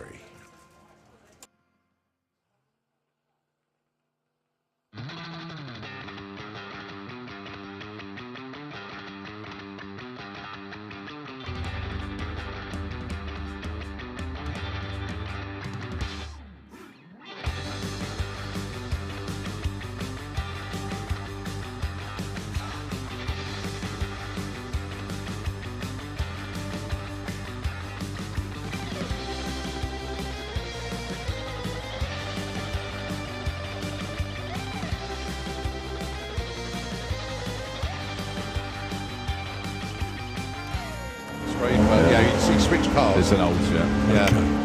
Glyn used to drive old scatterbolts, but this is his new one. So he's looking for a 990, gets a 1014. And 11. Oh, Gary Court breaks out by less than Really? Absolutely that. Yeah, it's Wow, that is historic. it goes as well. Watch. So another Plymouth versus Chevy matchup. There seems to be a lot of them today. Well, dials in 990, runs a 10.01. So is that? Oh, look at that! New number one Another qualifier. Come Anything on. else? So we seem to have a prop, or is it a clean-up going on? So it's John Hurrihan on his own, looking for a 1275, as you said, already in at number 60, and And runs he goes up to 45. very good, 1305. That's a big old car to move along the racetrack, as all these machines are. Well, safely qualified in 32. Wants a 1230. Gets a 1230 with a 5. Oh, wow. Goes to number 2. Nice one, Beavis. Very. I've got to tell you, there's not one horrible car amongst these, is there? Why would there be? I mean, No, it's just they're like all such absolutely magic for your eyes to feast upon. I think it's the nicest way of describing it. 1293. Up actually. 10 spots. Yeah, indeed. Okay, dials in at 987. And that is a perfect bit of race kit, isn't it? Yeah, it's lovely. So he's looking for 987 and gives us 990. Paul Small makes a big move from 50 as he's dialed. 65. Lots of wheel spin off the line 65 there. Mustang. That's not going to help Tim Stanbury, unfortunately. 989 with a 5. Lee Charles proving once again while he's such a killer. Dials a 1260 and a 975 for that Belvedere. Well, Vic's safe at 18. Not sure Jared's going to be running a 1260 though. Vic goes 991. Jared going Afro. So Keely's in at 59. Simon Ritwood last week. That would be a massive shock if Simon Ritwood didn't get in. Is he out of it? He looks like he is. He's off the throttle and cruising. Keith goes to 28. There we go. Keith's well and truly in. Simon Rickwood, 65. Oh. The Triggers Brew in a Wild Bunch pit. Definitely after, I think it's an OptiSpark unit for a Pontiac distributor. If you've got one of those, let them know. Astralson don't break out, and he doesn't. Outhouse. Okay, ladies and gentlemen, Supercharged Outlaws coming your way.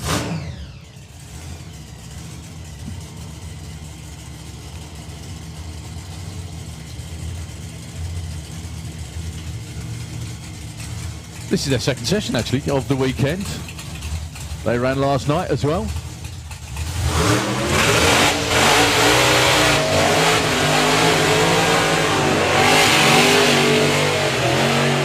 Particularly good as well if your name was Ian Merriweather into the 7s for the first time ever, I think. 7.92 with that Banzai Topolino all the way from the Isle of Man to race with us.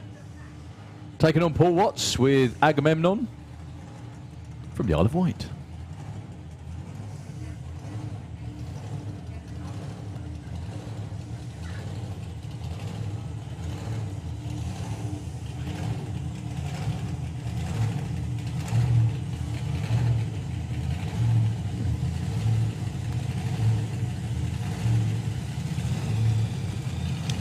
So yeah, that little orchard been faithfully built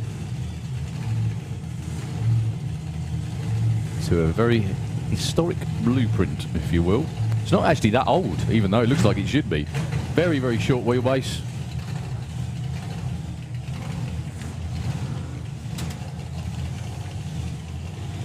I think there might be problems for Ian. No, he's moving forward. That's okay. Paul Watts moving in. Some fantastic cars in Supercharged Outlaws these days. Supported as always by Good Vibrations, Jim Mayer out in California. It's great to see US companies like that. UK Vibrations.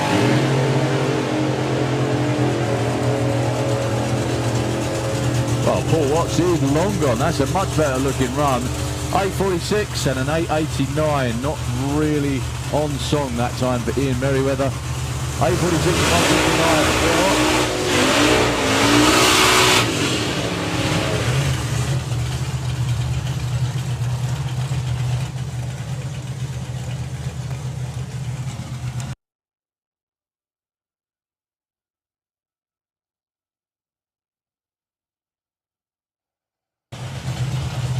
Yep.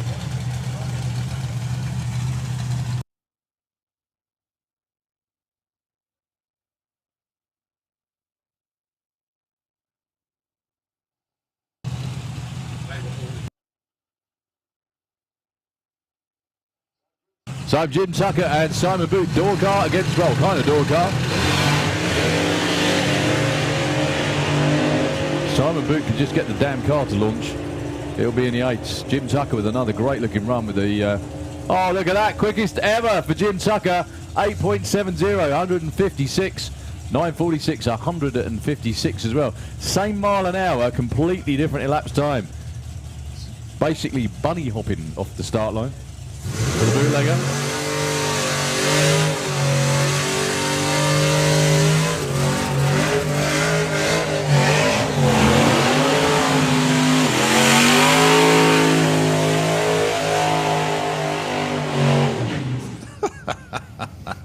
Keith What a pair of Freeman and cars. Andy Park. Oh dear. Sign them up.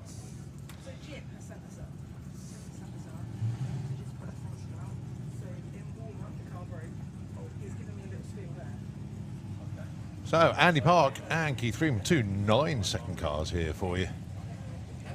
Keith is, well, we don't need the tyres much after this weekend, so just giving it full send. Andy Park.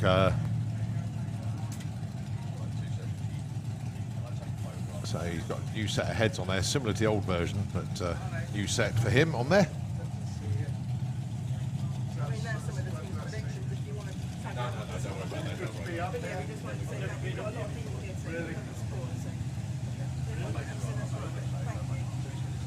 Beautiful pictures on the live stream as well as you look at Keith Freeman. Here is to you.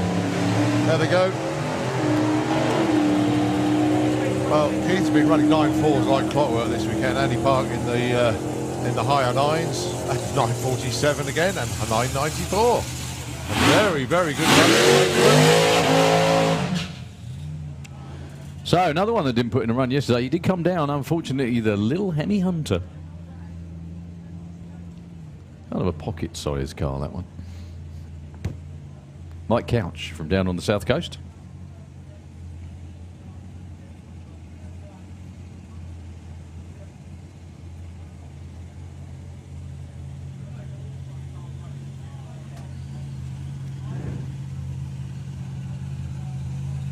Mike Couch has dipped into the 8s with this car. I know he's made some upgrades over the winter to try and tickle it a little bit further into the 8s.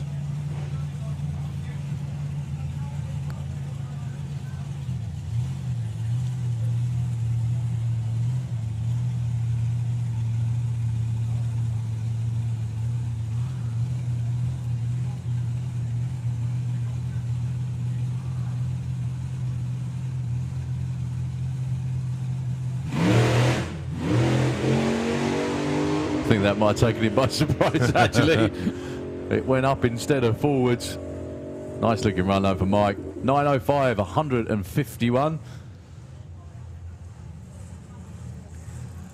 Okay, next we have the Haggis Hunter.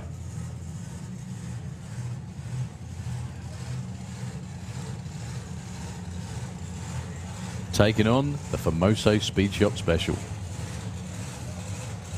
Mick Hanna.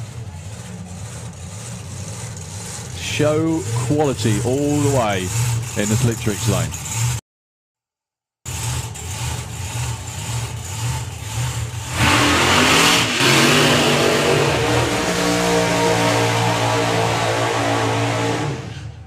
Wow.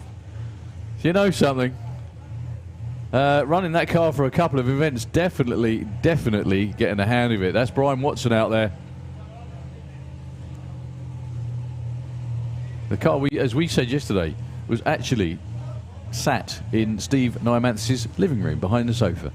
Most people have a table or a radiator behind the sofa. Not Steve. Blown small block dragster. This car, I think, ran in the 760 class out at Bakersfield. Obviously, for those drag racing people in the know, Famoso is the name of the racetrack out there in California.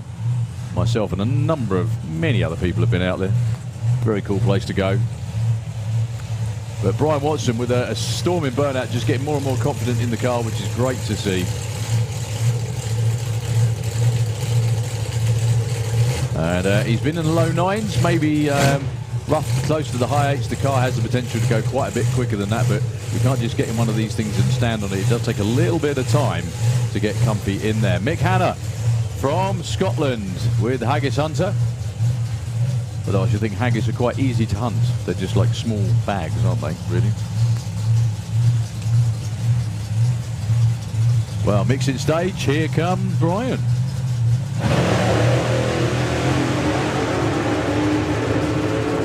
Well, Brian with engine trouble by the looks of it, bit of a miss.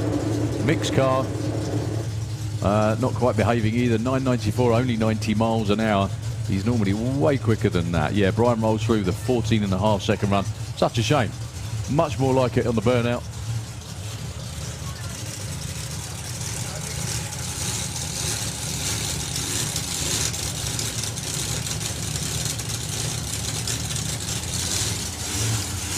Okay, Ian Kerr up next.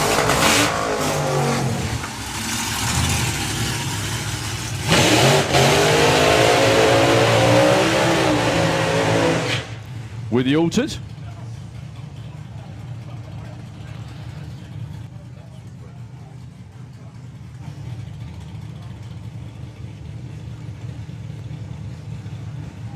So yeah, the seriously cool looking 5-window. Actually, it's not a 5-window because he's cut the window at the back out. In the slick tricks lane, up against Bob Glassop, running well into the low 9s on his debut weekend with the Capri.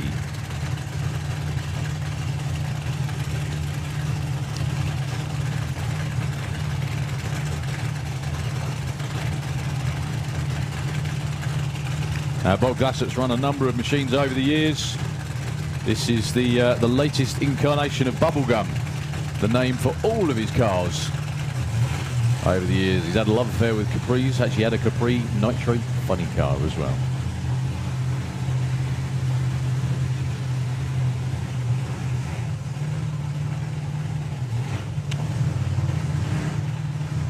Oh, they both rolled through stage. Everyone's missed staging, so I think yeah, no, they both have gone too far. Both of them. That's right. Everyone just take it easy. There we go.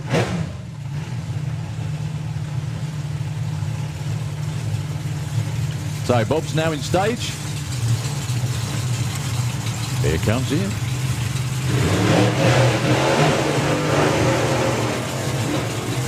Whoa, Ian.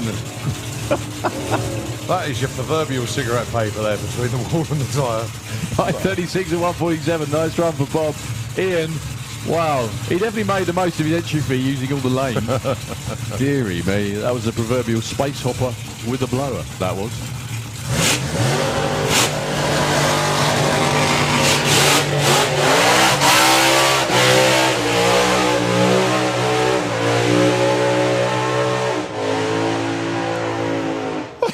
Aaron burning all the way out to Bedford, way past the 330. He's gone to 1,000 foot. He's, oh my goodness, man. Yeah, he needs to get on the radios and say, could somebody send that altered back to the start line, please? Yeah. That's a long way.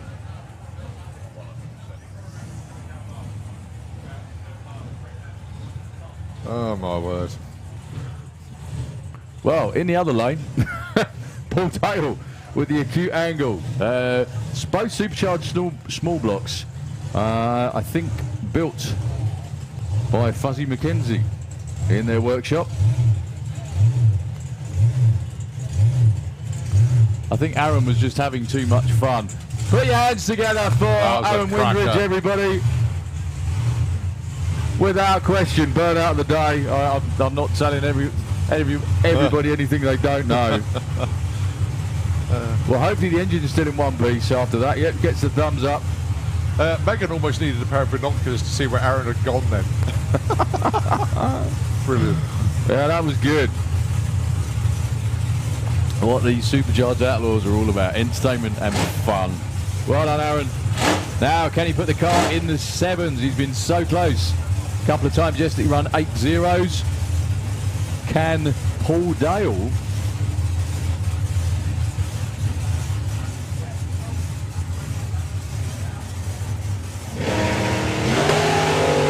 Paul Dale get in the 7s? Wow. Aaron, absolutely. Well, he's following his burnout tracks.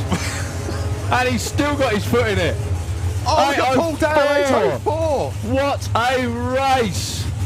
Look at that. Crowd giving him an absolutely rapturous reception. Aaron goes 808 at 165. It would have been a low 7 if he hadn't have gone half a mile. There are sometimes doing this job I'd really like to swear, and that was one of them. That had everything, didn't it? Yeah, and for once to get, I've said it a few times, get that man a straitjacket. If the burnout wasn't enough, the run, Jesus. Oh dear.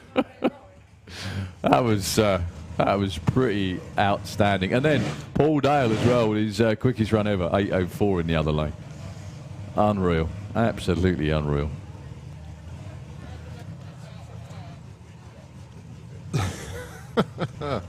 Oh dear, right, the good guys.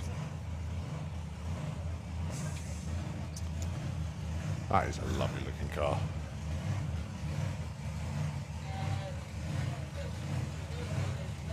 So either Mr. Clark or Mr. Rigdon in the seat. Not sure which one it is this weekend. I'll be Mr. Clark.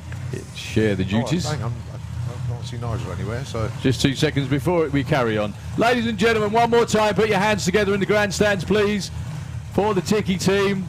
And also Paul Dale as well. That was outstanding. Get Aaron a beer straight away before he gets back to the pits. He deserves it. 100%. Well, problems with Dave Russell. You don't see that often. No, not at all.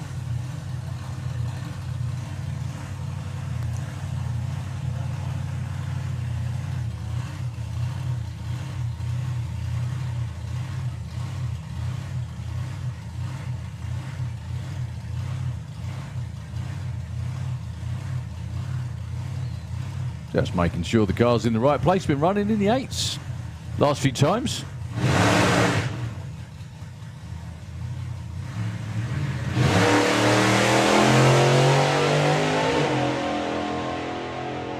So it's been another good 8-second run again.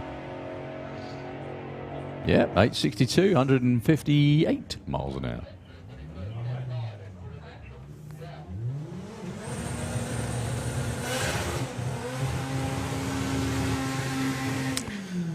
Well, this is a custom car invitation. I think these are a couple of cars that didn't, well, one car actually, that didn't get to run earlier on today. Tom Semper. We've got the Wild Bunch down there as well. We've got the old school stockers.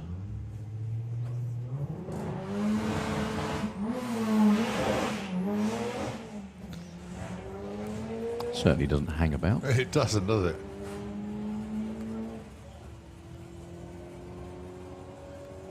Actually, I just remembered Tom Semper did Street Weekend. Really? Yeah. What, that car? Yeah, I think so. I need to double check, but I'm pretty sure he did.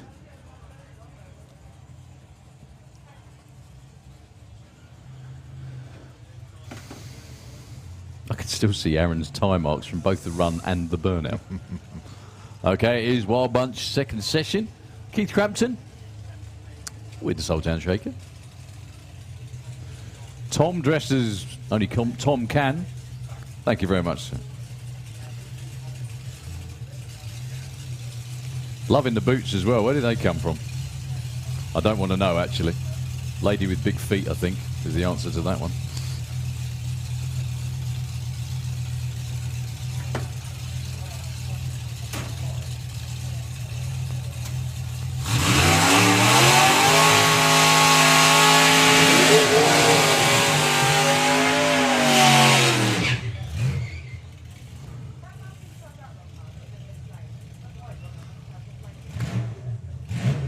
So, Greg Tate with the time lock.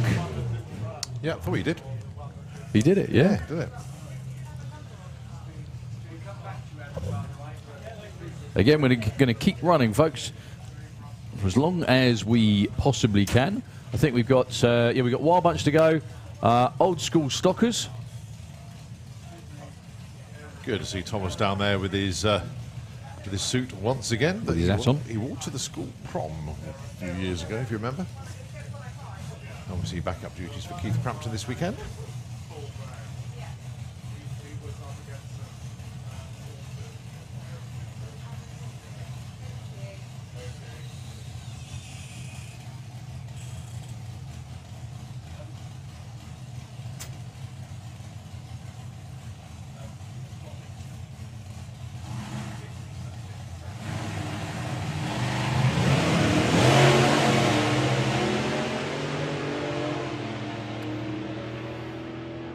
Good looking run there for Greg as he tries to catch up with Keith Crampton. Keith goes 10.19. Wow. A little bit off where Keith wants to be. He wants to be in the 9s. But 9 with all the 1s for Greg. That's terrific. Yeah, nice run.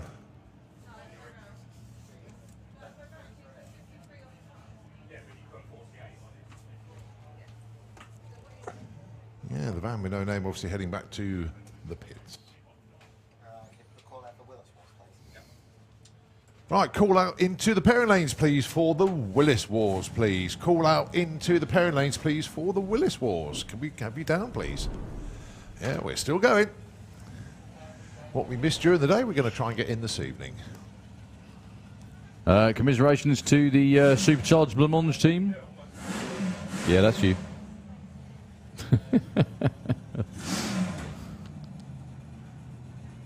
What a shame. It's the first time I've ever seen him being towed away, I think. This is a cracking little auto, this. It's lovely, isn't it? Bantam. A raging Cajun.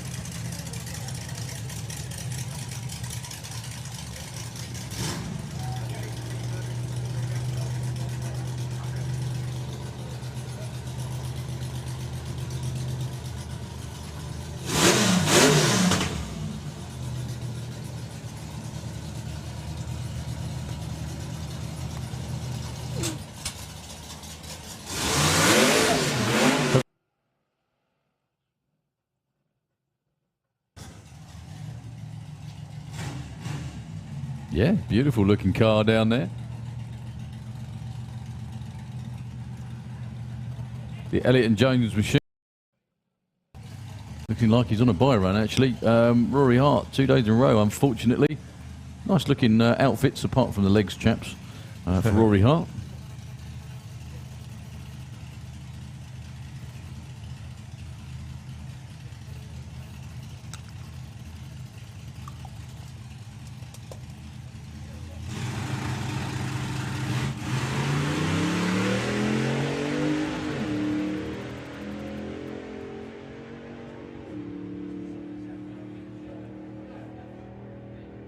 .30, 134 miles an hour. Looking for a bit more than that, I think.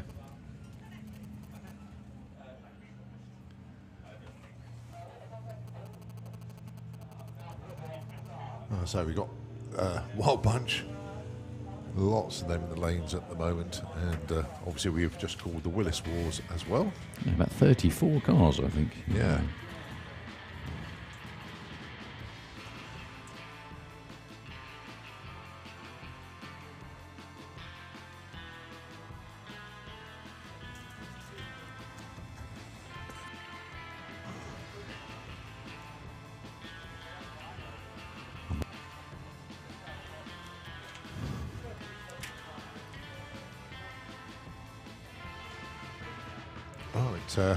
Whoever's next in the lanes is being beckoned to come forward.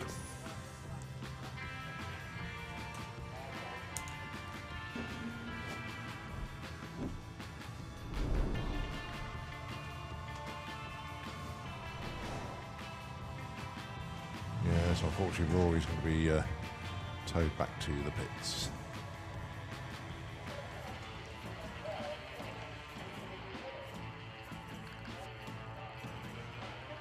I think that's Bradley Cooper struggling to keep the fire lit, so to speak.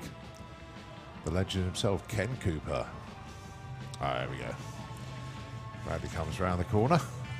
Cool, he's got some steering lock on that car.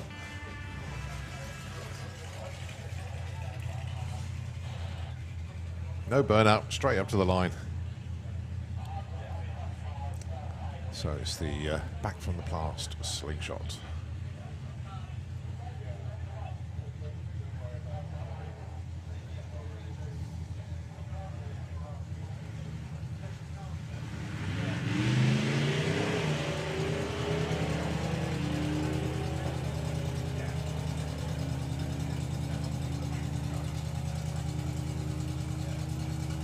And a nice 11.51, 115. Ah, Rory Hart. Ah, it wasn't being towed back to the pits. I told you a lie. Here he is, Rory Hart. Hopefully, can get running with the cracking little Opal.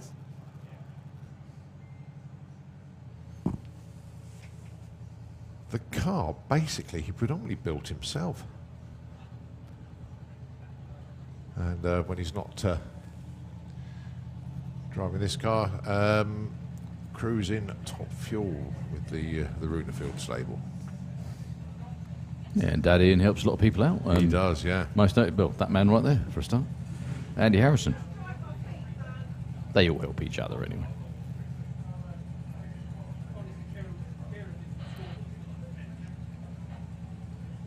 Yeah, fingers crossed, I can see that.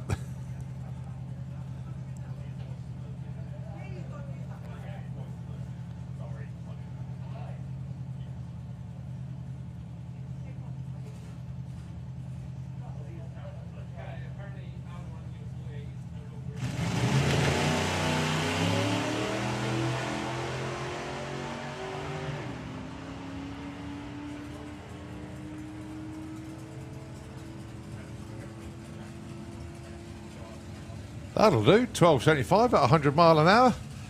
And a big sigh of relief from the team. Well done. Good stuff.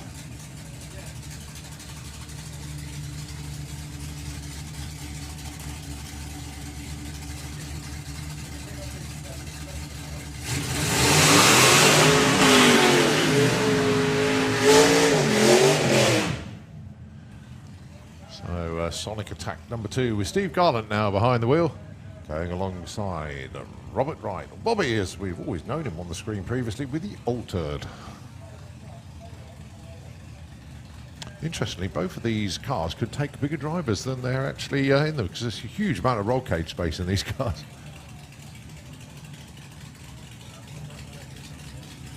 Bet Vinny had a good time in the car yesterday, thoroughly enjoyed himself, I think.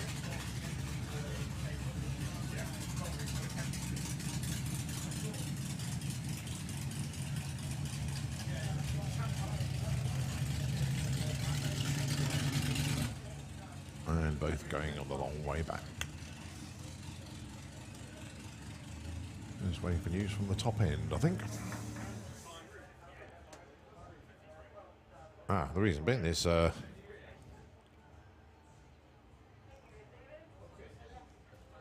someone or something at right at the far end.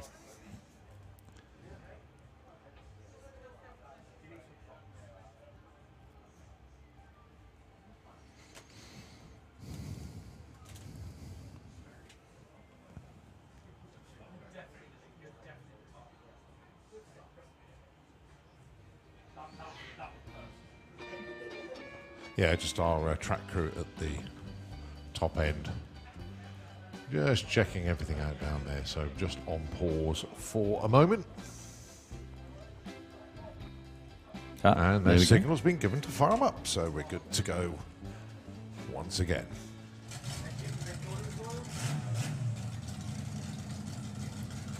So, yeah, Steve Garland back in the seat of Sonic Attack.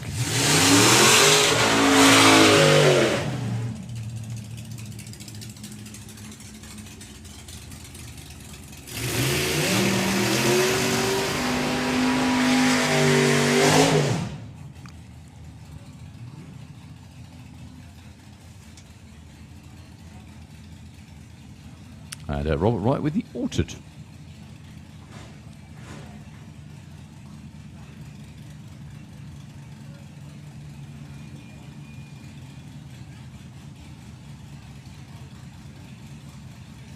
Sometimes you look at the live stream and you just can't believe how good these pictures are for everybody that's tuning in the internet, wherever you are in the world. A service provided totally free of charge. That's right, and contrary to popular belief, it's really added to the crowds. Everyone's looked at it and thought, you know what, that looks like a lot of fun. We've got to do that. So, yeah, if you join the live feed, imagine what it's like here with all the feelings that you get here. In other words, the ground shaking, the smell of nitro, the fuel, everything. It's just a sensory overload, it really is. So it's going to be altered on its own. 985, nice, 137 mile an hour run. Not bad at all. Steve Garland with a pop just on the start line.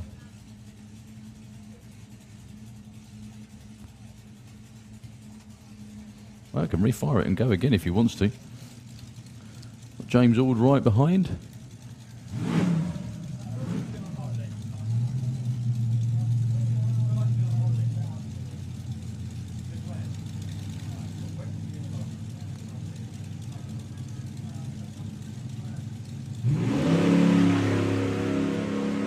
Well, that's more like it.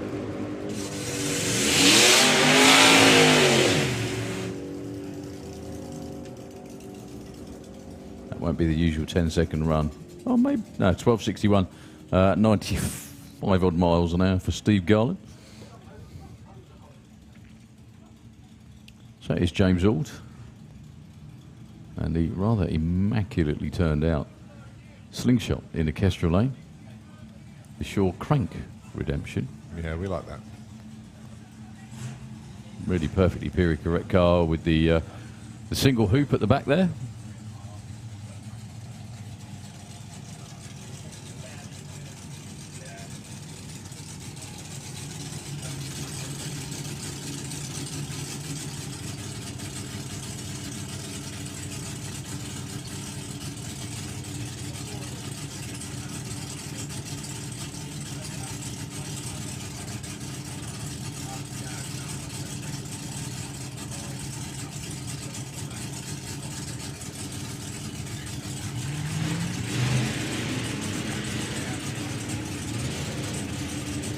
Oh, something around 12.9. Mind you, James went in quite deep then, so it could just be a 13 on this one. Oh, 12.96, managed to keep it under 13. And Short Crank Redemption slingshot goes 13.68. A lot of gathering smoke in the shutdown area though for James Ord. James. Still puffing away.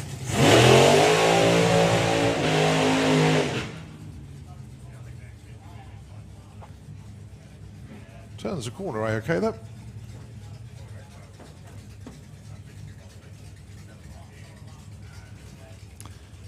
So it's Pete Brown. Does that say Rob on the screen? Yeah, no, we know it's Pete. Taking on Dan Wilson with the antique toy, very much the way it used to be. That looks 100% like an original little car down there in the Kestrel lane.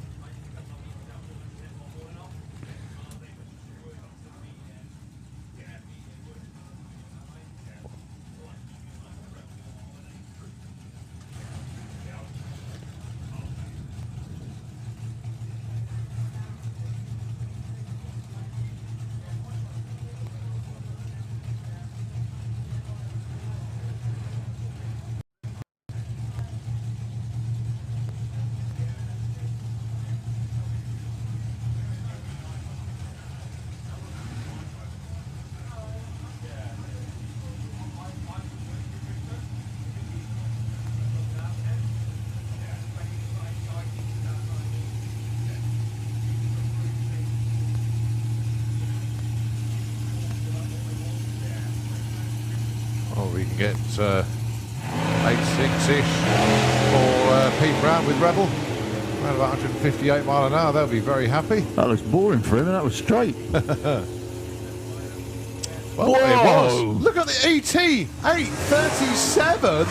Get in there. 153, very nice looking. 10.23 at 124 for Dan Wilson with the antique toy in the other lane. Still 158, which is what we thought, but 8:37. What a run! Delighted with that, as you can tell.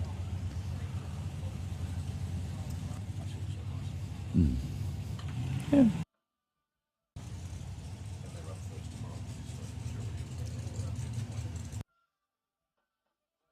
So, Peter Whitfield and Wayne Colliver with the Misfit slingshot in the Slick Tricks lane. Wayne's first run, actually.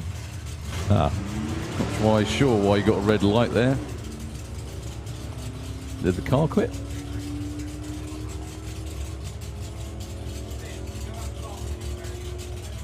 So nice 11:67 at 129 there for Peter. As Wayne gets fired up once again.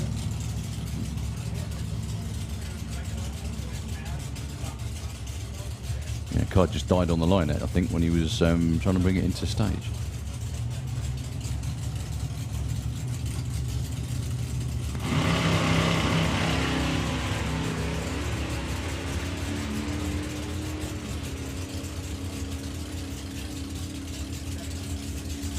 Well done to the Maras as they go to collect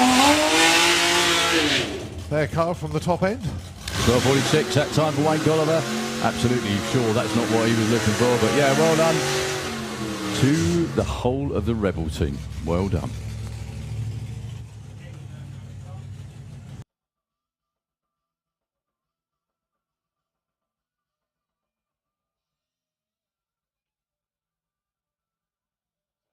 So how about this for a match up there? Phil James with Rampage and Alan Lowton with Paranoia. Well, two cars steeped in history.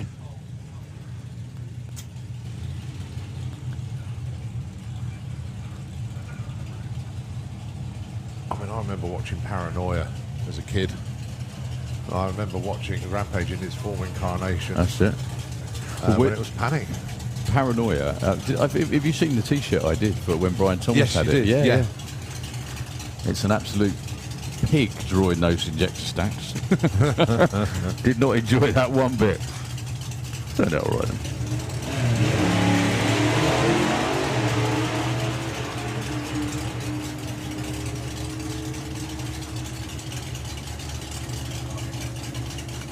$9.56, $10.42, $1.34, about the same as both of them were running last weekend, actually.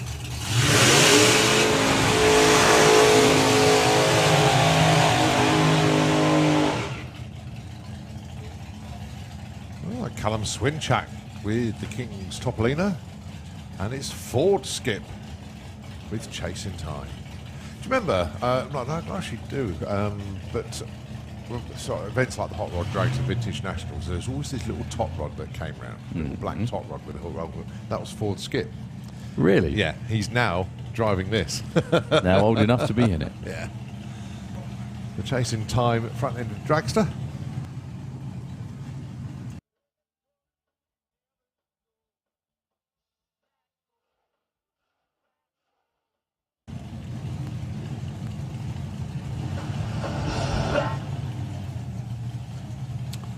So, Callum Swinchak yesterday, I think he was in the high eights, as almost per normal.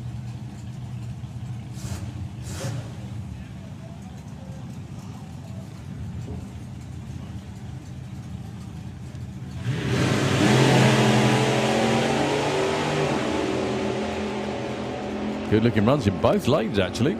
Ford Skip with a really nice looking run. 8.98 and a 9.52. Yes, well done, Ford. Tickling 140 miles an hour. JJ and Skip well happy with that, and why not? Well done, well done.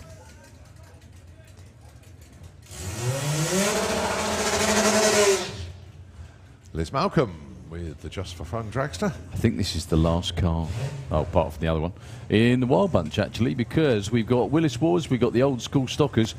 Just to keep everybody up to date with what's going on. Obviously, once again, everybody would like to apologise for no Cacklefest being on the racetrack this evening. However, we do have a lot of our classes here that only got in one qualifying run yesterday, just one. As a result, the decision was made to keep racing, which hopefully you've enjoyed. Well, it's just fair to all the racers that Yeah, exactly. Couldn't get any track time at all.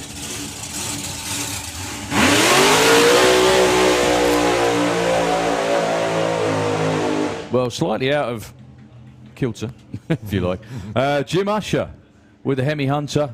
And the team just came up here to say they wanted to say a huge thank you. First of all, because they missed the session for Supercharged Outlaws. They were being allowed to tag on the back. So first of all, thank you very much to the Wild Bunch. Due to a 50p part letting them down on the warm-up, the mag drive roll pin snapped. Oh. However, it gets better. It went in the sump. Oh. So, as a result, everything had to come apart, and they work effortlessly under, obviously, very difficult circumstances. So, thank you very much indeed. Jim wants to say thank you to all the crew, all the team for working so hard. And, yeah, what a thing.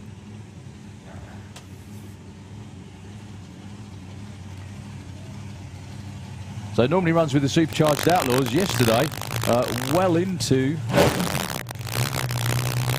previously well into the 7s. Yeah, it's always this event we're going to get like what sounds like electrical interference on our microphones. This is old school cars and stuff. Just pick up those odd frequency glitches. So let's see what Jim's got for us this time round with a Hemi Hunter. Nice to see the cameraman bracing himself, looking the other way.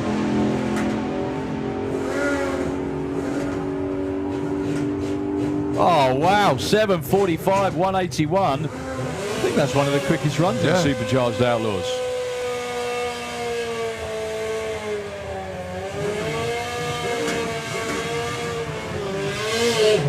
So, old school stockers to be followed by the Willis Wolves. Gary Hester. We don't really see him in ET bike, but here he is on his old school stocker. There are a number of bikes that didn't run yesterday. Yeah. A number of them. So this is kind of it.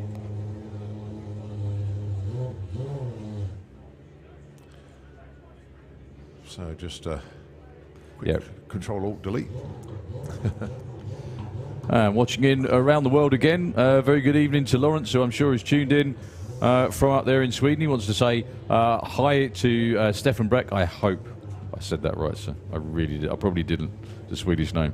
He rides for LCR.NU and he's a really cool guy. So Lawrence, dutifully done. Hope you're having a very good evening, sir. We're about to kick off with the old school stockers. So yeah, folks, just to say again, old school stockers, Willis Wars, and that's a wrap for today. Well, apart from the band and the parties and the barbecues and all the other good stuff we have. So both of these two didn't put in a run yesterday, Gary Hester and Sean Biddlecombe. They need to get to the finish line under power, put a number on the board. Which they are both about to do. 924th, Gary Hester. That's actually going to get him the number 4 spot. Number 10 for Sean Biddlecombe.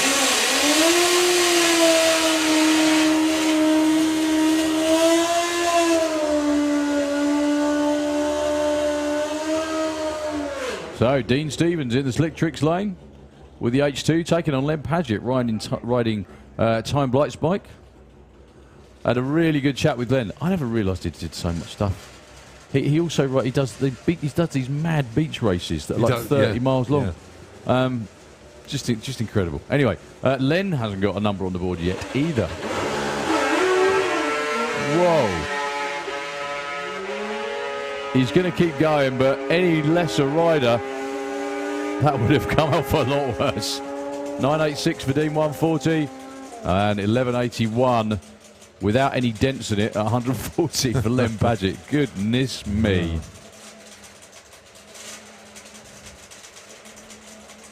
Held on to that very well indeed. So that's $12 we got qualified. I think there was 14 or 15 entered, wasn't there? We've still got some more to see.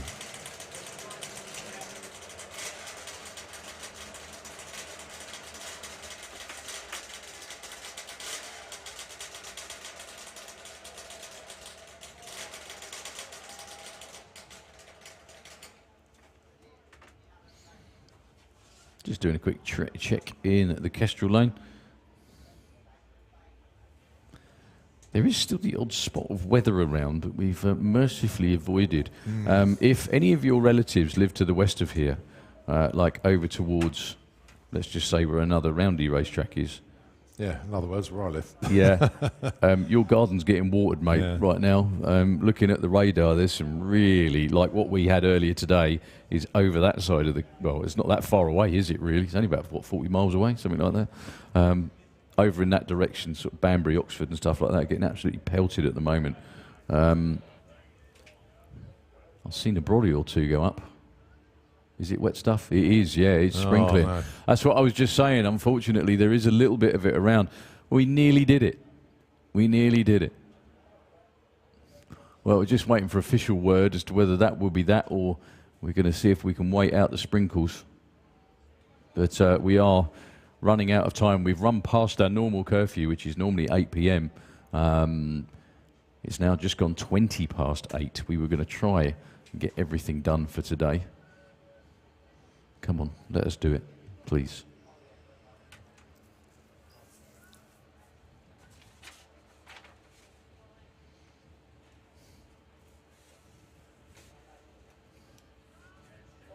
Well, all you fans leaving the grandstands, we hope you had a wonderful day, apart from getting soaked, obviously.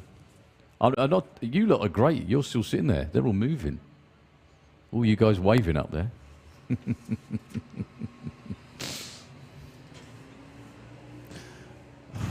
Do they ever stop working? Look at that. Still out there with the tractor sweeping, trying to keep the moisture off the track. However, obviously the time's going to start creeping later and later and later. So we're going to have to see how this pans out, how long the race director is going to give it. Obviously, like I said, nearly 25 past 8. We are supposed to stop at 8 o'clock, but we ran over trying to get everything in. Yeah. Well, Liz McCarthy's just messaged me. They live in Daventry, which isn't that far away. Thunder and lightning, and as she says, hoofing it down with rain over in Daventry. Okay. Well, we had all ours earlier, Yeah, so we did. there you go. That'll be why.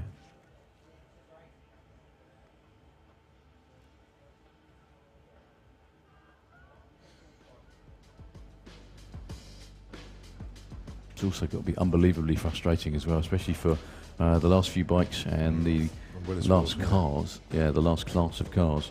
They've waited all day so very, very patiently while everybody else has run. And, yeah. But as we know, Darryl, you know, there's one thing we can't control, and that's what's in the sky, weather-wise. You got it. So we will hand back to the radio station, hopefully for not too long. We'll try and keep you updated as much as you can. If you're going off to have a barbecue or walk around the pits, please enjoy your evening, have a wonderful time. There's nowhere better to spend a summer evening, I don't think, than right here. So take it easy for a bit, and we'll have news. We'll forward it as soon as we have it.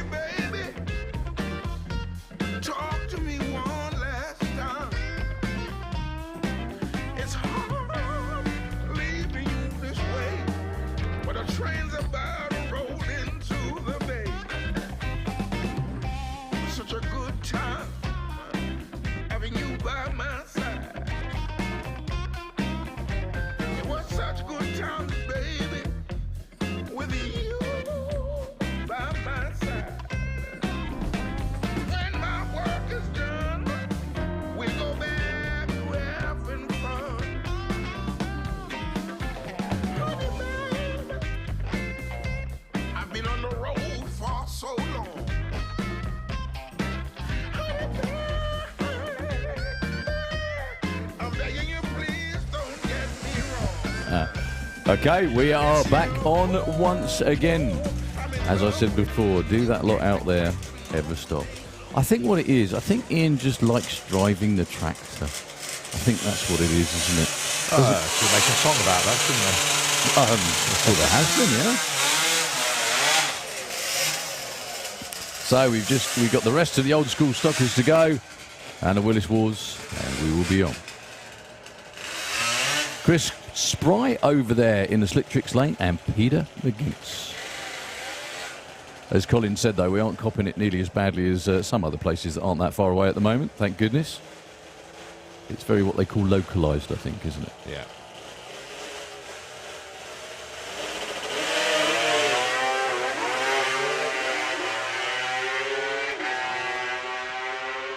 Good looking run for Chris Spry. 10, 12, 126 and 1171. Actually, they both stay put, number 7 and 11. They stand on their runs from yesterday.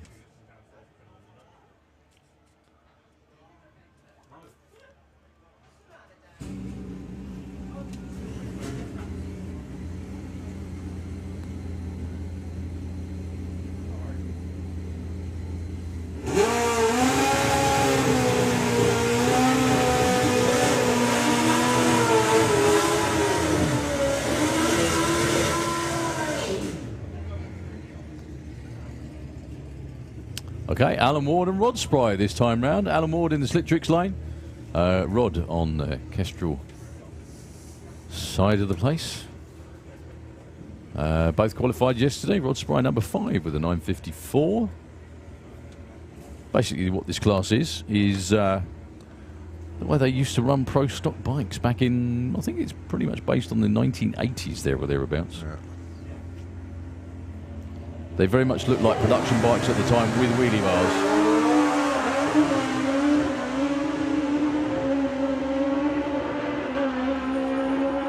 Rod Spry yesterday, like I said, we're 954. Oh, much better, 927. Actually stays put. Alan Ward improves 2 spots with a 981. I think that's his first 9 of the weekend, 113.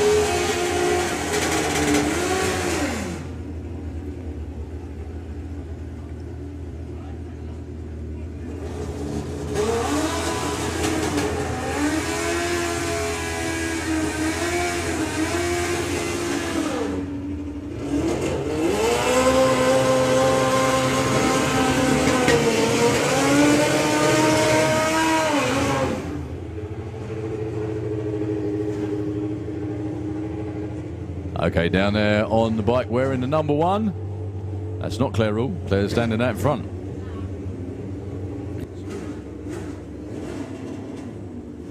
Against Richard Peachy. Again, according to the screen, I can't see Richard yet. There he is.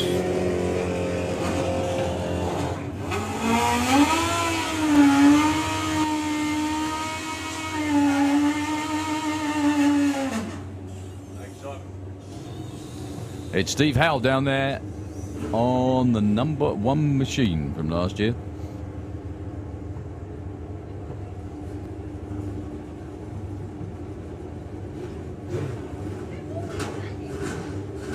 Having his visor shut by Mr. Marshall. Number 3 for Steve yesterday with the 906. Richard Peachy hasn't got an ET on the board. Needs one now. I think they almost caught him by surprise when that went. Good looking run. 887, looking very happy with that. 144 up to number 2. Richard Peachy though in at number 3, only just a tiny tick behind. Look at that, almost identical numbers in both lanes. 887s both lanes. 144, you guessed it, both lanes. So Andy Lambert, another one who hasn't put in a run or got an elapsed time on the board. And it's going to be a solo as well for Andy. Should be up against Danielle Esposti. No Danielle with the Moon Machine. From the days where you could lean well, kind of small time. 955 at 142. Nice run for Andy Lambert. Gets him number 7. Okay, we've had 14 bikes now qualified. Pretty sure they would run as a 16 bike field in eliminations tomorrow. So just a couple more bikes to go. And it's Willis Wars time. And it's Colin Radin Barbecues time again. I've said that for years. Yeah, well, I'd imagine the Nostalgia Superstock barbecue is well and truly underway, probably finished. Possibly by the time I over, get yeah. there. But yeah, apologies, guys. I know I should have been joining you tonight, but obviously the racing takes priority. But I hope you're having a good time over there.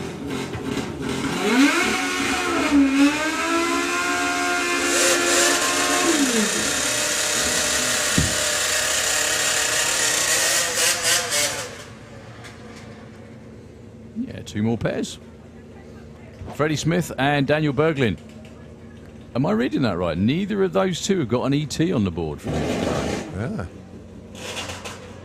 Well, that'll make it a 16 bike old school stocker field when these two put numbers A on full the board. 16 field, Yeah. actually. Yeah.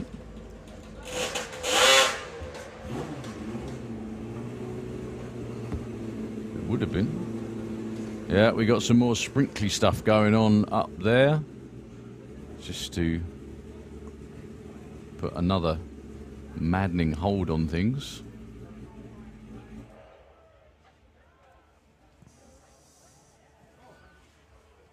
So yeah, safety first every single time. These guys have been waiting for ages to run. They will get their chance because everybody else has, whether it has to be finished now or in the morning. But yeah, it has to be safe, most importantly for everybody. We do not want anyone having any mishaps at all. Good to see you, Richard. You getting me down there? Yeah, I'm up here, mate. Good to see you. Is it raining much, Callum? Sprinkle. Okay. Thank you for being weather boy. Much appreciated.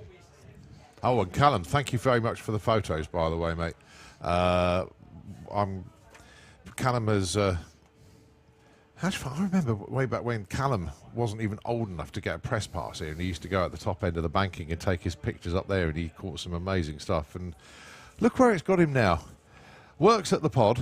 Did a brilliant photo shoot last night, and yeah, he's in his happy place, totally. Other than posts as well on Facebook by bands and such like. Yeah. I think when Callum announced that he was working here, I think that's the record amount of replies I've ever seen. Yeah, do you know what? How many likes was on that post, Callum? And how many was replies? Huge. Yeah, it was richly deserved. Numbering in the many hundreds, Thousands, I think. I Yeah, think. it's a lot. Yeah, It was a lot. brilliant. You should have got them all to donate, mate. How's That's my what you should Mini?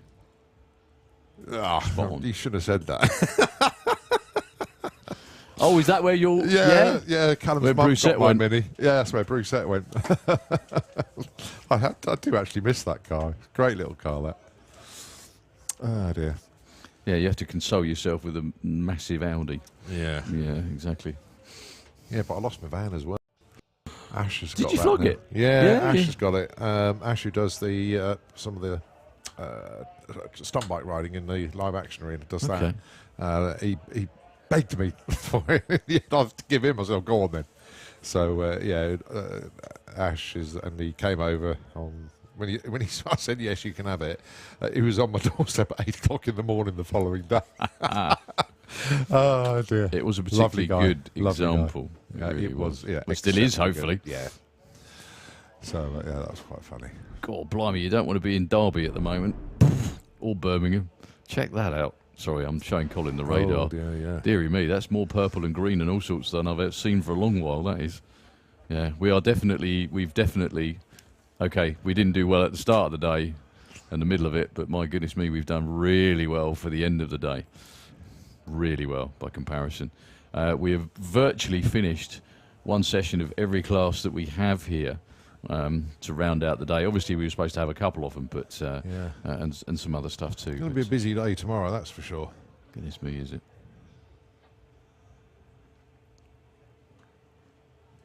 God. Yeah, weather looking generally better. There we go, calling forward again. Yes.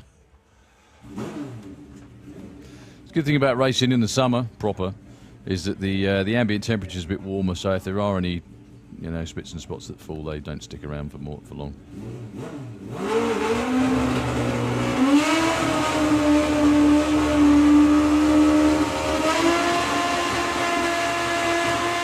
How cool is that to see as well? I've been watching them all the time. Just realised, obviously, father and daughter working the start line together. Yeah. So Daniel Esposti with the Moon Eyes GS 1100 from Italy against Freddie Smith.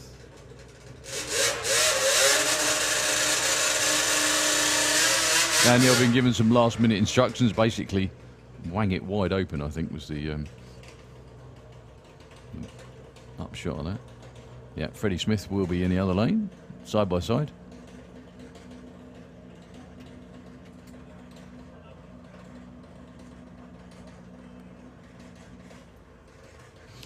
So Freddie hasn't put a run in.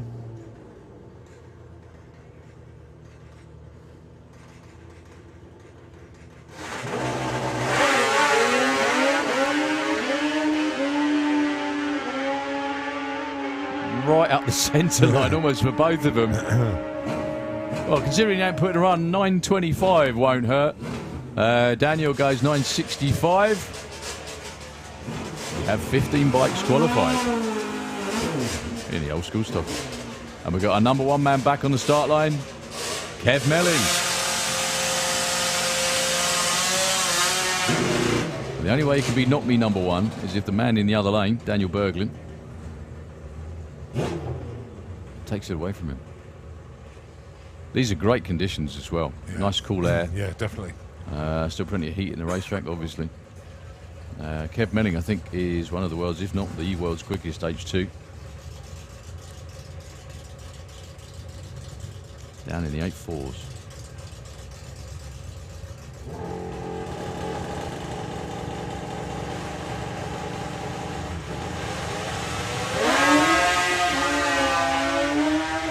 Like a proverbial bat out of hell, Kev Melling. What will this be? 8.73 at 150, no improvement. Daniel goes 10.76. We have a 16 bike qualified field for old school stockers.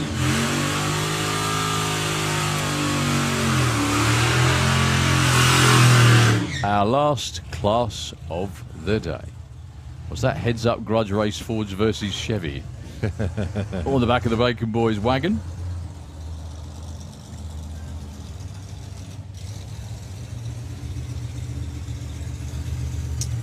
Sorry, Richard Warburton and Damien Bacon. Well, Richard was definitely ready on the tree. That was an 06 light. However, the blasted car won't shift. There we go. It looks like it will be the Bacon Boys taking it. 11.32, 109.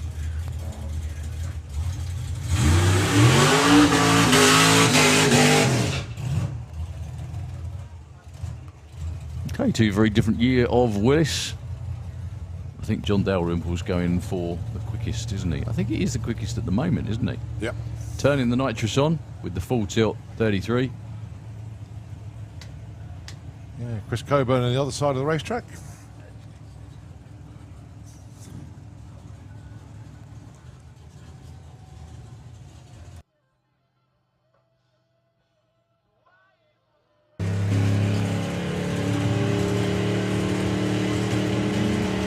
Is this round one? No, they're not. They don't race. No, that's a point. I think it's what it's. Well, they classed it as elimination round one, but it's a bit like a QE combo the way they're doing it. Okay. Because they're all still going to come round again. So they're basically having died. So that's where the dial-ins came from. Which is where Pike, because we were having a discussion about this in the Willis Wars pits last night, and we sort of how because they wanted to race, but they didn't want a ladder, so they just. I think the idea was whatever they ran in their first thing yesterday is what they're going to dial in today. I think that's the way it worked out in the end. So Mark Bishop with the supercharged Ford. That car looking absolutely better than ever. Yeah. Another one of those teams that have just. Do you know what? You see all the parts spread out 2 weeks ago on the living room floor to put the engine back together, and they've done a monumental job. Well, I've got to dial in a 905 with the Grey Vegas 41 Coupe.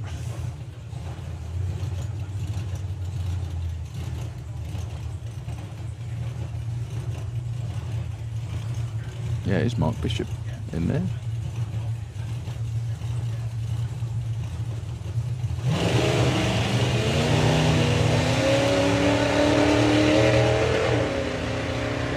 Well, not running quite as sweetly as it could, but still a massive achievement for all of them. It won't be a 9-0. It's a 12.93, 104. But well done to Kim and Mark and everybody on the team. Fabulous effort just to make it out here this evening. Well done.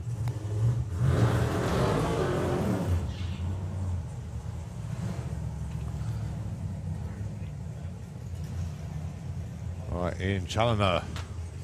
And not quite sure who's in the other lane. With a 1080 on the roof.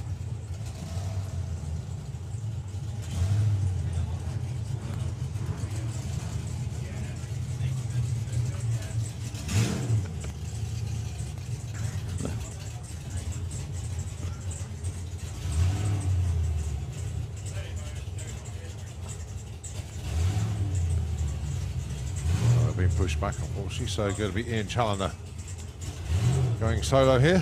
On his own.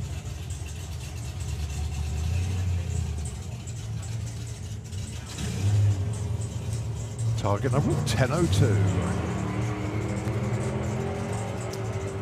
Bit of a rolling burnout as well. Was that tyre spin? Yeah, I think so. You can hear it squealing.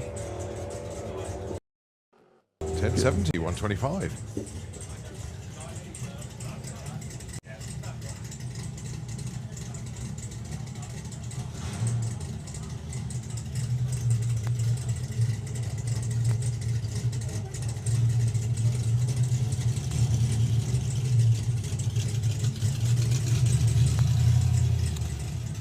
Young Mr. McClure coming underneath the tower.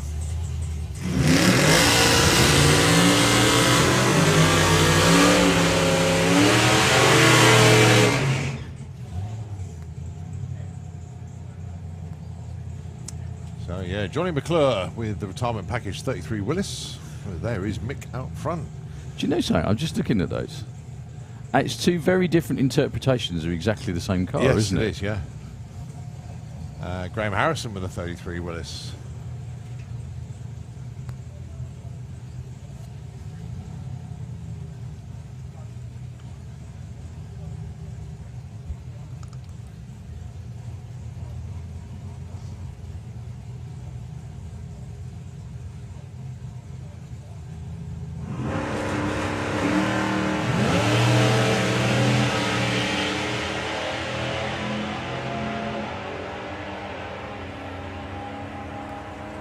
Good that they're pairing them up to race, Yeah. well, actually. Oh, nicely done, Johnny. 1009 on a 10 flat dial. That will work. Okay, Guy Davenport. 15.2, is that Loz? Yeah, it was, yeah.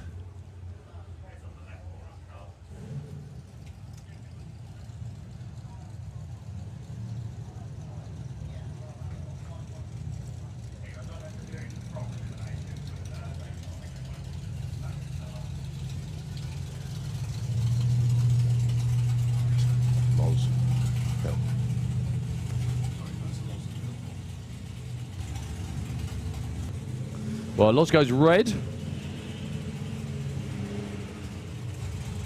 That was a 19-second run. I'm sure that car goes quicker Yeah, than well, that. yeah. She has dipped it to the 17s, actually. Let's see what she gets. 19.19, well judged. 17.61 there for Guy. Oh, Guy was having nightmares with the pits, to be honest.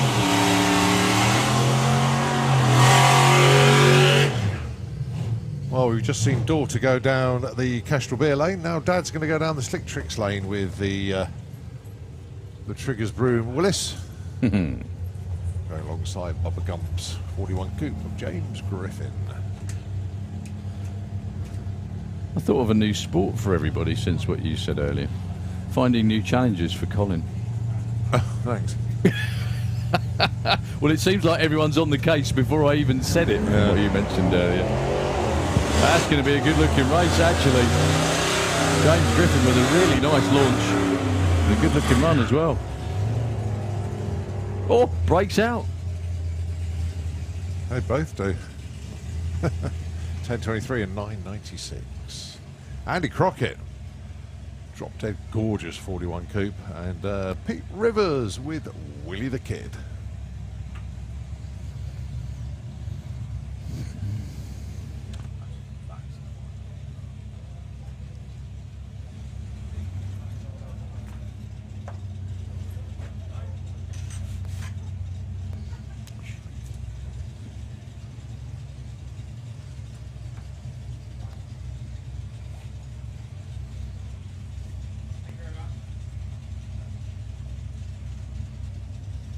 So Andy Crockett into stage, just Pete Rivers to join him. There they go.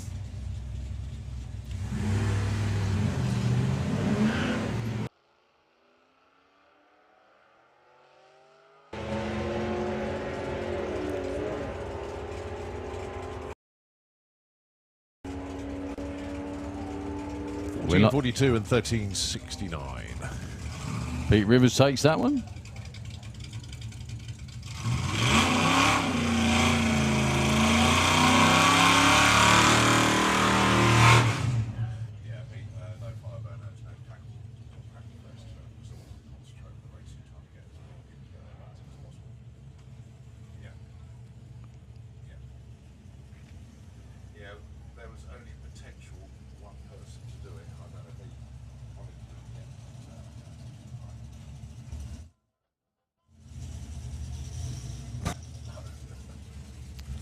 Okay, Alan Rimmel and Ian Ratton next pair. 15 and a half seconds. There we go. The Atomic 6937 Willis. Looking like it should have someone with a machine gun in the back of it. Against Ian Ratton, who's going to take the win by the looks of it. 12.42. Did actually break out though.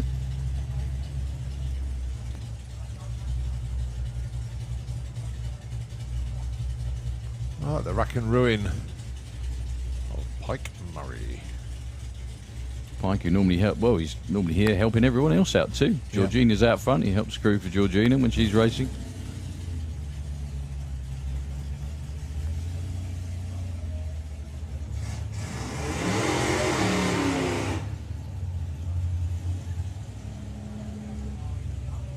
Going alongside Alan Mearns with the 38.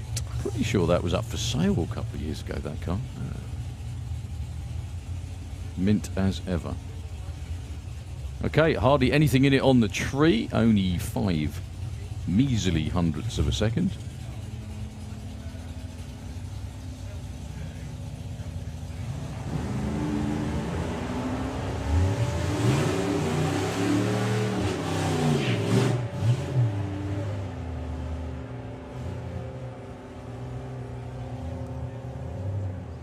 .77 plays a 12.61.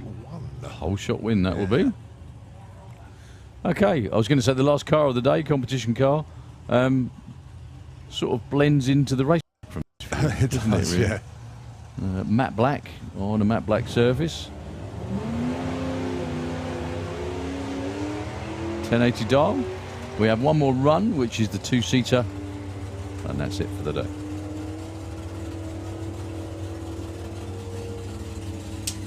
.11.12 at 121 to finish up for the Willis Wall.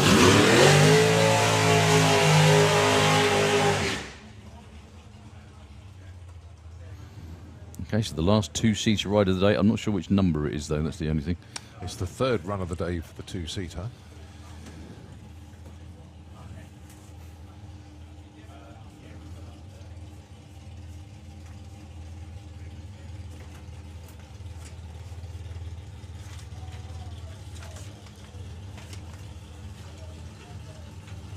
Passenger is Thomas Binns' stag do present from last year. His wife is due to have a baby any day. My goodness me. Yeah, so hopefully you don't get the phone call right this second. Mind you, if you could, you got a quick taxi to get there.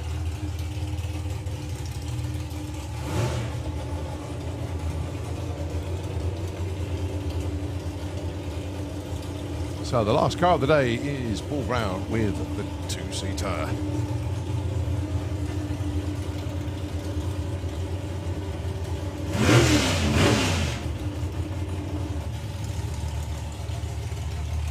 can't recall the two-seater running in the dusk before. I must admit. Never. Well, actually being the last car of the day. Yeah.